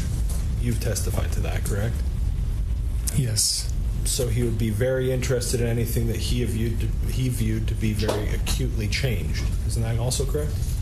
Yes. So it would be part of that pattern to continue going to the doctor a lot up until you think that you're going to get some sort of resolution of your symptoms. Isn't that correct?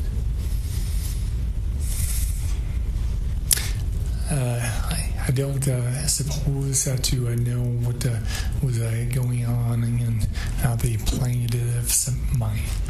Okay. Thank you very much, Doctor. I appreciate it.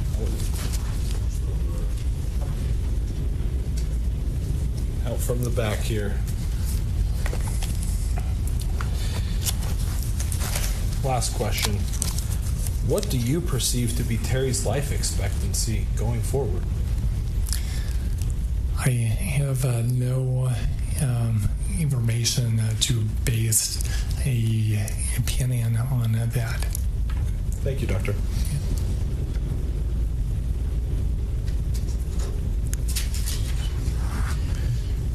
Mr. Owens.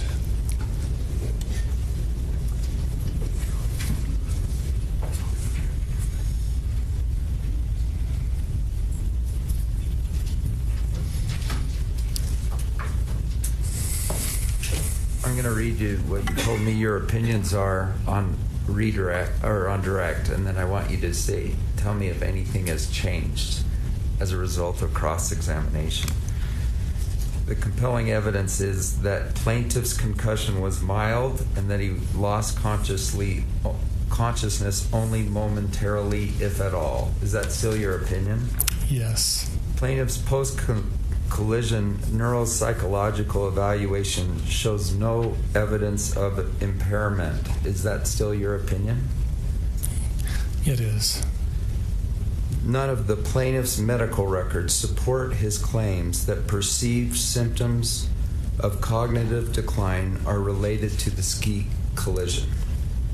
At this point, yes. Another way of saying that is all current symptoms are explained by his pre-collision aging and degenerative diseases. Overruled? Much more likely than not, yes. Then you were asked about a new word.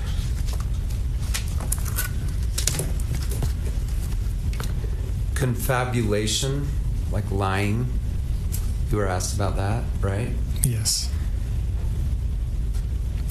Did you review the deposition of Jenny Sanderson, the daughter? Yes.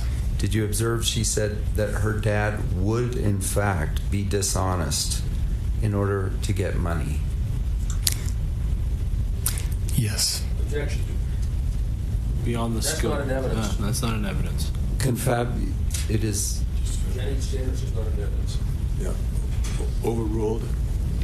And that he seeks attention, and that the notoriety of this case makes him feel powerful. Did you read that? I did. And on our little break, you said it's outrageous. You said something was outrageous, that they would assert something. What? Do you remember what it was?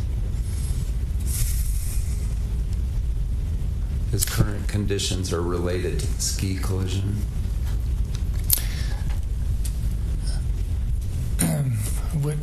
What's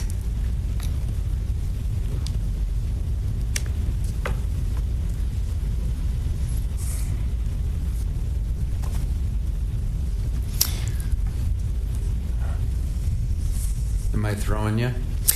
now? I'm picking my words very wisely. Thank you.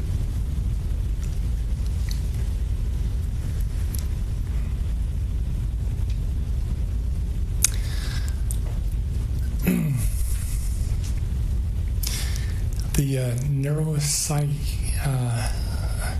evidence and the psychiatric evidence have long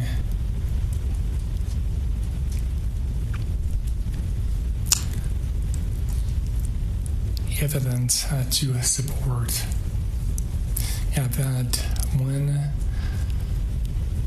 a concussion like this alleged concussion lasts over months, there is a high concordance rate with the patient being involved in litigation and also media attention. Both beyond the scope of his proffered testimony. Overruled. Was asked how he explained the post-accident. Both of which are hyper real in this case. Hyper real means what? Very well, real. Very real. What is hyper real? I missed it. So it's just a colloquial term for extremely, so extremely real. What is, again, extremely real? The factors of this litigation and the factors of the media attention around his concussion case.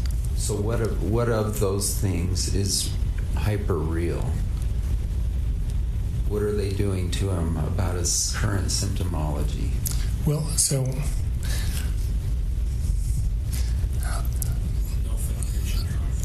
I'm trying to understand his response, Your Honor.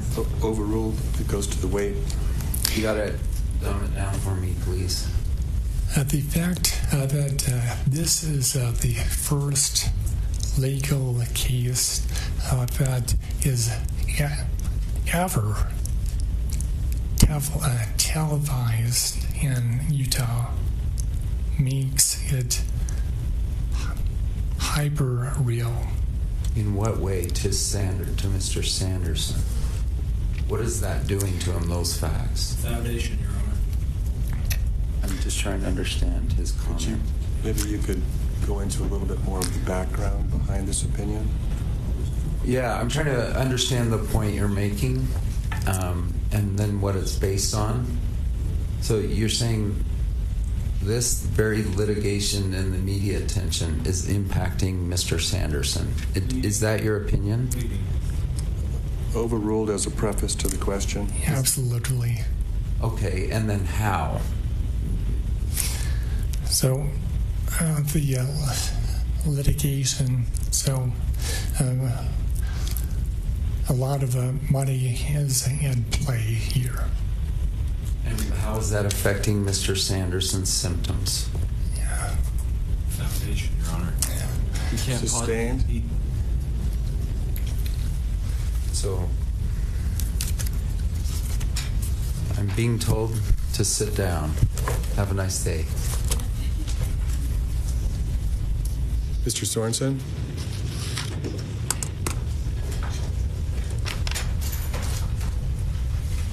Just one question for you, Doctor.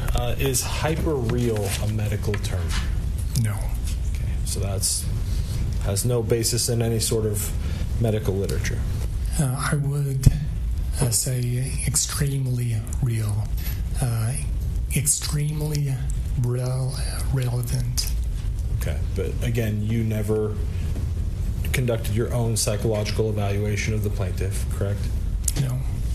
Okay. So that would be pure speculation about his motives or anything like that? Based on a number of studies and meta-analysis of cases similar to this. So case studies, but nothing directly attributable or applicable to Dr. Sanderson. Case studies. So meta-analysis of actual things that are in the medical literature. Great. Thank you very much. Okay, you may step down. Thank you.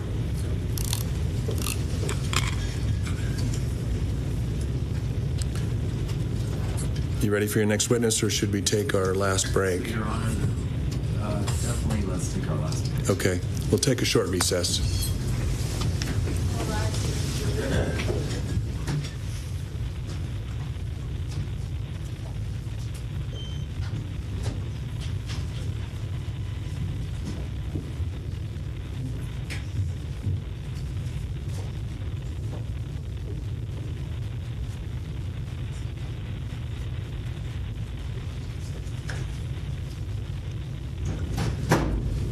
Short recess. Thank you.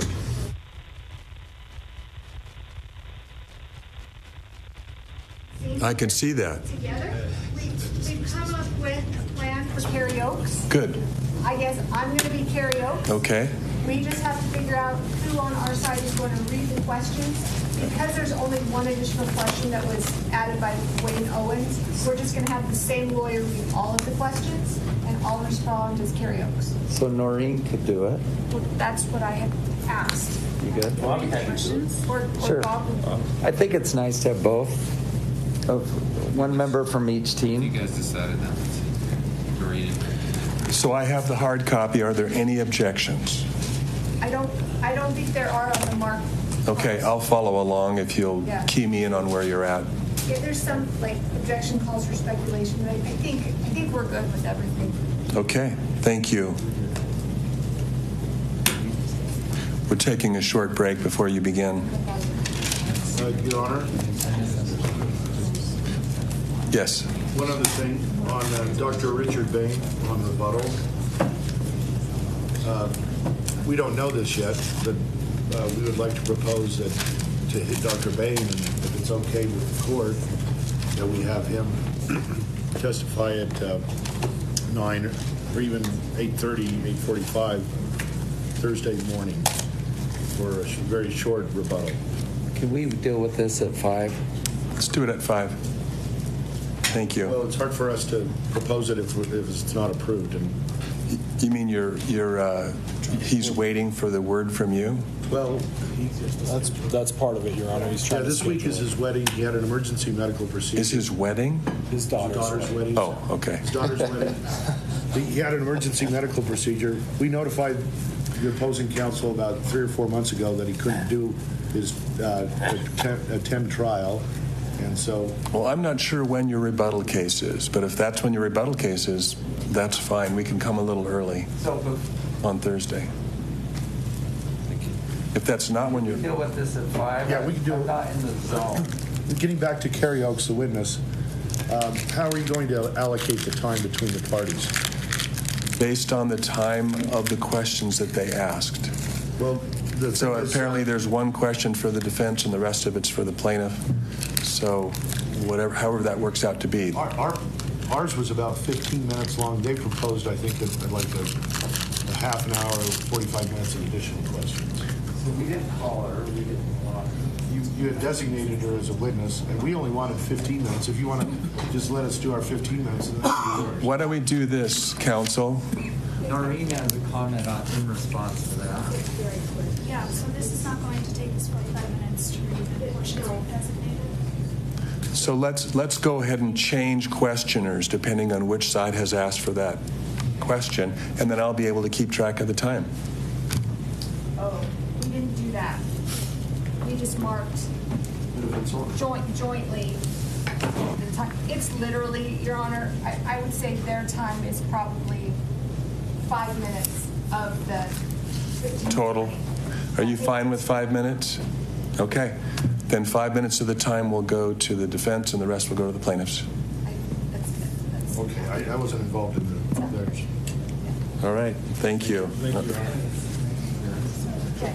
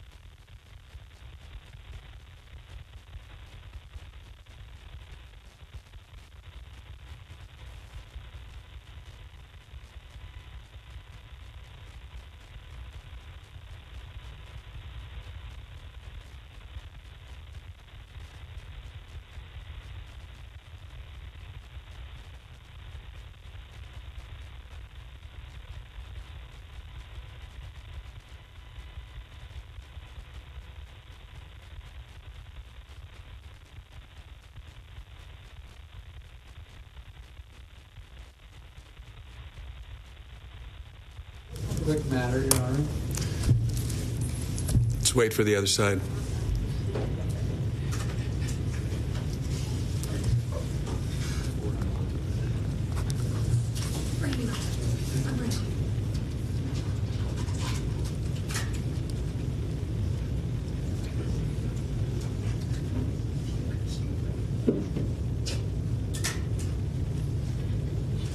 Would you like me to go get them, Your Honor? Yes. Or is okay? Yes, please. Thank you.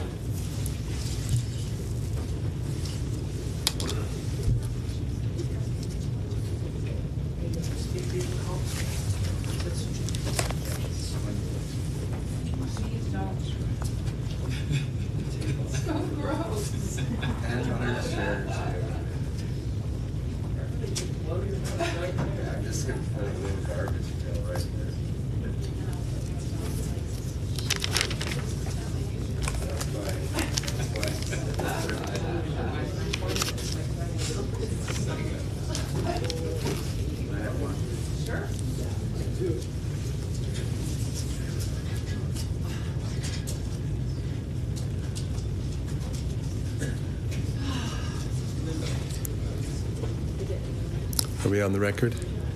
Yes, we are. Okay, we're back on the record. Counsel are present and parties are present. Mr. Owens? Yes, thanks. So we're thinking this Carrie Oaks is going to go about a half hour, and then we're trying to figure out how to best use that other half hour. Sure. One option is, well, here's the question. How strictly, we now have essentially one full day of evidence left. How strictly are you keeping us to like 4 hours each left? Strict. Strict. So when you run out of time, you're done. Okay, so... and I'm trying to be mindful of the jury. So depending how much time is left, then we'll call Terry Sanders back to the stage, back to the pulpit. We talking tomorrow? No, if we have time before tonight. 5. Okay. Thanks. All right. Ready for the jury. I assume that you'll explain to the jury what we're doing. I will. Okay, thank you. Do you want to go ahead and take your seat? Yes. Okay. Sure.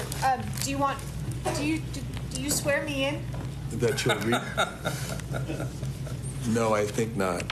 The lawyers will point out any errors in your reading. It's better than swearing at you. What page are we starting on? So, we are starting. the funny thing. Page 6. Okay. And we're going to try and say if you jump to the next page, we'll let you know. Okay. Because it does jump. Right. Thank you.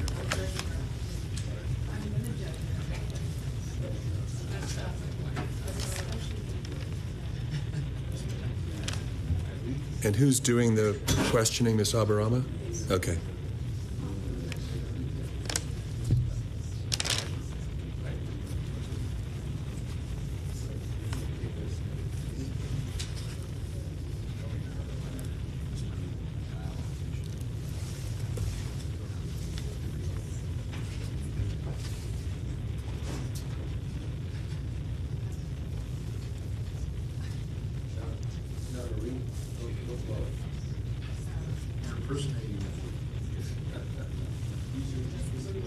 Use your deepest voice.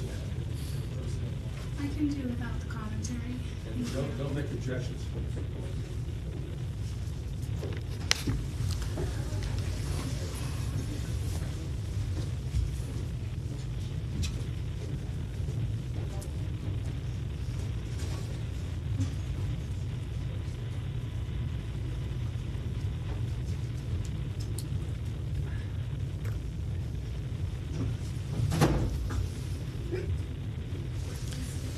Thank you. You may be wondering why Ms. Van Orman is seated as a witness. We are now going to read a deposition, old school style. So the witness name is Terry Oaks. Carrie. K-E-R-I. Thank you for that correction. It's listed two ways in here. Carrie Oaks, and the person that will be reading Carrie Oaks' part is Ms. Kristen Van Orman, and the questioner will be Ms. Abarama. You may proceed, starting on page 6. Judge, would you like me to state the page number and the line number? I think if you, right now, just whenever you skip areas, tell me where you're going. Okay. And probably just the page. Don't need to do the lines. Will do. All right, starting on page 6. Good morning, Miss Oakes. Could you spell your name for the record? Yes, it's Keri, and Oakes is Oaks. And do you know about what year you started working at Deer Valley? It's page 12, Your Honor. 1990. Actually, that was about that area, give or take a couple of years. Page 16. Okay, when we talk about the incident or the ski collision or the ski crash or similar words, let's just agree right now that we're talking about the incident that occurred on February 26, 2016, involving Gwyneth Paltrow and my client, Terry Sanderson. Is that clear? Yes. Okay, now I would like to go through some of the parties to this case. Do you know my client, Terry Sanderson? Not beyond seeing him on the hill that day. Okay, have you had any other contact with him prior to that or subsequent? Where I spoke with him or no? Okay, what about Gwyneth Paltrow? How long have you, or before this incident, do you know Gwyneth Paltrow? That may have been the first time that I skied with her family. I don't recall exactly how many days I skied with them. Page 18. Okay, 1 or 2 ski trips you've skied with Gwyneth Paltrow, correct? Correct. Sorry, if you could speak up. Correct. Okay, what about Brad Falchuk? Do you know who he is? Yes. Did you ski with him on the ski trip that involved this ski crash? In what capacity? I mean, did you meet him? Yes, we met him. Okay, and I understand you were teaching primarily one of the children with some of the children. Is that correct? Not his children. Okay, whose children were you teaching? Gwyneth's. And who are they? Apple is specifically who I was with. Okay, and were all of the ski trips with Brad Falchuk and Miss Paltrow's children, they were all on the trips with Gwyneth Paltrow, correct? Correct. You didn't ski with Brad Falchuk or the children on the trips where Miss Paltrow was not there, correct? Correct. Did you know who Greg Ramon is? No. Do you know who Eric Christensen is? Yes. How do you know Eric? Through Deer Valley. We work together. How long have you known Eric? Since, I don't know the exact amount of years, but most of the time that I've been an employee here, I've known him. Page 31. What did you discuss on the day of the collision with Eric Christensen? In particular? What in particular? Anything about the collision with Miss Paltrow and my client, Terry Sanderson? A relief that everybody was safe. And who was everybody? Everybody, meaning both people who collided. Miss Paltrow and Mr. Sanderson? Yes. Page 53. So just before the ski collision, please describe what was happening. Had you all met at the top of Flagstaff Mountain, for example? Yes, we got off the chairlift, decided that we were going to go down to lunch, and... Can I interrupt? When you say we got off the chairlift, who is we again? Just so we're clear. The we would have been Gwyneth, Apple, and I were on the chairlift. I believe that Eric was with Moses. Then we met up with Brad, and I cannot remember exactly where his kids and their instructors were. They may have been down already, having the table for lunch, so we decided to go ski down Bandana to the Empire Lodge for lunch. Then as we started skiing down Bandana, it was not crowded at all. There was really nobody on the run. And Moses and Apple wanted their mom to watch them, wanted to do the side of the run, and she could see them ski. So we stopped to cross the run. The run was clear. There was nobody in front. It stands out in my mind because that's a rarity. Bandana was empty where we were, and so we had just crossed the run. And as I looked before we crossed the run uphill, there was really no one in sight, except farther up by a slow sign from where we were. And we crossed, made 2 turns, and then I heard the sound and looked over, and that's when I saw that they had collided, and we were both on the snow. What was the sound you heard? Just I heard her voice, and that's what caught my attention. So I want to just go back over this slowly. No, can you go to 56? Oh, sorry. You inserted a word inadvertently. I apologize. Then I heard the sound and looked over, and that's when saw that they had collided and were both on the snow. Go ahead and just read the rest of the page, that's fine. And what was the sound you heard? Just I heard her voice, and that's what caught my attention. So I just want to just go back over this slowly. You started skiing down Bandana without Apple and Moses, correct? I'm sorry, which page? Still on 55. Okay. You want to ask that one more time? Sure. So I want to just go back over this slowly. You started skiing down Bandana without Apple and Moses, correct? And Gwyneth and Eric, correct. And you said you crossed the run. Was that near the top of the run? Near the top of the run. When you say you crossed the run, does that mean you went skiers left? Yes, we were on skiers right, and then we had slowed down, or actually, I believe we might have even stopped enough that we were in a group. And then I looked uphill before we crossed, just to make sure it was safe. And then the kids and Eric and I crossed the run. To the left? To the left, to skiers left. And were Eric and you above Apple and Moses when you did this? He was behind. He was above hill, and I was more to the side and a little above hill. And then what happened after you started crossing to the left?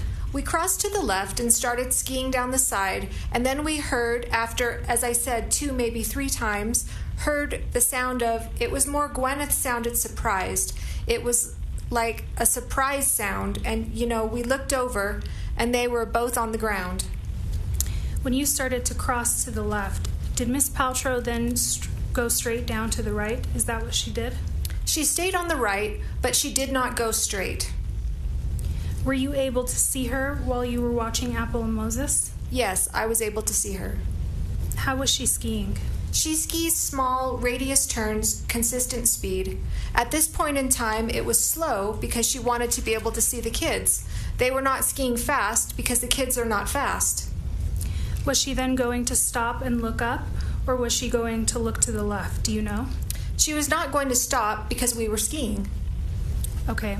Is it your understanding Miss Paltrow was going to look to the left while she was skiing to her children skiing? No, I cannot say what she was going to do.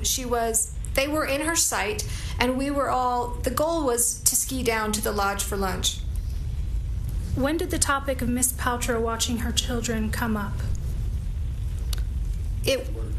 Watching her children ski. Excuse me. When did the topic of Miss Paltrow watching her children ski come up? It was, Mommy, watch me, and we want to go ski this, and so we took them to the side. It wasn't a detailed plan on how she was going to watch. It was just a plan to ski down to the lodge. Okay, and when Eric, Moses, Apple, and you started skiing to the left, was Miss Paltrow skiing on the right? Correct. She was skiing on the right. Page 68. Was Miss Paltrow agitated? When she was first getting up, because she was very surprised and shocked, because that was her comment, was that he hit her. What was her comment? Her comment was that she was hit and was frustrated, but then as she got up and she checked on him. He checked on her. Everybody was quite calm. Nobody was agitated or yelling. When did she ski off, Miss Paltrow? I don't recall exactly. I believe she was there for most of the time, and she was there for most of the time. I think that when it was verbalized that everybody was okay, Mr. Sanderson verbalized to us that he was okay, he was fine, and that was his response to her checking. We checked. Ski Patrol checked. And so then at that point in time, that's when we said, okay, let's start. We can start dispersing because everyone expressed and we were acting as if they were just fine. It was just a collision. No harm, no foul. And earlier you mentioned that Mr. Sanderson got up. Do you recall anyone helping him get up? We were there, both Eric and I were there to help him. I don't recall that he didn't need us to lift him off the snow. I don't recall needing to give much assistance, but we were there for both parties to help them both and make sure they were both okay to our abilities and then assess him. From then, we would assess if there was the need for ski patrol to be called, but they happened to ski by and check themselves. Page 71. And why didn't you write an incident report that day? Because nobody, to our knowledge, nobody was hurt. Everybody left the scene on their own volition and everybody was able to leave. And it was, again, like just any other incident where people, got tangled up and everybody was okay and everybody left. And so.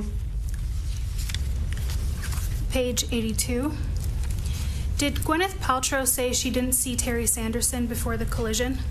She did not use that. I mean, he wasn't in front of her, so he was not in front of her, but she didn't use that phrase. She said, he hit me. You're assuming she was in front of him, correct? I saw that there was nobody in front of her when we were skiing, and so that's not an assumption.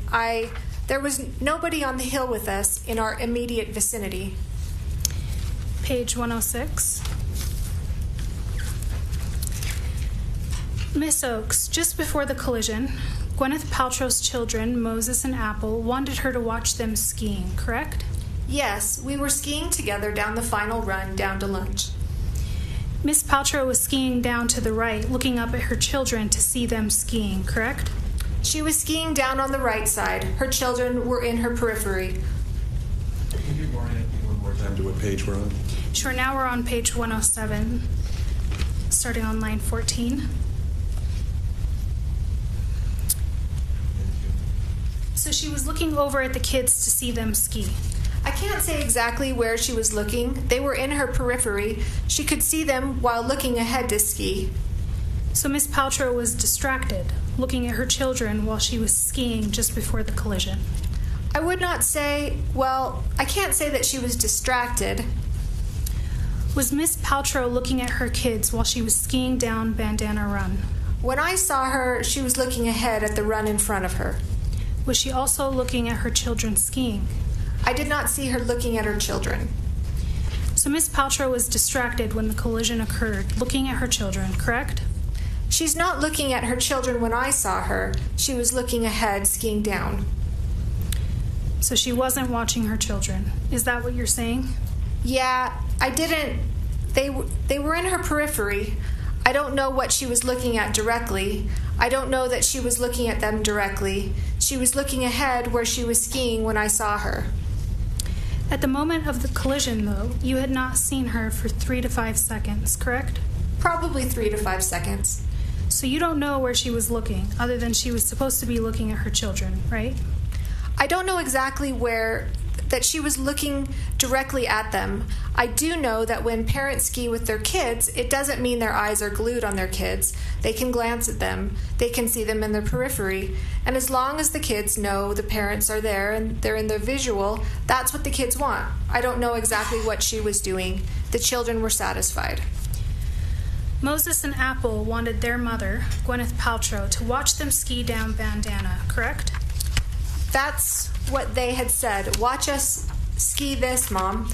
Okay, that was the conversation. Page 111. Okay, and then maybe you already answered this, but in that, when you last saw Miss Paltrow, the 3 to 5 seconds before the scream, did you observe whether there was anyone below her on the ski hill? I observed that the area in the front of her was empty.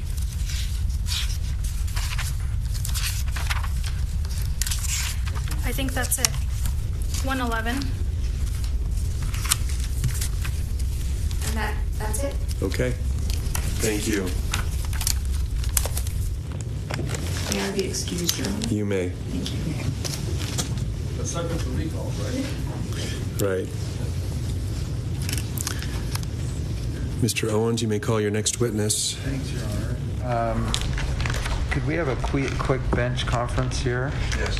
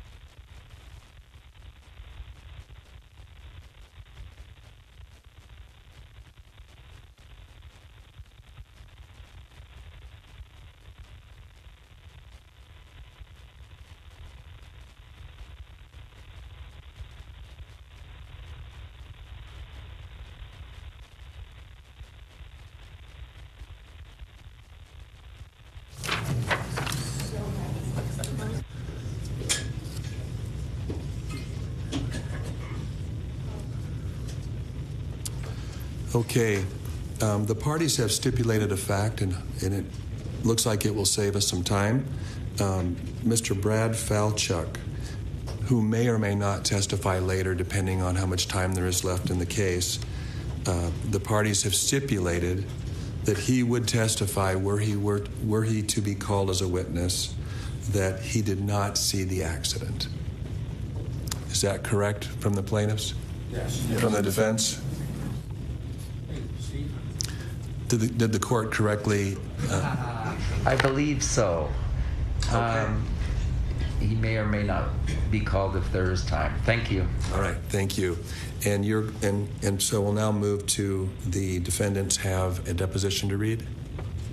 Yes, we're going to try to get to the two kids' depositions. First, Are we reading the entire deposition or marked parts? No, the marked version, Moses.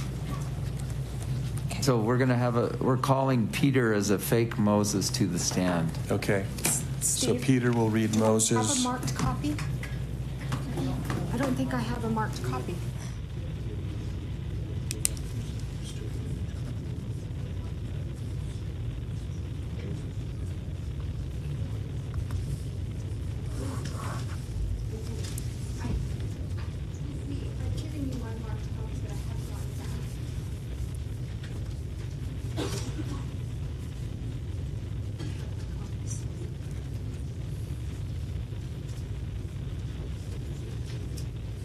And I'd like the lawyers to each read their side of the questioning so that we can capture the minutes used by each side. I just need to get my copies back that I gave to them. what if we, because we don't have two marked copies because we're doing this on the fly, what if we have, we'll read out Moses all the marked part, and you read Apple all the marked part. That's fine. Let's do this.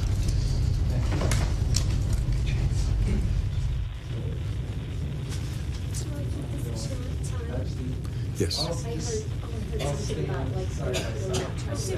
Oh, that's right. That's right. They're not.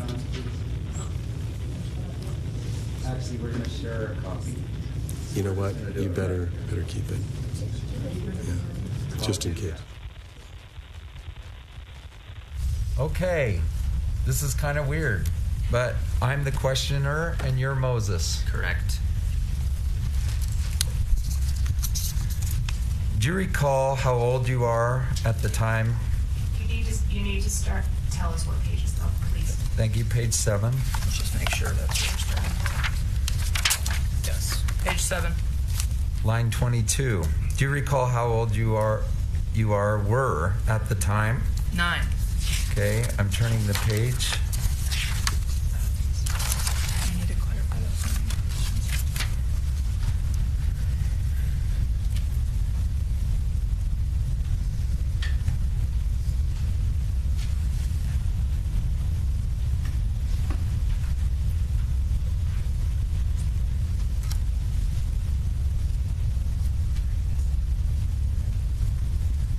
We're going to back up because there's some gray. Could you just spell your name for the record? Protected identity. Okay, so we all stipulate this is Moses Martin. Yes. I'm on page 7.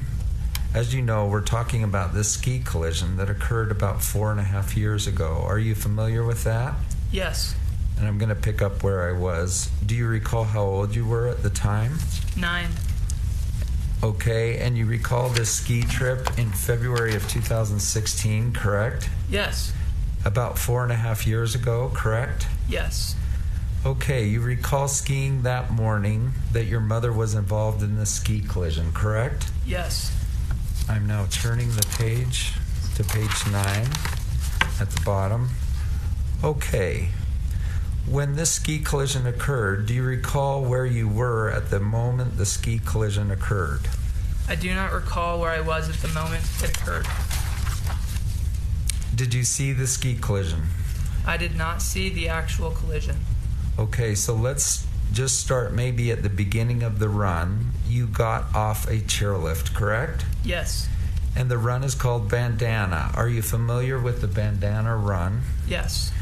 Okay, at the time of the collision, did you, or just before the collision occurred, you were skiing from the top? Is that correct? Yes. And who were you skiing with? From what I recall, my instructor, Eric. Page 11. Page 11, line 22. And you were skiing with Eric as your ski instructor just before the collision, correct? Yes. And do you recall who else was skiing with you at that time? No. Was your sister, AM, meaning Apple, nearby? Yes. Do you know where she was in relation to you on the hill? No. Could she have been below you? Yes. You don't recall seeing your sister? Not exactly, no. Tell us what happened on the bandana run just before the collision. What do you recall? I recall skiing with my instructor and briefly seeing the collision. And then he skied over and I followed him. And I saw my mother and a person behind her that he had crashed. Who had crashed? Okay, did you hear a noise before the collision? No. And the person behind her, was that a man? Yes. Moving to the top of page 13, was this person uphill from your mother? Yes. How close were they, your mother and this other man? As I recall, decently close. Let's just say, this close, see my hands, they're about a foot, about 14 inches apart, or were they further apart? I think something like that, but I'm not 100% sure. Were they touching each other? I do not remember. Was her head above her skis, so her head was uphill and her skis were downhill? Yes. And the man that was nearby her, where his head where was his head in relation to hers or to his body? Was his head uphill or downhill? Uphill. So I'm just going to go back a little bit. So when did you first realize your mom was involved in a collision? How did you realize that? I realized the equipment that she was wearing because I know that she wears what she wears when she skis. And then I realized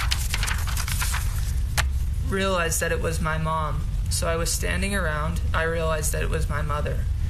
And did you hear a noise that told you there was something going on, a commotion or anything? When I skied over, I heard my mom yelling at the guy. What was she saying? She was saying something along the lines of, "What the F word? You just ran into me." And anything else that you recall at that moment? No. Was she standing up when she said that? I do not fully remember, but I believe she was on the ground lying down. Okay, did she get up by herself? I do not remember. I'm just going to go back in slow motion to, let's say, 3 seconds before this collision occurred. You were skiing with Eric. If you're facing downward, skier's left is on the left side and skier's right is on the right side. Do you know which side you were on the hill just before this collision occurred? I was on the left side. Do you know how far on the left you were? No. Do you think that... But farish. Okay. Were you closer to the left edge of the ski hill? I believe so, yes. And do you recall anyone else on the hill at that moment? I do not remember. Were there other skiers on the hill? Yes. About how many? I'm not sure. And so, what made you ski over to your mother? Did someone tell you? I was following my instructor, but I did not know what was going on. So you followed your instructor over to where your mother and this other man were lying down, correct? Yes. That scene, your mother and this man laying down, what else do you recall? I recall skiing over, seeing a few people around them. I remember my instructor seeing what was happening. And then I remember my mom on the ground downhill of the man that was uphill from her. And I recall that they were both on the ground at the time that I skied over. About how far away do you think they were? I do not recall. About a foot, maybe. I'm asking how far apart your mother and the man were when you skied over there. I'd say a foot, maybe more. Were they touching? I do not remember. And do you remember your mother getting up? Yes, but not for a while. Okay, how long was a while? Like, 5 or 10 seconds? I'd say 2 minutes, maybe. And how did she get up? I do not remember. Did she get up by herself? I do not remember. Did someone help her? I do not remember. Do you recall a large man next to the ski collision location? I do not remember. You said there were some other people there. What do you remember? I remember seeing a few people, not a lot, but maybe 3 people, including my instructor. So there was your mother, the man that was involved in the collision, and then there was your instructor. Were there any other people? I believe so. How many other people do you think? I do not recall. Like, was there 1 or 2 or 3 or 4 maybe? I do not recall. And then what did you do after you skied down to your mother? I stood there wondering what was going on, and then I believe that afterwards we went to eat lunch. I remember it. And who is we? As I remember, it was being me and my instructor, and I'm not sure whether my mother came down afterwards or with us. So you skied down with your instructor to the bottom? Yes. Of the hill? To lunch. So you skied down the hill with your instructor, Eric Christensen? Yes. Anyone else ski down with you? I do not remember. Just before the collision, your sister was somewhere in the area skiing with you? I believe so. Anyone else in the area? I don't remember. Do you recall Apple's ski instructor? No. Do you recall her being present, the ski instructor for Apple? I don't remember. Do you remember Apple's ski instructor's name being Carrie Oakes? Carrie? I believe so. So was anything said when you came down to the collision site where your mother and this man were? My mother said to the guy, "What the F word, you just ran into me." And then anything else that you recall? Not that I recall. Were people talking? I believe so. Was the man talking? I do not remember. When I say the man, I mean the man that was involved on the ground or the snow next to your mother. I think it should be on the snow next to your mother, correct? What do you... When I say the man next to your mother, the person that was involved in the ski collision. Yes. So that's... I do not remember if he was talking or not. Okay, do you remember if your ski instructor, Eric Christensen, was talking? I do. I don't have a closer memory on that, no. Did anyone besides your mother say that they had seen the collision? I do not remember. Do you remember talking about the ski collision at the bottom of the hill? Vaguely. What do you recall? My mother saying that she got hit or ran into. You said you went to lunch afterwards, correct? Yes. Did you discuss the ski collision at lunch? I believe so. What do you recall? Not much. Who was at lunch with you after the ski collision? Oh, the only people that I remember are my sister, my instructor, and my mother. Since the day of the collision, have you talked about the ski collision with anyone?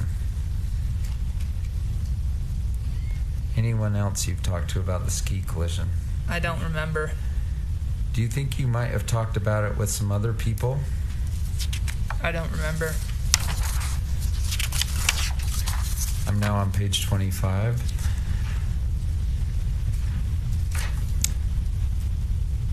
When you skied down to the collision site before you left, did you notice any ski patrol or medical people come by? I do not recall. Do you recall any other people in green uniforms at the collision site besides your ski instructor? I do not remember. Before the ski collision, do you recall saying something to the effect of, "Hey, watch me ski"? No. Have you ever said something like that? No. After the collision, this is bottom of page 26. After the collision, when you were watching your mom and this man on the ground, did Eric appear angry at all? Not at all. Was he yelling, raising his voice, shouting, anything along those lines? No, not at all. Why are you so sure? It seems like your memory's a little faded in some areas, which is okay and understandable, but I want to know why you're so sure about this. Because I remember him addressing the situation very calmly. How so? What stands out to you? He tried to find out what was going on and try and see how he could help everyone. He tried to help everybody get out of the situation safely, and yes. Do you remember anything specifically he said? Not specifically. I think plaintiff's counsel, Lawrence, asked you some questions about, they were sort of vague about what have you seen? Said, hey, watch me ski. Maybe a better way to put this question. Have you ever told your mom, hey, Mom, watch this, before you decide to do something on your skis, if you'd like her to watch you ski? I do not recall saying things along the lines of that. Did Eric help your mother stand up? I do not remember. Do you remember Eric helping up the man that was involved in the collision? I do not remember. Do you remember skiing down with Eric after you left the ski site? I don't know if it was exactly Eric, but I did ski down alone. I did not ski down alone. Okay, how close were you to Eric as you skied down towards your mother when you realized there was some commotion or incident? Close. I skied closely to him. And then you stopped near your mother? Yes. And then how long after you stopped did you ski down? Was it like a minute or two? I do not exactly remember. My best guess would be somewhere along the lines of 2 or 3 minutes. So you were standing there about 2 or 3 minutes, you think? I think so. That completes the questioning, Your Honor. Thank you. You may call your next witness. You want to play Apple and you ask the question? They're going to read another deposition of Apple. Is that okay with you guys if they just do it? Yeah. Just let us know the pages, because remember, I don't have a fully marked copy. Thanks. Sure.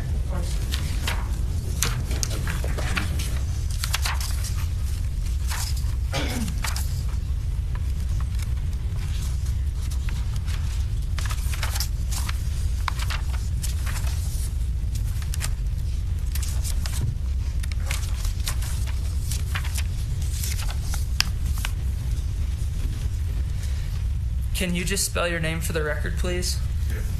Oh, sorry. Page 11, line 13. Protected identity.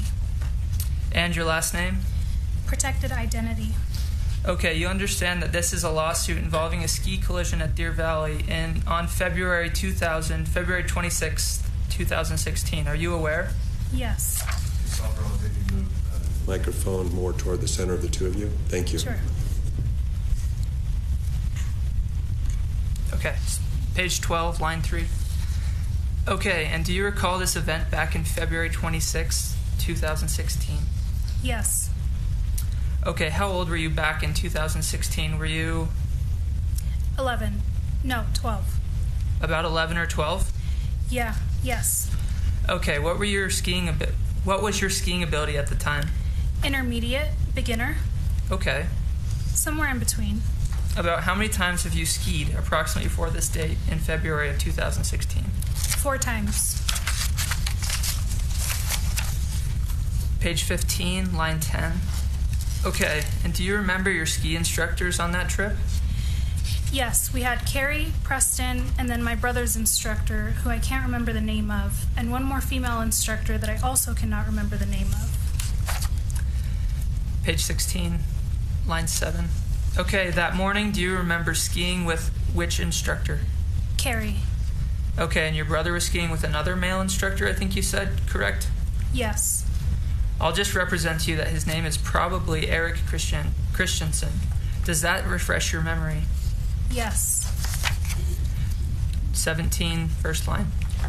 Okay, so do you recall that the morning of February 26, 2016, when you were skiing with Eric and Moses and... Yes. Carrie, where had you been skiing that morning before the incident with my client? We were on the mountain at the hotel, and that we were at. It was a ski in, ski out type of thing. We were mainly on the greens and blues. Do you know about how many runs you had skied before the incident? 5 or 6, I'd say. And were you skiing with Carrie that whole time? Yes. Was your mother skiing with you at the same time? Yes. Did your mother ever ski different runs when you were skiing with Carrie? I don't remember. Okay, your brother Moses, about what level is he as a skier? Beginner. Okay, now I'd like to go to the bottom before the ski collision that's subject of this case, okay? Okay. So, you were at the top of the ski hill, and I believe the run is Bandana. Do you recall the name of the run? Yes, it was Bandana. And why do you know it was named Bandana? It was our favorite run. Page 19. And you remembered the ski run because it's your favorite run, correct? It was, yes. And it was also the run you go down to the hotel you were staying at? Yes. Okay, next I'm going to ask you what you recall happening on that run, but before, do you recall this ski collision? I did not see it, but I recall the events following it. Okay, well, what was going on during the time just before the ski collision? We were on our way to lunch at the lodge. And who were you with? I was with my instructor, my brother, my stepfather, my mother, my step-siblings, and their instructors. But we were all a bit scattered on the run, so some of us were in front, others were trailing behind a bit more. And who was with your group? I was ahead with my instructor, my stepsister, and her instructor. Was Brad Falchuk with you? No. Sorry, that's page 20.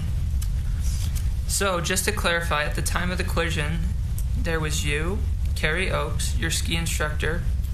There was IF, and then there was IF's instructor, who we don't know whose name yet. And then there was also your brother's instructor, Eric Christensen. And then there was your brother, Moses, correct? Yes, but I was not with Moses and Eric. They were a little up the run. I was closer to the lodge at the time. 21. About how far away were you from your brother Moses, as you recall, just before the collision? I would say I don't really know how to say it. I was further down the run. They were in the middle of the run. I was towards the end with my stepsister. I was not with Moses or my mother. And did you know when the collision occurred? Not the exact time, no. Did you hear something before the collision? I don't remember. Did you hear a scream? I did hear some commotion, but I was further down, so I decided to continue to go down to the lodge. Okay, so when you heard the commotion, is that what you think is the collision? Yes. And when you heard that commotion, did you look anywhere? I don't remember. Did you see your mother after you heard the commotion? Again, I don't remember. So I'd like to know just the couple seconds before the collision, and then the couple of seconds after the collision. So only about 5 seconds of time. So you heard something, a commotion, right? Yes. And then did you see anything? I don't recall if I had seen anything or not. I think that I did, but I don't remember. Okay. And when you heard that commotion, you're with Carrie Oakes, your ski instructor, right? Yes. And where was she in relation to you? Was she above you or below you? I believe she would have been in front of me. That is usually how we skied. She would lead me. We're on 23 now. Okay, so the 5 seconds around the commotion that you believe was the collision, you were with Carrie Oakes and IF, and then the 3 seconds afterwards, what did you do at that point? We continued to ski down to lunch. And did you know at that time that there was a ski collision? No. When did you first learn that there was a ski collision? When my mom had arrived at lunch after we had gotten there, about 5 minutes after. And how did you learn about the ski collision? My mom told me. She told us what happened. What did she say? She said she came in and I noticed that she looked a bit shocked, and I asked what had happened, and she said, "This a-hole ran into me. He ran right into my back." And I remember she did this motion saying that he ran into her back, and they both went down. But I remembered that's what she said. 24. So let's go back to the moment of the collision or the commotion. You heard the commotion. You didn't see the collision, but you continued to ski down. Yes. Did Carrie Oakes ski with you? I believe so, yes. And she skied with you down to the bottom? Down to where we were eating, yes. Okay, and when I say the bottom, I mean the bottom of Bandana Run, which is where the lodges and the Yes. eating places are. Is that clear? Yes. And so right after the commotion, Carrie Oaks, IF, and you skied down to the bottom of the Bandana Run, correct? Yes. And who is at the bottom of the run when you got there? I don't remember. I just know that we were meeting everybody to eat. Okay. I'm sorry to keep going back to the commotion. Did you see anyone else on the ski run at the time of the commotion? Well, there were other people skiing, but again, I didn't really pay attention to what had happened. I just heard some sort of screaming going on above me, but I continued to ski down, and I don't remember if I turned around or not. Okay. Did you recognize the screaming? Whose voice was it? It sounded like a woman, but we were so far down, I couldn't really put anything to it. It wasn't very clear. Okay. How soon after you got to the bottom did your mother arrive? I would say 5 to 10 minutes. So you were waiting for her at the bottom? Yes. And what about Brad Falchuk? Was he with your mother when he arrived at the bottom? I believe so. Did he arrive sooner than she did? I don't remember. Well, I'd like to go back to the commotion and just let you continue and tell us, to the best of your memory, what happened.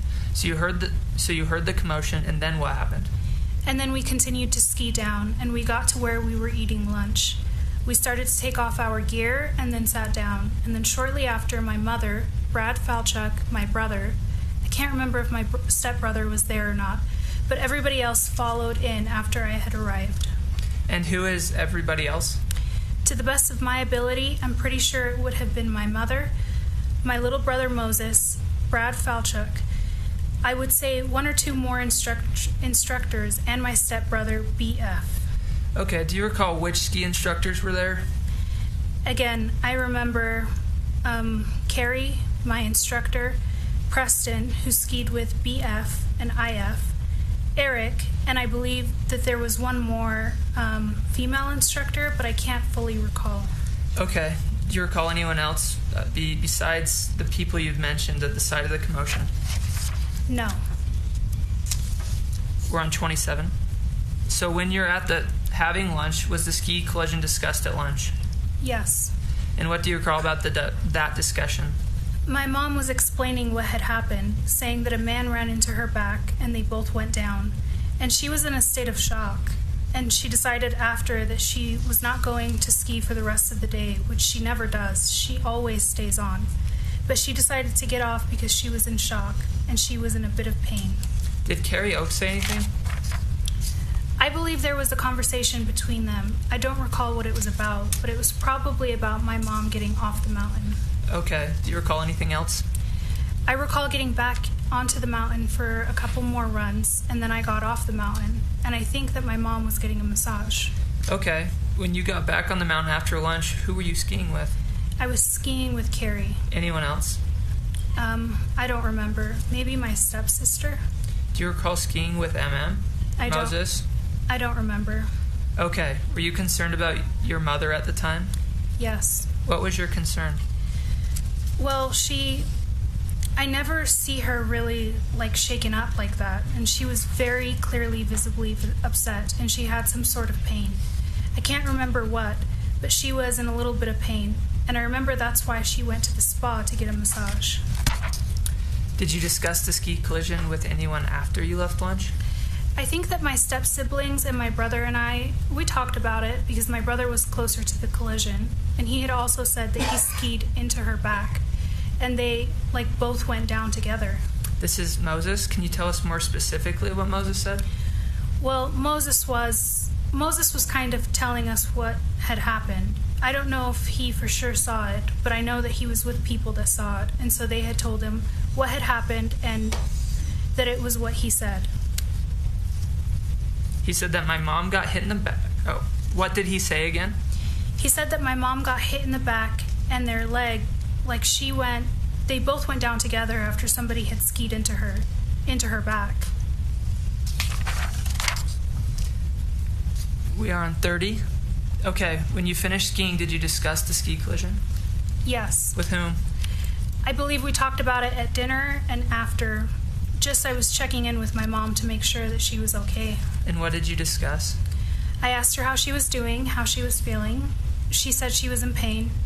Again, I don't remember where exactly, but she did say that she was in pain. She had gotten a massage, I believe. So this was around dinner time, and we had just kind of gone over what had happened. Did she say anything about my client, Terry Sanderson? She had earlier in the day, not immediately after, but after 5 minutes after we all met at lunch, she said that he had skied into her back, and she called him an a-hole who had skied into her back. Anything else you can recall? I remember she was very frantic about it, so she probably said something along the lines of that, but that would be all that I remember to the best of my ability. 31. Okay, when you discussed it with your mother and you said she was frantic, what do you mean by that? She was in a state of shock. She was very upset, and she was in pain. Since that collision, have you seen your mother in that state of shock like that since that? No, not like that. So you discussed the ski collision that night at dinner, and do you recall you were staying at a hotel suite or something? Yes, we were in a hotel. The next day, do you recall what you did? I believe we skied in the morning. I can't remember if we had left that day or not. The next day, I don't really remember much. 33. And do you recall how many ski instructors were with you at the time of the collision when you started skiing again? I believe either 3 or 4. And one was Carrie? Yes. And one was Eric Christensen? Yes. Was another one Preston? Yes. Was there anyone else that you recall? I believe that there was one more person, but I can't be too sure about that. Okay. Did anyone tell you they had seen the collision? I don't think so, no. Other than your mother? No. 35. Okay, earlier I think that you said Moses and said other people had definitely seen the collision. Do you recall saying something like that? I don't think that I said that. What do you recall Moses saying? I remember him sort of telling what happened. I don't know if he saw it or not, like saw the actual collision, but I know that he saw my mom on the floor. I believe I said that he saw my... Let's see. Oh, that's you. I believe I said that he saw my mom on the floor, but I don't think that he saw the actual collision. Okay, so after the commotion or collision, you skied down to the bottom of Bandana Run, correct? Yes, but again, I personally didn't see the collision. Okay, but you heard this commotion? Yes. Did someone say to you ski down to the bottom of the hill after the commotion? No, we did not think anything of it. We continued to ski down. I don't even know if we stopped. The we includes Carrie Oaks? Yes. Did anyone ask you to wait by the side of the hill after the commotion? No. I don't remember that I don't know. That you recall? Do you recall seeing anyone going to help your mother after the commotion? I, again, did not see the aftermath. I had continued to ski down, but I believe that people did help her. And what makes you believe that? Because I assume that she would have needed help up, and she was close to her boyfriend, Brad, who is now her husband at the time, and both my brother's ski instructors and I believe BF's ski instructor. So I'm assuming that they would have helped her. But Carrie Oaks stayed with you down to the bottom of stayed with you down the bottom of the hill? Yes. What about Eric Christensen? Do you recall what he was doing after the... I believe that he was with my brother, who was near my mom. So he was near the collision. Okay, and do you recall which side of the hill you were on? Let's talk about skiers left and right. That means that if you were skiing downhill, the left would be the skier facing downhill to their left, and the same on the right. Do you know which side of the hill you were on ski? I don't remember. Okay, do you think you might have been in the middle of the hill, or the side, or near the edge of the run, Bandana? I don't remember. 39. Can you be sure exactly that Carrie Oaks didn't stop and help your mom after the collision, or do you remember that at all? I don't remember. I think that we were further down because I know that we got to lunch first, so I don't remember. Okay. I don't think so. Do you recall before the commotion on Bandana Run saying something to the effect of, "Hey, watch us ski down the hill"? No. Do you recall if Moses said something like that? No. Do you recall if any of your other people in your group, like IF or BF, say something like that? I don't know. Okay, I'm just going to show you something here real quick. Do you recognize the person on the left there? That's Carrie. That's Carrie Oakes? Yes. 42. So Carrie Oakes was recently deposed, Apple, and she actually has specific memories of being on the scene of the collision. Would you defer to her testimony of specific memories rather than sort of your vague memory that she has with you? Yes, I could have easily been with another instructor. I believe IF had an instructor. Lawrence, I think we have a picture of Eric Kenhe, which has a picture of him on the cover of it. He looks a little older than he did. Oh, isn't he the one? Oh my God, I remember him so well. He was the best. Oh my God, he was the best. He would give us candies and he would tell us. Yes, that's Eric. Would you say he was under 50 years old? I don't remember. I never really skied with him, so I never really saw his face. That's the end of it, Judge. Thank you. Yeah. So, Your Honor, both Moses and Apple were ready, willing, and able to testify in person on Monday morning. But Objection. Why don't we address that after I excuse the jury? Okay. I'm going to excuse you now until tomorrow morning at 9 o'clock. I will recess. Please do not discuss this case with anyone, including other jurors. Please do not attempt to learn anything about the case outside of the courtroom, including from other jurors. Please avoid radio, TV, internet, and newspaper reports on this case. Please keep an open mind throughout the presentation of the evidence. And finally, please do not form or express an opinion on the case until such time as it is finally submitted to you for deliberations. Have a good evening.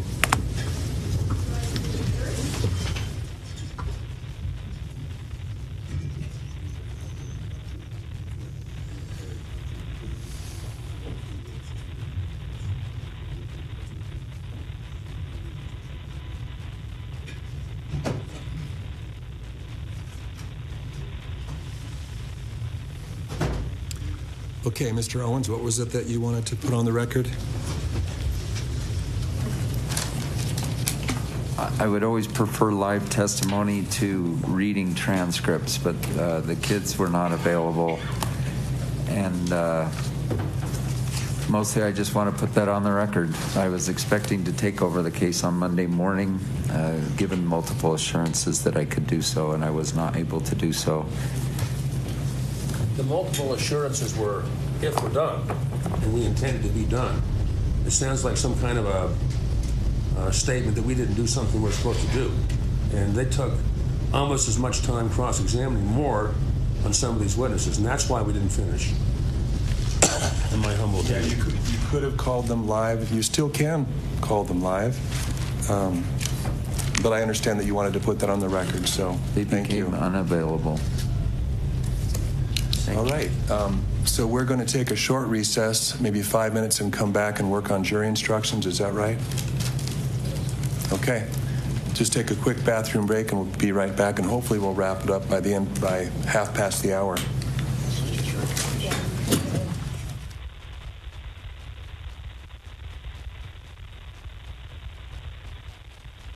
What time would you like everybody here?